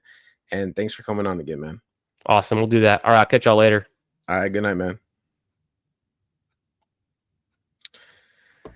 Whew. What's up, chat? Oh, man. Great guess. Shout out Sus. Shout out Chris Candy, man. Love those guys. Yo, what's up, chat? What's going on, guys? Should I do another draft? I kind of have the energy to do one more. I put all my days probably in the crypto. SusEdwards, that's right. BBM is better than the stock market. All you have to do is win. Nick reading our chats like we're crazy with no ball. You guys all know ball. Besides Boner. Fuck Boner. He sniped me. Yeah, man. One thing, so I've been live for like 4 hours, which feels like to me just nothing. I feel like the 4 hours went by. But for me, man, I'm gonna push hard this summer to just get as many people on my live, go on channels. More look, I'll be honest, I'm a few IPAs in. So I'm gonna have a little buzz to me. But the reason why I do this is I love football, I love talking shit. But two is like I'm trying to push myself just to be a better person in general. Like I want to be a better public speaker. I want to make myself more comfortable so I could kind of get myself out there. Just in general, right? So like this thing, doing it, man, like it's so much fun because I'm able to like push the limits I didn't even think I have. And plus, like I want to beat something, bro. Like Nick Bocklage in the BBM finals. Yo, what we running, guys? I'll have you guys pick. You guys want to do an eliminator, a BBM, a puppy, whatever you guys want to do, I'll do. Type it in the chat. Appreciate you. Thank you. Thank you so much. Boner just press buttons and wins. Dude, Boner's funny, man. Some of the teams to be drafting, I'm like, how do you pull it off? You trying to find a girlfriend or what? I mean, girl, like a relationship, I'm not into at the moment right now. I'm way too busy for that. But hey, if I come across someone that can hold it down, that I think's like, a little different, I'm open to it. But also sus. I have sus, so I'm fine with that. All right, good night, Uncle. I appreciate you stepping in, chatting with us. I'll send you a text later too. I saw your text. I'm almost max puppy running limb. Yeah, bro. I've done like 105 eliminators. So let's go into a 20-second eliminator. Waiting for 9 people. Your mom, bro. I talk to your mom every night. A little different. Oh, I see you, big wolf. I see big dog wolf. Yeah, man. The thing is too is I had this, bro. There's a girl on my job that like, so my birthday's in like 2 months, right? Birthday's in 2 months. And this like girl that like I've been talking to for a little bit, but like I'm not too interested just because she's kind of crazy.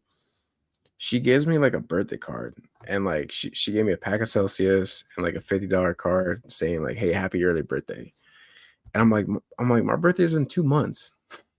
I'm like, my birthday is July 11th and it's May.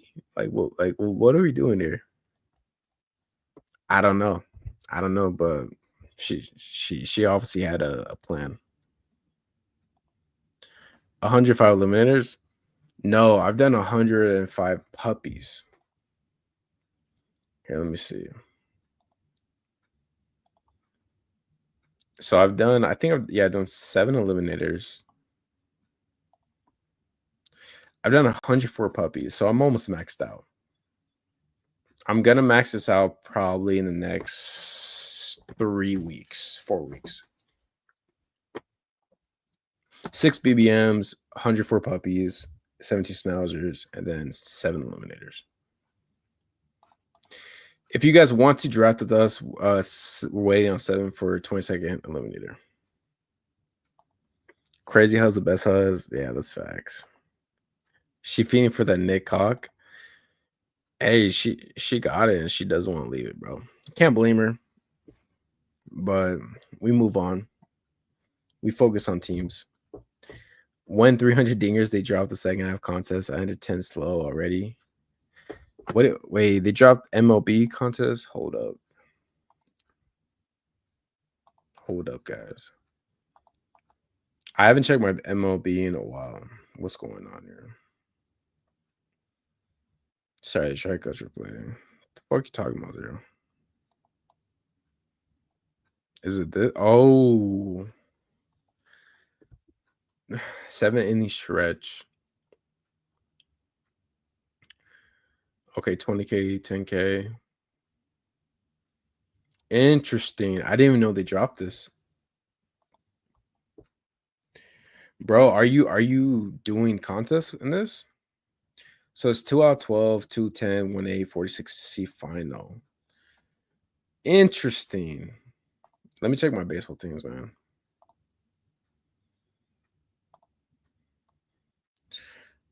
Okay, so Dinger, we're advancing 31 teams out of 150. It's not bad. This is my first year in baseball. So 31 out of 150 is pretty solid. Then let's go to Frozen Ropes. Frozen Ropes, I know it says 2 out of 10, but actually it's more. Because there was the reason why I maxed the Frozen Ropes because there's like 900 teams that had overlay. So if you get 3rd place in the Frozen Ropes, you are advancing to the playoffs. So I have a first team, 3rd place, and a 3rd place. So I'm advancing 4 out of 20 Frozen Ropes, which is a 20% advance rates. I'll take that. I can't lie. For my first year in baseball, that's not bad. 4 out of 20 Frozen Ropes and then 31 dingers. I'll take that, man. It's pretty good. All right, come on, guys. So we have 7 out of 12 eliminator. The best part of eliminator is I can snipe everyone. We can still advance the finals. That is true. They dropped in the morning. I was in the first lobby. I'm gonna have to check it out. I know way more ball now when we drafted the original dingers. Laughing my ass out, bro. I remember when we talked about it. For bro, like legit, the first like 20 dingers I did, I knew like maybe 30% of the players in the whole player pool. I was just drafting the draft, and then I was like, "Fuck it, like let me get serious." I started doing research. Shout out Nez, shout out John, shout out Stacking Dingers because you guys put me on some information. Show the boner bump, Brian. Get the fuck out of here. 300 dingers and 2050 entries is fiend work, my boy. I drafted all the old players in the dingers. Bro, you drafted all the old players in Luis Gill. Which at this point, Luis Gill is not even the bad pick because all the pitchers are getting hurt and they suck. +4. Let's fucking go. Let's do this eliminator, bro. I fucking love drafting you guys. Honestly, I appreciate anyone in this chat watching who's hopped on the stream. Tonight's been a W. It's been a great time. This is the longest stream I've had. Also, I want to shout out. I passed 100 subscribers on YouTube, which I appreciate you guys. Thank you guys very much for doing that. 100 subscribers down. Next goal will be 500, and I will get to 1,000 before the NFL season. Guarantee that.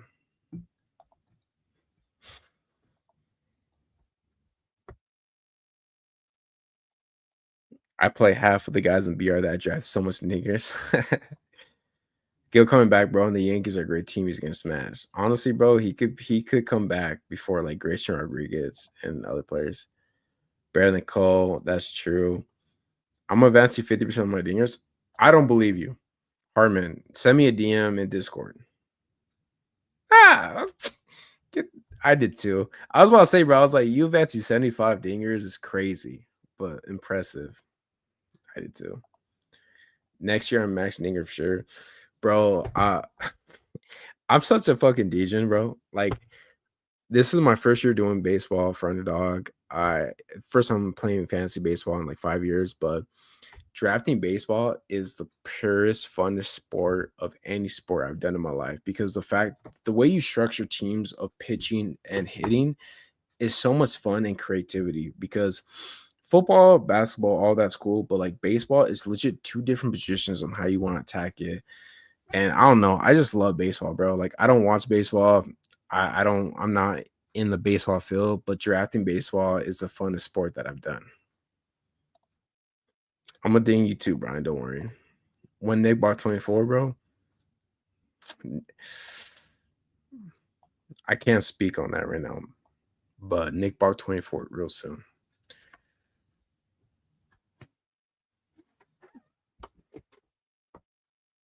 Yeah, Dirty Pete, we're doing a 20-second eliminator. We need 4 more. 4 more for a 20-second eliminator. That'll be streaming live for you guys. I'm not in the baseball field. I don't know who the best teams are, the records. I don't know who's hot, who's cold.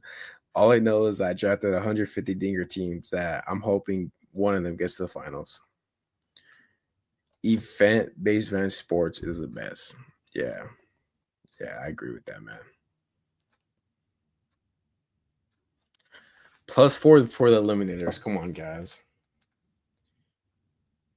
Let me put this out.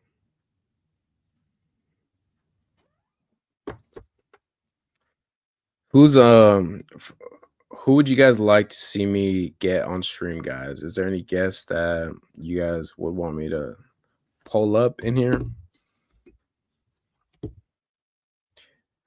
For sure, Pat's gonna come on soon. Pretty sure he's gonna come. He even said that he's gonna come on my stream, which, I mean, that's the money shot we all want.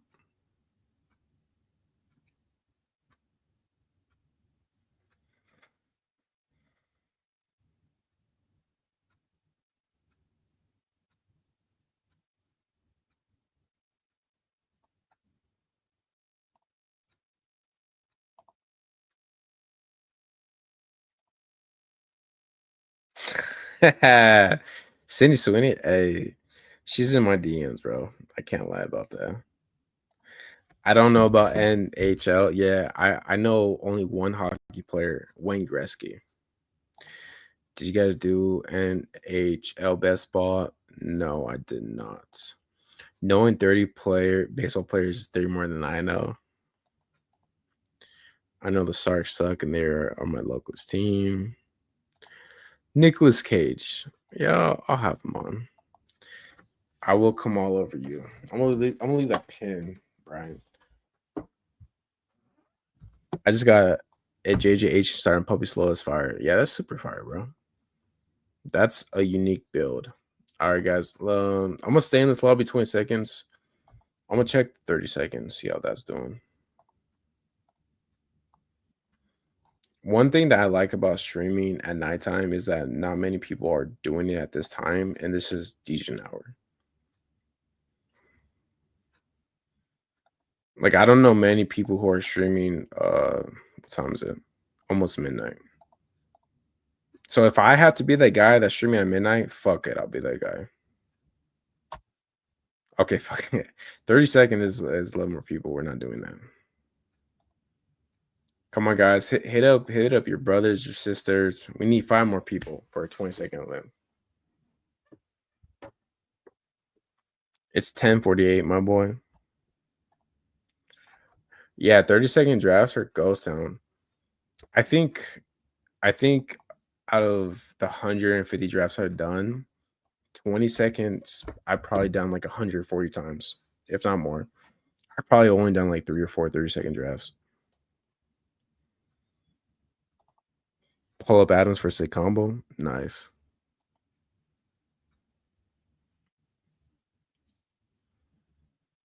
Five more people. Getting your alt accounts. Boner, use your alt accounts. Boner Brian 69. Let me tweet this, guys. Let me tweet plus 420 sec eliminator live.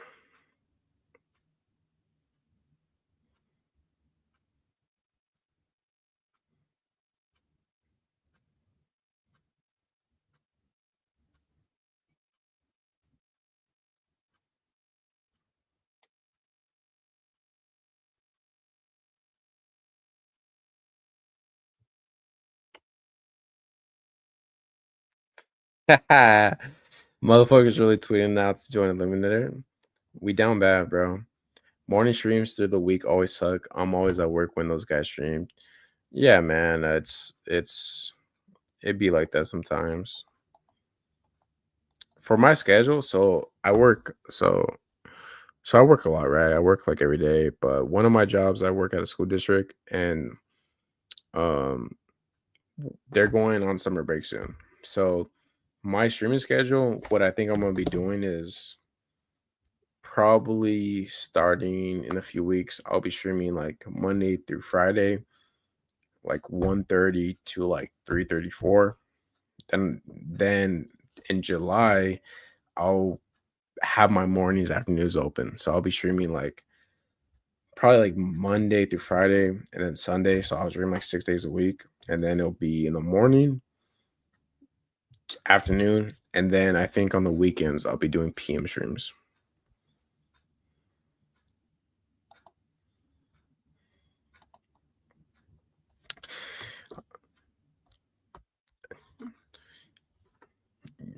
And then I just got some new stuff too for my setup.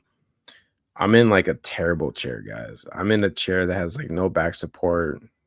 So I bought a new chair, bought a gaming chair, and then I got myself a new desk, because the desk that I'm using is like, it's like a 1993 antique desk.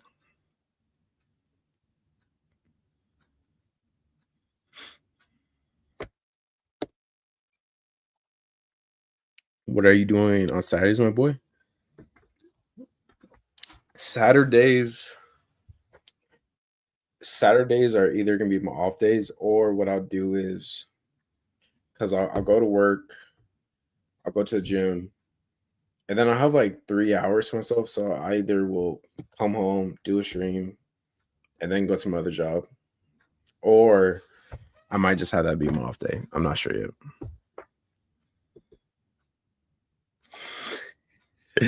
Nick looks like he's streaming from Harry Potter's closet, bro.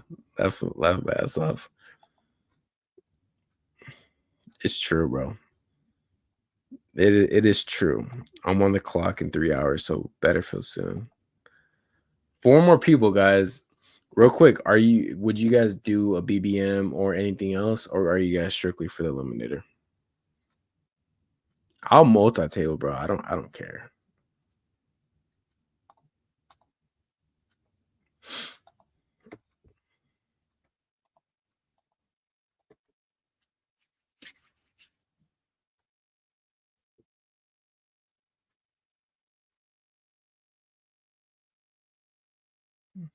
You sound down for dinger, bro. I don't look, my brain is fried right now. I don't know if I could go through the discourse of trying to figure out MLB right now.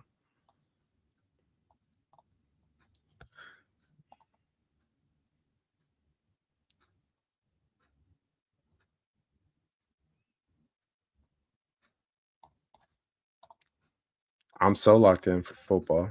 Come on, guys. 3 more for a 20-second eliminator.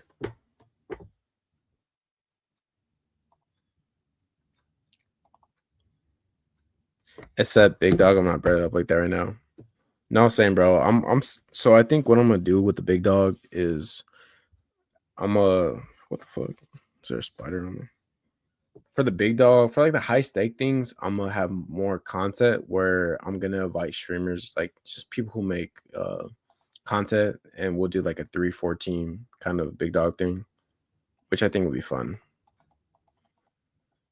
And then some future alpha in the summer, I think I'm gonna do a big dog giveaway. So what I would do is I would have the community or anyone in the Discord draft this team. So basically I would do the buy-in for $500 for big dog. And then what I would do is I would pull for whatever, let's say we have pick 12. I would pull each certain pick, and whatever you guys decide is the players that we would pick. And then whatever we win in the big dog, I would give to you guys.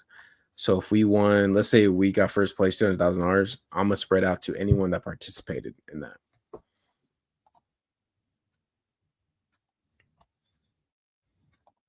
Mazda time is massive out.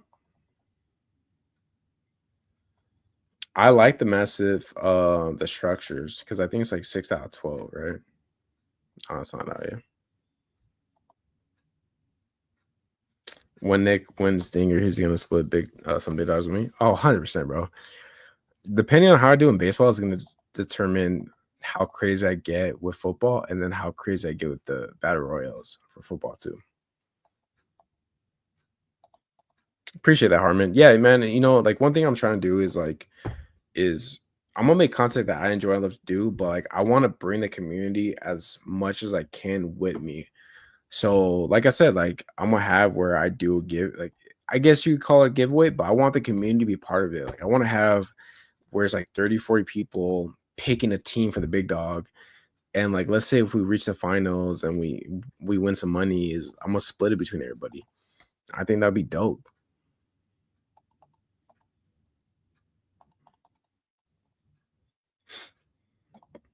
Do you guys draft on DK or drafters? For me, I do a little bit DK. I think I'll do a little bit drafters just because I think drafters there's like more EV on it. I don't like drafting on drafters though. Like the app kind of sucks to me compared to Underdog. DK kind of same, where it's like I know it's like probably better EV, but I don't enjoy it like Underdog. Underdog is a place where I really do enjoy drafting compared to other ones.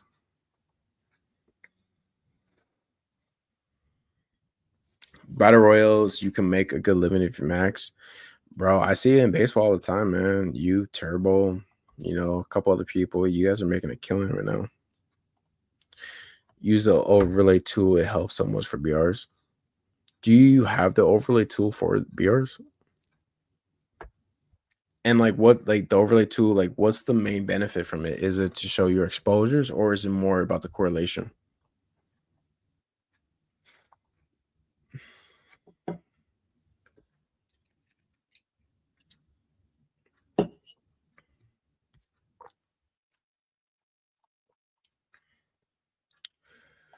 Drafters is the best EV in my opinion. I hate DK unless they give me free tickets. Yeah, drafters does feel like the best EV, and the format is different because you're playing. It's more of like a marathon, right? Where it's total points scored. Yeah, but MLB you don't need max. I've seen that before, bro. Like there's people in the Bats Bro Discord who like they do like 50-60 contests, but they're winning first place. If you win BBM, would you move to Florida or Texas, save 240 on state income tax? That's a great question. BBM, fuck it, this is what we'll do, guys. Oh, we need one more person for eliminated, bro. One more. Come on, guys, let's do it. So like I do plan on buying a house next year, and I've been in California my whole life, and I've always wanted to stay here, but you know, to be realistic, I do think it's tougher to be in California. I don't love the way it's going. So if you're telling me I can save 240K and get a better house for cheaper, it's hard to say no to that. Hello, Daily Noob. Best ball overlay works for BRs, bro, during the season to make sure I have every combo I want. Okay. That's how I killed it during the playoff BRs. I made like 8K in 1 month, bro. That's good shit, bro. Like that's what I'm saying. Like I've never really been a BR guy, but this year I'm definitely gonna mix that in. I've won first place in MLB doing 10 entries before, but you gotta be locked in. Yeah, man, you just gotta have the right combos, right? You just gotta make sure you have like Suarez who goes like pick 23, that has like 3 home runs. So what's up, guys? We did fill in a 20-second eliminator. I see some people. I see Hartman right here. 0 fucks. Dirty P, what's up, baby? Boner Bryant 2. Let's fucking go, guys. Let's do this. I picked 9. Okay. I'm just glad I picked in front of Boner because I swear that dude be sniping me all the time. Did I miss? Bro, you didn't get in? Yeah, you missed, man. But you could live through us. You gotta mix chalk with crazy plays that people aren't getting to basically. Yeah, bro. Like ADP and MLB means like legit 0 to me. If the per chalk hits, you're fucked with 10 entries. Yeah, that's facts, bro. Like if you fade, like let's say if you didn't get the 1-on-1 and Ohtani was the guy that you needed. But a lot of the times with baseball, bro, it's such a random sport because every day it's different and the best players have horrible they go through horrible stretches. So I feel like if you know the ADP and you play well, it matters a lot.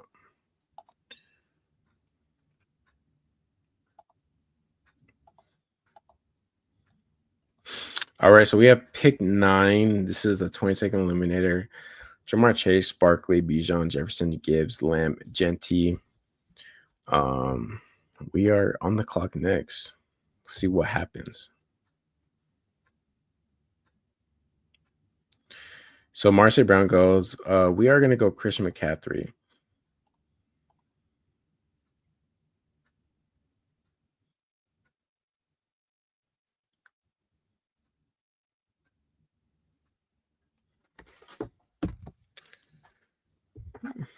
It's not even about 1-on-1. It's like certain combos if you get in a room with like 5 guys doing mega stacks.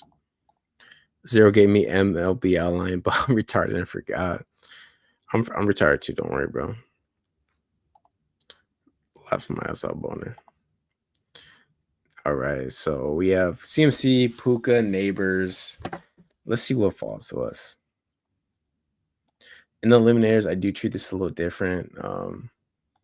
I raise the RBs up a decent amount because I think the receiver values are nice later on, and I do want to secure more of a week, kind of like more of a weekly projection, right? Like, you know, like I just want to make sure that running back I'm covered.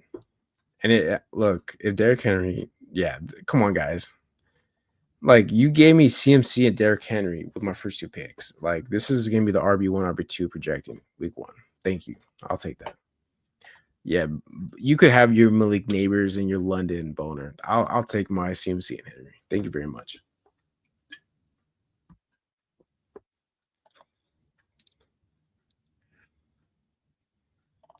People don't donate money in MLB by building onslaughts. I did. The first few weeks of baseball, I was kind of going heavy, and then I kept donating, bro. Fuck it. I raise the receivers. That you do, Boner. That you do.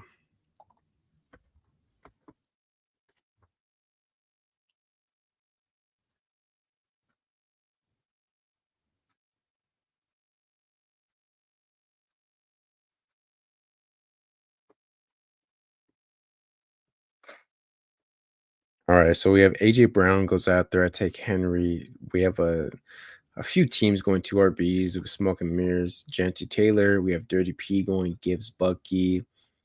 JJ Jacobs, 0 going Bijan Ladd. Brett Favre, W name. I like that. He goes Garrett Wilson there.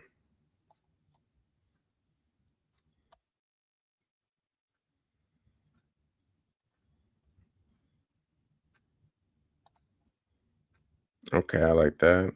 Chase Brown, little Trey McBride action. Are you guys treating the eliminator much differently than other contests, or are you guys treating it kind of similar?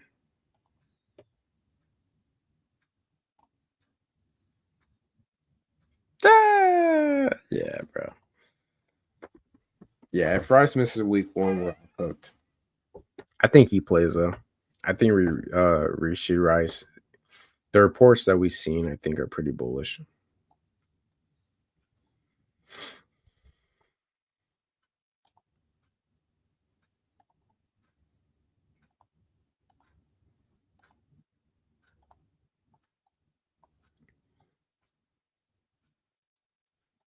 I play limbs in my own way. That's the way to do it, man. You gotta play in your way. If you're worried about week 1, you're 100% cooked. Yeah, I mean, eliminators you do want to worry more about early production than week 17, but like you don't want to worry about just week 1 because you could build a Rice team that is fine and that will advance you through week 1. So I do agree with that. Interesting what we do here. We have CMC and Henry. Josh Allen goes. I was thinking about Josh Allen. I could go Kyron, say fuck it. Rasheed Rice, I do like here too. We're gonna go Kyron Williams, guys. We're gonna go Kyron Williams because we get a little value in this room, which for Eliminator, I think it's gonna be harder to come across. But we're going robust RB. We'll probably stop at 4 RBs, and we're just gonna pound receivers, quarterback, and tight ends later. But I really like to start. I mean, to really build a team with CMC, Henry, Kyron, the touches that they're gonna get all on plus offenses, like it's hard to complain about that.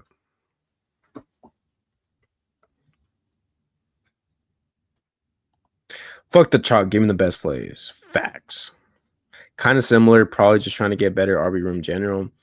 Yeah, like how I see it is more that the RBs are gonna go earlier. So how I attack this is that I want to go RB earlier because Bijan at pick 3 is similar to BBM, but also I don't want to have to, to try to reach a whole round for an RB if I don't need to. What do I want to do, guys? I mean, I could go RB again, but I'm good. Cool, Jaden Daniels. Here you go, Worthy Ted. We'll go Jaden Daniels. Say fuck it, dude. Let's have some fun. Fuck receivers. No receivers for Nick Bocklitz through 4 rounds.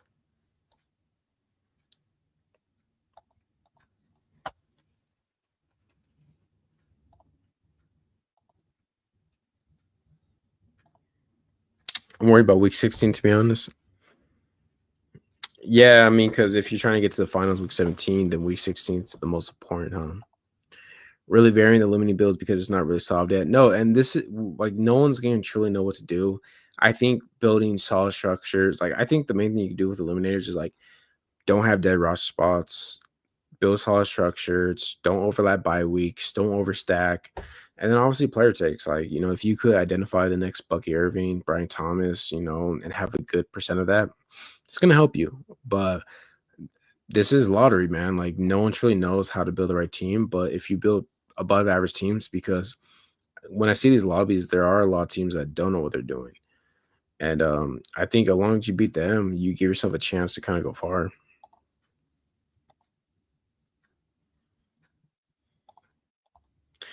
No as crazy out boogie.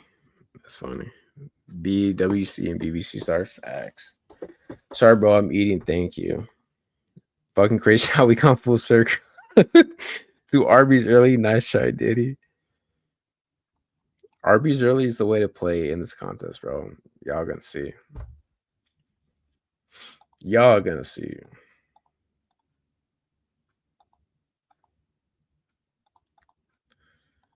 Flowers, DK, JMO. Juwan Jennings is such an interesting player.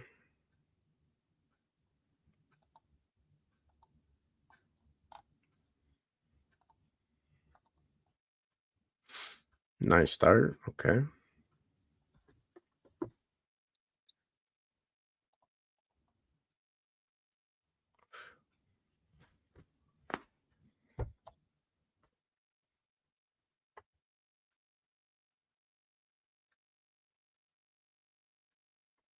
All right, so we're up in 3 picks. We have 1 quarterback and we have 0 receivers.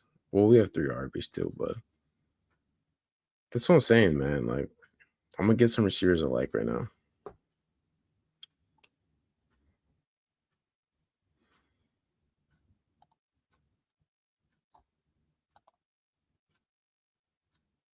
So Sun goes. We'll take Calvin Ridley. I'm fine with that.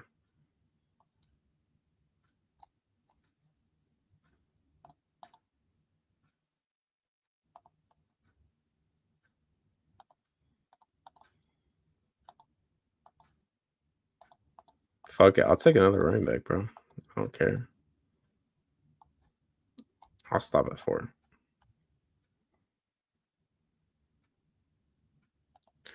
Give me Rizzy P every day over Joan Bum-ass. I think that's where I'm at too, man. Ricky Pearsall's the truth. You a bitch, boner. I want to waddle. Sorry for the kiddo sniper room.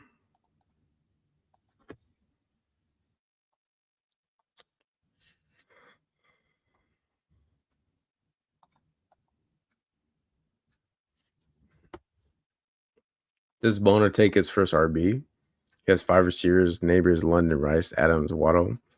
It's a great group of receivers. You could probably stop there if you wanted to. Joe Burrow goes. Okay. These are interesting running backs that, I mean, I don't need to take another running back, but depends. How many receivers can Boner draft in a row? Well, apparently the answer so far is 6. There Montgomery goes. Let's ride Chris Olave, bro. Let's go. Come on. Please don't burn me. I have so much Olave. I'm fine with it. Olave in 6 rounds is gonna feed families. But yeah, Boner going 6 receivers in a row. Shout out to you, man. Good luck with that.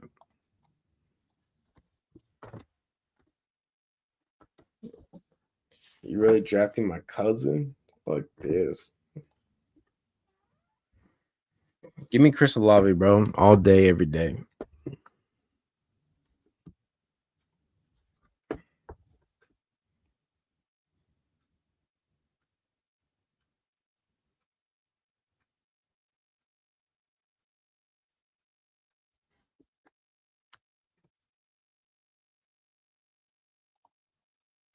So we have a 1-2 build.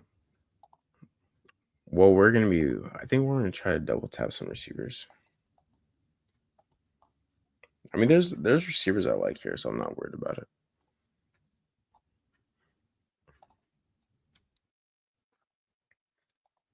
it. Suck my boy. What the fuck? Do you guys prefer drafting at nighttime, daytime, or mornings?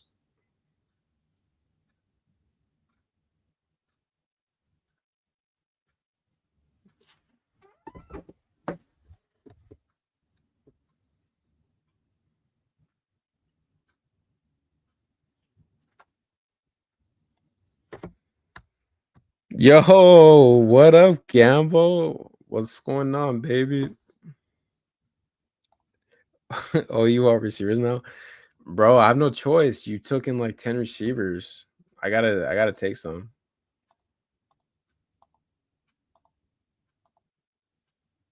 Rome goes late. Yeah, 8 picks. What's up, Gambo? How we doing tonight?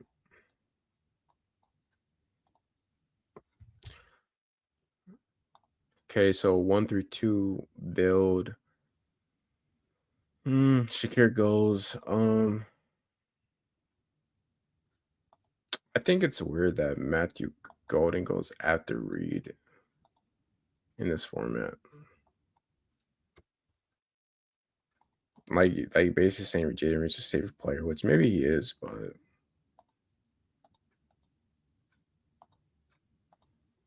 quarterback Patrick. No, I'm good on that. Tight end. Boner, there's no way you're going to another receiver, is there? Okay, he goes Mahomes. He has Rasheed Rice, so that makes sense. Rooms are probably soft as like nighttime, but not super late, like 6-8 Pacific. Yeah, I think you're right with that, man.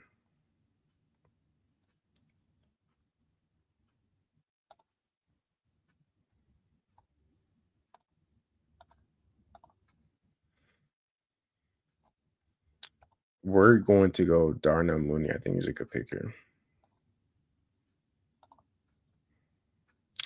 Bye weeks, not really too overlapping. We do have Golden Mooney overlapping with the week 5, but that's okay. You know, we have an elite quarterback. The running back room feels awesome. Receivers, we're getting there. You know, not the greatest receiver room, but we are getting there. Have some later stacks we could do. I do a lot of morning drafts. Seems to be the same mix of sickles any time of day. Yeah, honestly, bro, there's probably sickles drafting 24/7. Shit, I meant Ayuk first, but forgot my ranking set. Boner, do you only have 6 receivers? You could draft. Oh yeah, damn, bro. Shout out Boner, bro. The one quarterback 7 receiver build. I want you to try to draft like 15 receivers on a team. I think that'd be fun to see. Chat, we're at 4 hours and 45 minutes live stream. We're almost at 5 hours. Let's go. This is by far my longest stream that I've done so far. And you know what's crazy about it? It feels like I've been only streaming for like 2 hours.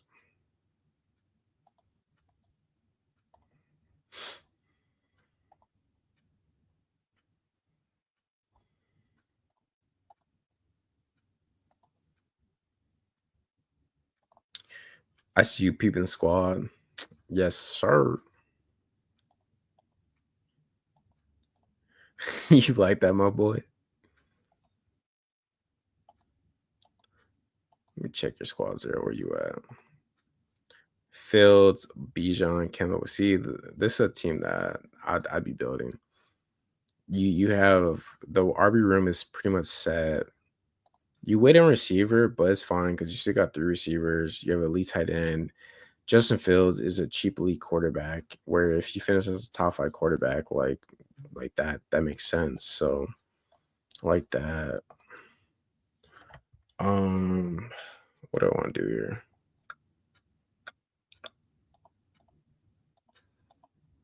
Don't want Pittman. I think what I'll do here, guys.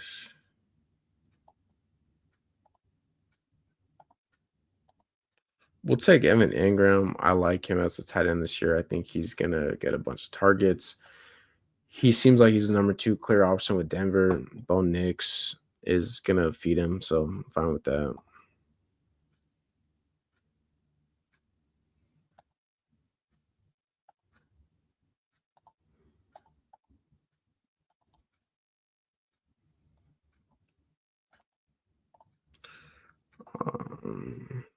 What are some players? Michael Penis, Love.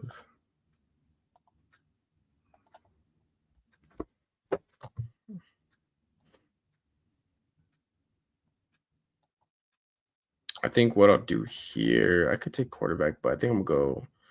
We'll go a little Trey Harris here.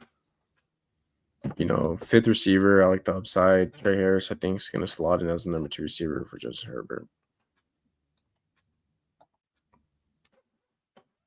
I mean, I could have gone a quarterback there. I think that could have been probably better and not take Ingram, but we're gonna bet that someone falls to us.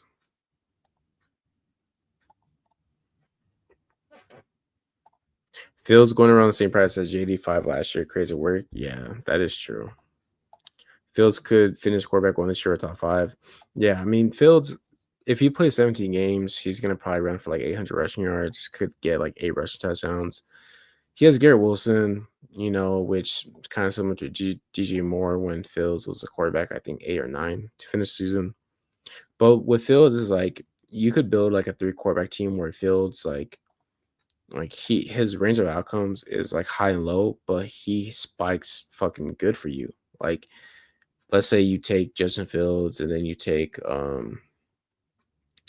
CJ Stroud and then like Sam Darnold, like, you know, Fields is gonna have 5-6 games this year where he puts up 25 plus maybe. Fields game bench for Tyrod, a reliable source told me that. Who told you that, bro? From or for? For. What the fuck is your uncle the tight end coach, my boy? Nah, some dude in Discord. I think he's Lavi's cousin. I'm a fill 0. Is this true, 0? Is Brian gonna fill you? We're up in 8 picks. We have a 1-3-5-1 building. I like the structure of this team. It feels pretty good right now.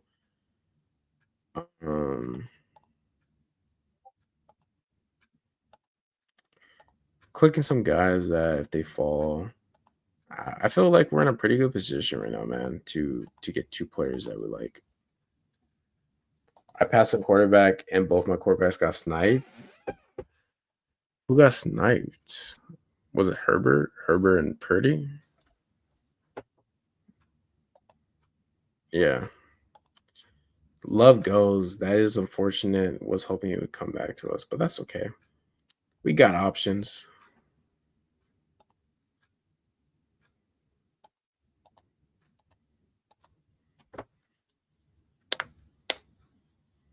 Can't be sniped in the eliminator.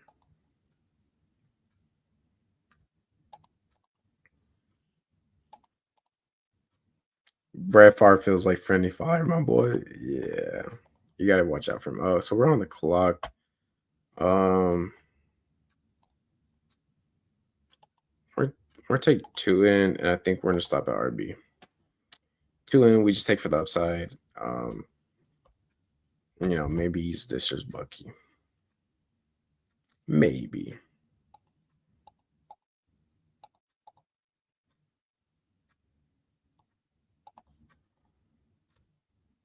T-Log goes. He was someone that I was interested in. Who was going to take?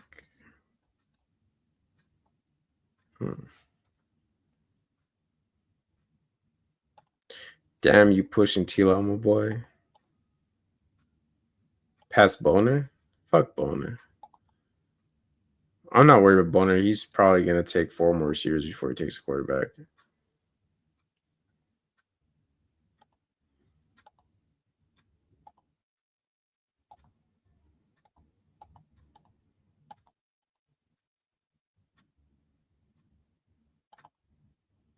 We'll take Kyle Williams, receiver 6. Get that upside.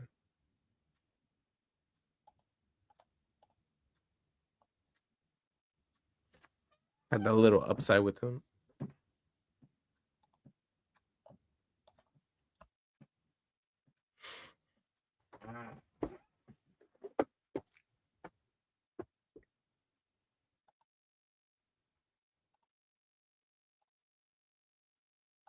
You don't know what the fuck I'm gonna do. I know exactly what you're gonna do. Bass Barty scooping up quarterbacks. Let me see.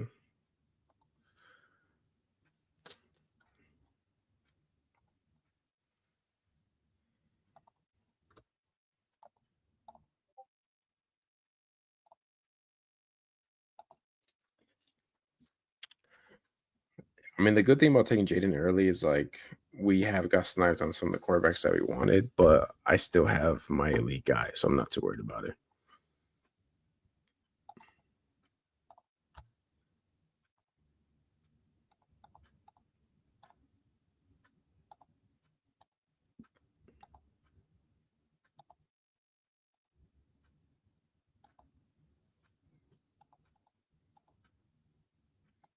He takes 3 quarterbacks already. He's set there.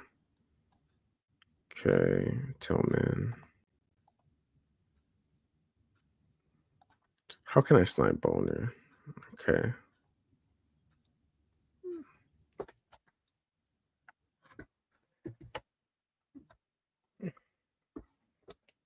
Dude, after this draft, I'm gonna munch on a lot of food. I'm hungry as hell right now.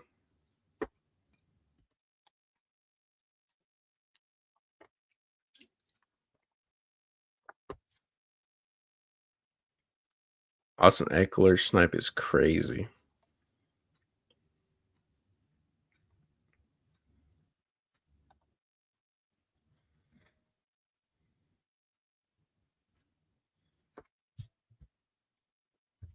Two 5-4-2 build. Wait, no, that's not my team. Never mind. So we have a 1-4-6-1 build. We're stopping at 4 RBs probably. I think we'll go 9 receivers, 2 or 3 quarterbacks, depending on who's there. Tight end. I think I could stop at 2 for Ingram, but we could push it if we wanted to. Don't do it, Shoobs. Don't take the Michael Penis. I want Eagles Michael Penis, man. That's unfortunate. That is unfortunate.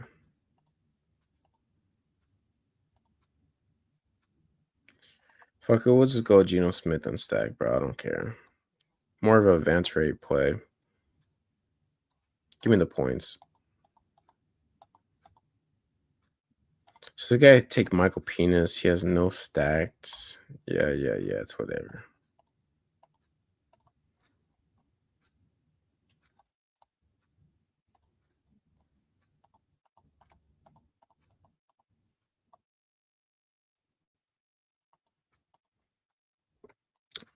Anthony Richardson could be one of the best values in this draft. If he starts all year, he progresses. I've been thinking about that a little more. Like, I do think Down Jones is a threat, but A-Rich certainly has the potential to be a steal in these drafts.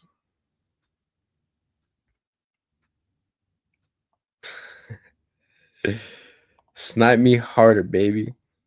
Much on this, my boy. Oh, I will, baby. Don't worry. Boner wants that penis. Sorry, my boy. I need Eckler. You're gonna get stuck with Dart at this rate, my boy. Down Jones is a threat, man. He's killing it in camp. He's a better quarterback than A-Rich, but A-Rich is obviously the number 3 overall, the number 4 overall pick. So they got to give him obviously the chance to show something. But yeah, man, Down Jones could snatch A-Rich chain.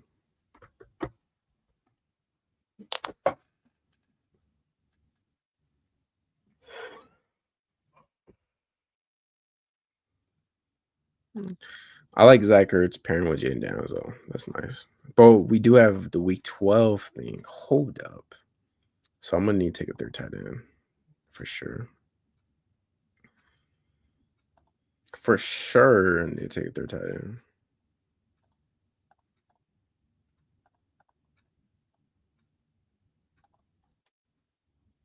For sure. What tight end want to take, though?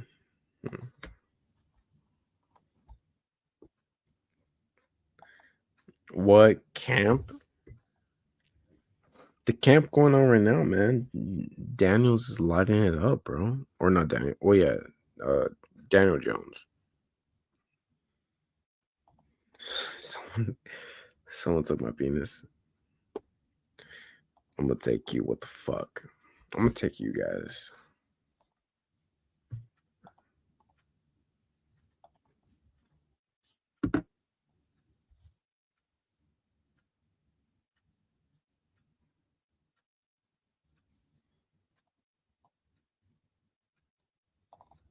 Taking Darnold before ADP is when you know you fucked up. Who took Darnold early? Ow. You didn't let him talk shit on you, Zero? Dude, taking Darnold before your 5th receiver is crazy, bro. What the fuck's going on here? Do you take Rico Dowdle? I know that's your boy, so I can't complain. Gotta get the quarterbacks, man.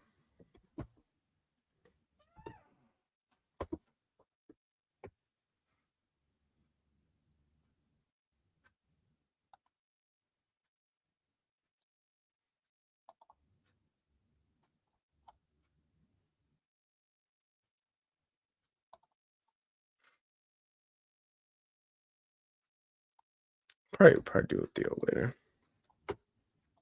His ADP is wrong, so it doesn't matter. ADP His average means he goes 200 sometimes, other times 50. So you get him in between. Darius Slayton, bro. Let's go. You're gonna be coming to New York with me.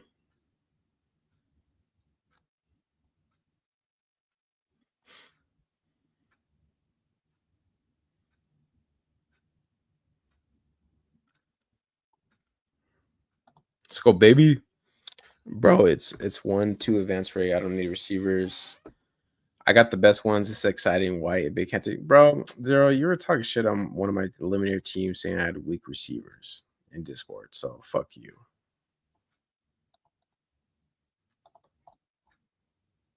Crazy, bro. I respect you though, because I do think quarterback, running back are more important than receivers in eliminator. So I condemn you for the strategy. But still, fuck you. And then let's do a little Theo Johnson stack. I like this team though, man. I like it. It's fun. I took 2 in the first 3 rounds. That is true. You took Latin T. Higgins. Thanks, my boy. I appreciate it. Yeah, of course, man. You can't sauce me at the real harsh. I'm gonna do more in the sauce, bro. I'm gonna give you my white sauce. If you know what I'm saying. Yo, we hit 5 hours streaming, guys. That's fucking awesome. 5 hours streaming. So we hit that goal and then another goal over 100 subs. So that's awesome. I don't know if I'll ever do a 24-hour streaming thing because, dude, like I said, props to anyone that's able to stream for 24 hours. That's great. I don't think I'll ever do that. But if I did 5 hours though. It's impressive. I'll take it, man. We're working slowly up there. Working slowly up there, man.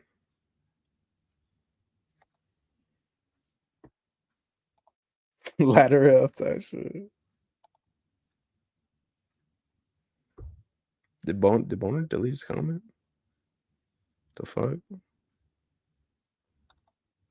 Of course, let me guess. Wix went to 0. Yeah, I know he did. I know you're gonna take him.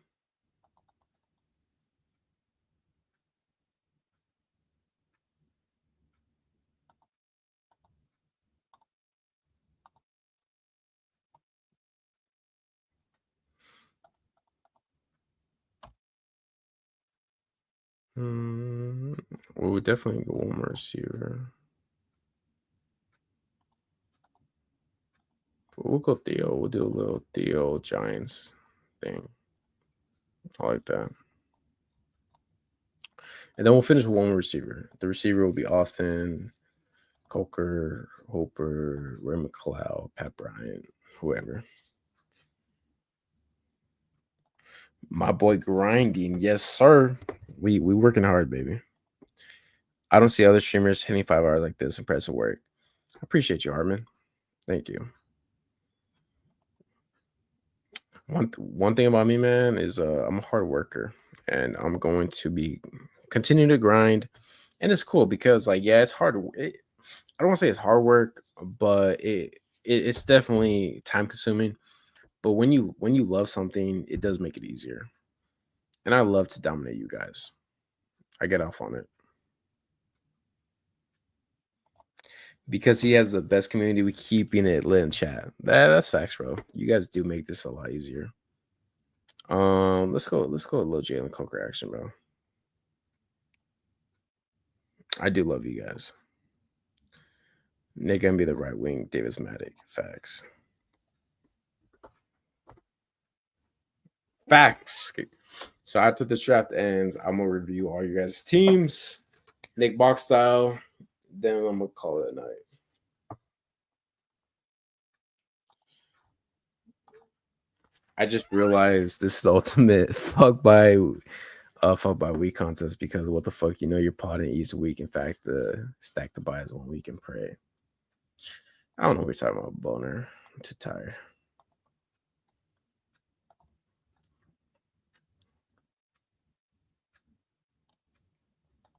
This has been a lot of fun, though. I really enjoyed tonight's streams. Appreciate the two guests that were on today. Both know what they're talking about. Been a lot of fun, man. I think I will be streaming again Sunday.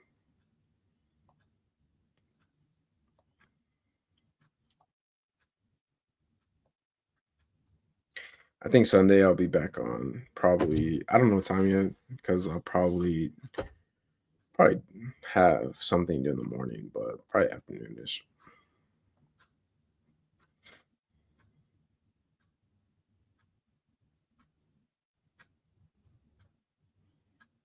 All right, guys, let's review these teams. Let's see exactly how we did. Nick Bach, 23, had a 3.483 build. Jaden Daniels, Gino Dart, great quarterback room. CMC, Henry, Kyron, Tuin, amazing RB room. Ridley, Olave, Golden, Mooney, Trey, Kyle, Slane, Coker. The receiver room is a little weak, but I like it. I think we did good with getting Harris, Kyle for the upside rookies, and then Slane, Coker, kind of like floor plays. Ingram, Ertz, and Theo Johnson. So overall, I had a great draft. Now let's see. DMH09, he had a 3.58, 2 build. Caleb, Justin, Bryce Young. I think that's ideal through quarterback room. Brown, Kamara, Jenkins, Caleb, and Nick Chubb. RB room is nice. You kind of went early on the RB rooms. I like that. Chubb, you just tag along. Chase, Tet, Josh, Keenan, Tillman, Quinnen, Wandell, Jay, and Noel. The receivers are more volatile than I would like. But you have Chase 101. So if Chase is the receiver one all year, then you're kind of just betting on these guys to hold it down. You know, I don't love QJ Wando, but I think maybe with where they go, they could. They'll still have a role for what they do. And then McBride and Sanders. So you're showing a tight end, you're showing an RB and quarterback. Receivers a little weak. Zero fucks, 3.672 build. Fields, Love, Darnold. I think this is ideal 3 quarterback room. Fields is your upside quarterback 1. Love is a value, and then Sam Darnold is just kind of they got to get things to go. Bijan, Kenneth, Swift, Najee, Eckler, Datto. I would have stopped at these 5. I think Datto adding on, I would have add to a receiver. Right. Because you have Lad, T, Debo, Mims, Wicks, Mitchell, Lazard. I like the first 2 receivers. After that, it's a little sketch. So I think Datto would have been a better 8th receiver. Don't hate this man, just volatile. Kittle, Goddard, love Kittle. You know, tight end room is fine. 30P. 30P, 259, 2 build, Goff and May. You know, 3rd quarterback you could have done, but I think stopping at 2 is fine here. Gibbs, Bucky, Chuba, Ray Davis, Shipley. So he went 3 early RBs and then stopped and kind of then got Davis, Shipley. That's fine, man. If you get 3 RBs like this, I think Ray Davis and Shipley are a nice 4 and 5 to have. Terry, Jamo, Diggs, Ricky, Luther, Adam, Keenan, and Douglas, and Ray McLeod. So you go 9 year, right? Yeah, 9 year. It's volatile, but at the same time, I like it, man. I mean, Terry's gonna hold it down. Jamo as a receiver 2, boom bust. But then you get Diggs and Rick Pearsall, who, you know, both could end up being the number 1s on their team. Luther Burden's a fun rookie. Keenan Allen, you know, and Thielen are 2 guys, could be PPR, just kind of get you that floor, PPR. Douglas, Ray McLeod, I don't mind later. And then Kraft and Hunter Henry. I think this is a good team, man. I think you did fine here. And then Boner Brian, 3.672. He takes Mahomes, Cam Ward, and Rodgers. Surprisingly enough, this is the best quarterback room I've seen of Boner Brian in a while. If you take Mahomes, I think you're fine going to Ward and Rodgers here. So he actually kind of goes 0 RB. Mason, Sharp, Spears, Algier, Lloyd, and Corum. Not going to project great the first few weeks, but Mason and Sharp are 2 of my favorite RBs. I like tagging along later. I think both will have roles and then potentially could be the RB1s there. Algier kind of like helps with the RB room of floor. Spears, I think, is someone that could have a bigger role this year. So I mean, it's dangerous, but there's a story to tell for this RB room. Neighbors, London, Rice, Adams, Waddle, Jerry, Brent Ayuk. 100% he has the best receiver room of all of us here. And this is a strong receiver room. So if his receiver room could stay healthy and just ball out and he gets a couple things going the right way in the RB room, this could be a team that goes kind of far. And then Warren Gasecki. I mean, Warren, let's say, is, that guy at tight end. You have your tight end position covered. Gasecki, I like too. So good team, man. Honestly, I like all your teams.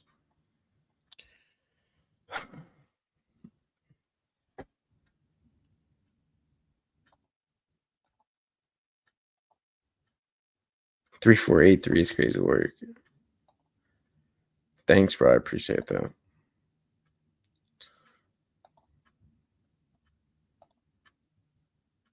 Rico, that was the only one that would change. Oh, we take buys for quarterback Boner. Boner, you're fucking bro. What are you doing here, man? Is the Jets week 10 too?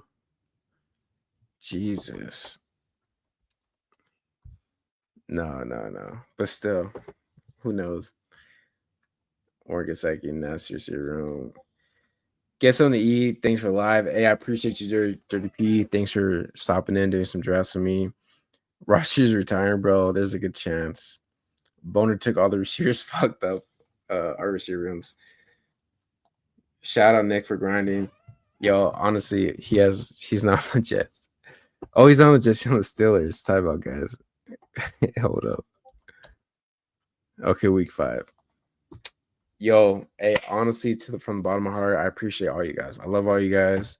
Thanks for watching me draft some teams, drafting teams with me.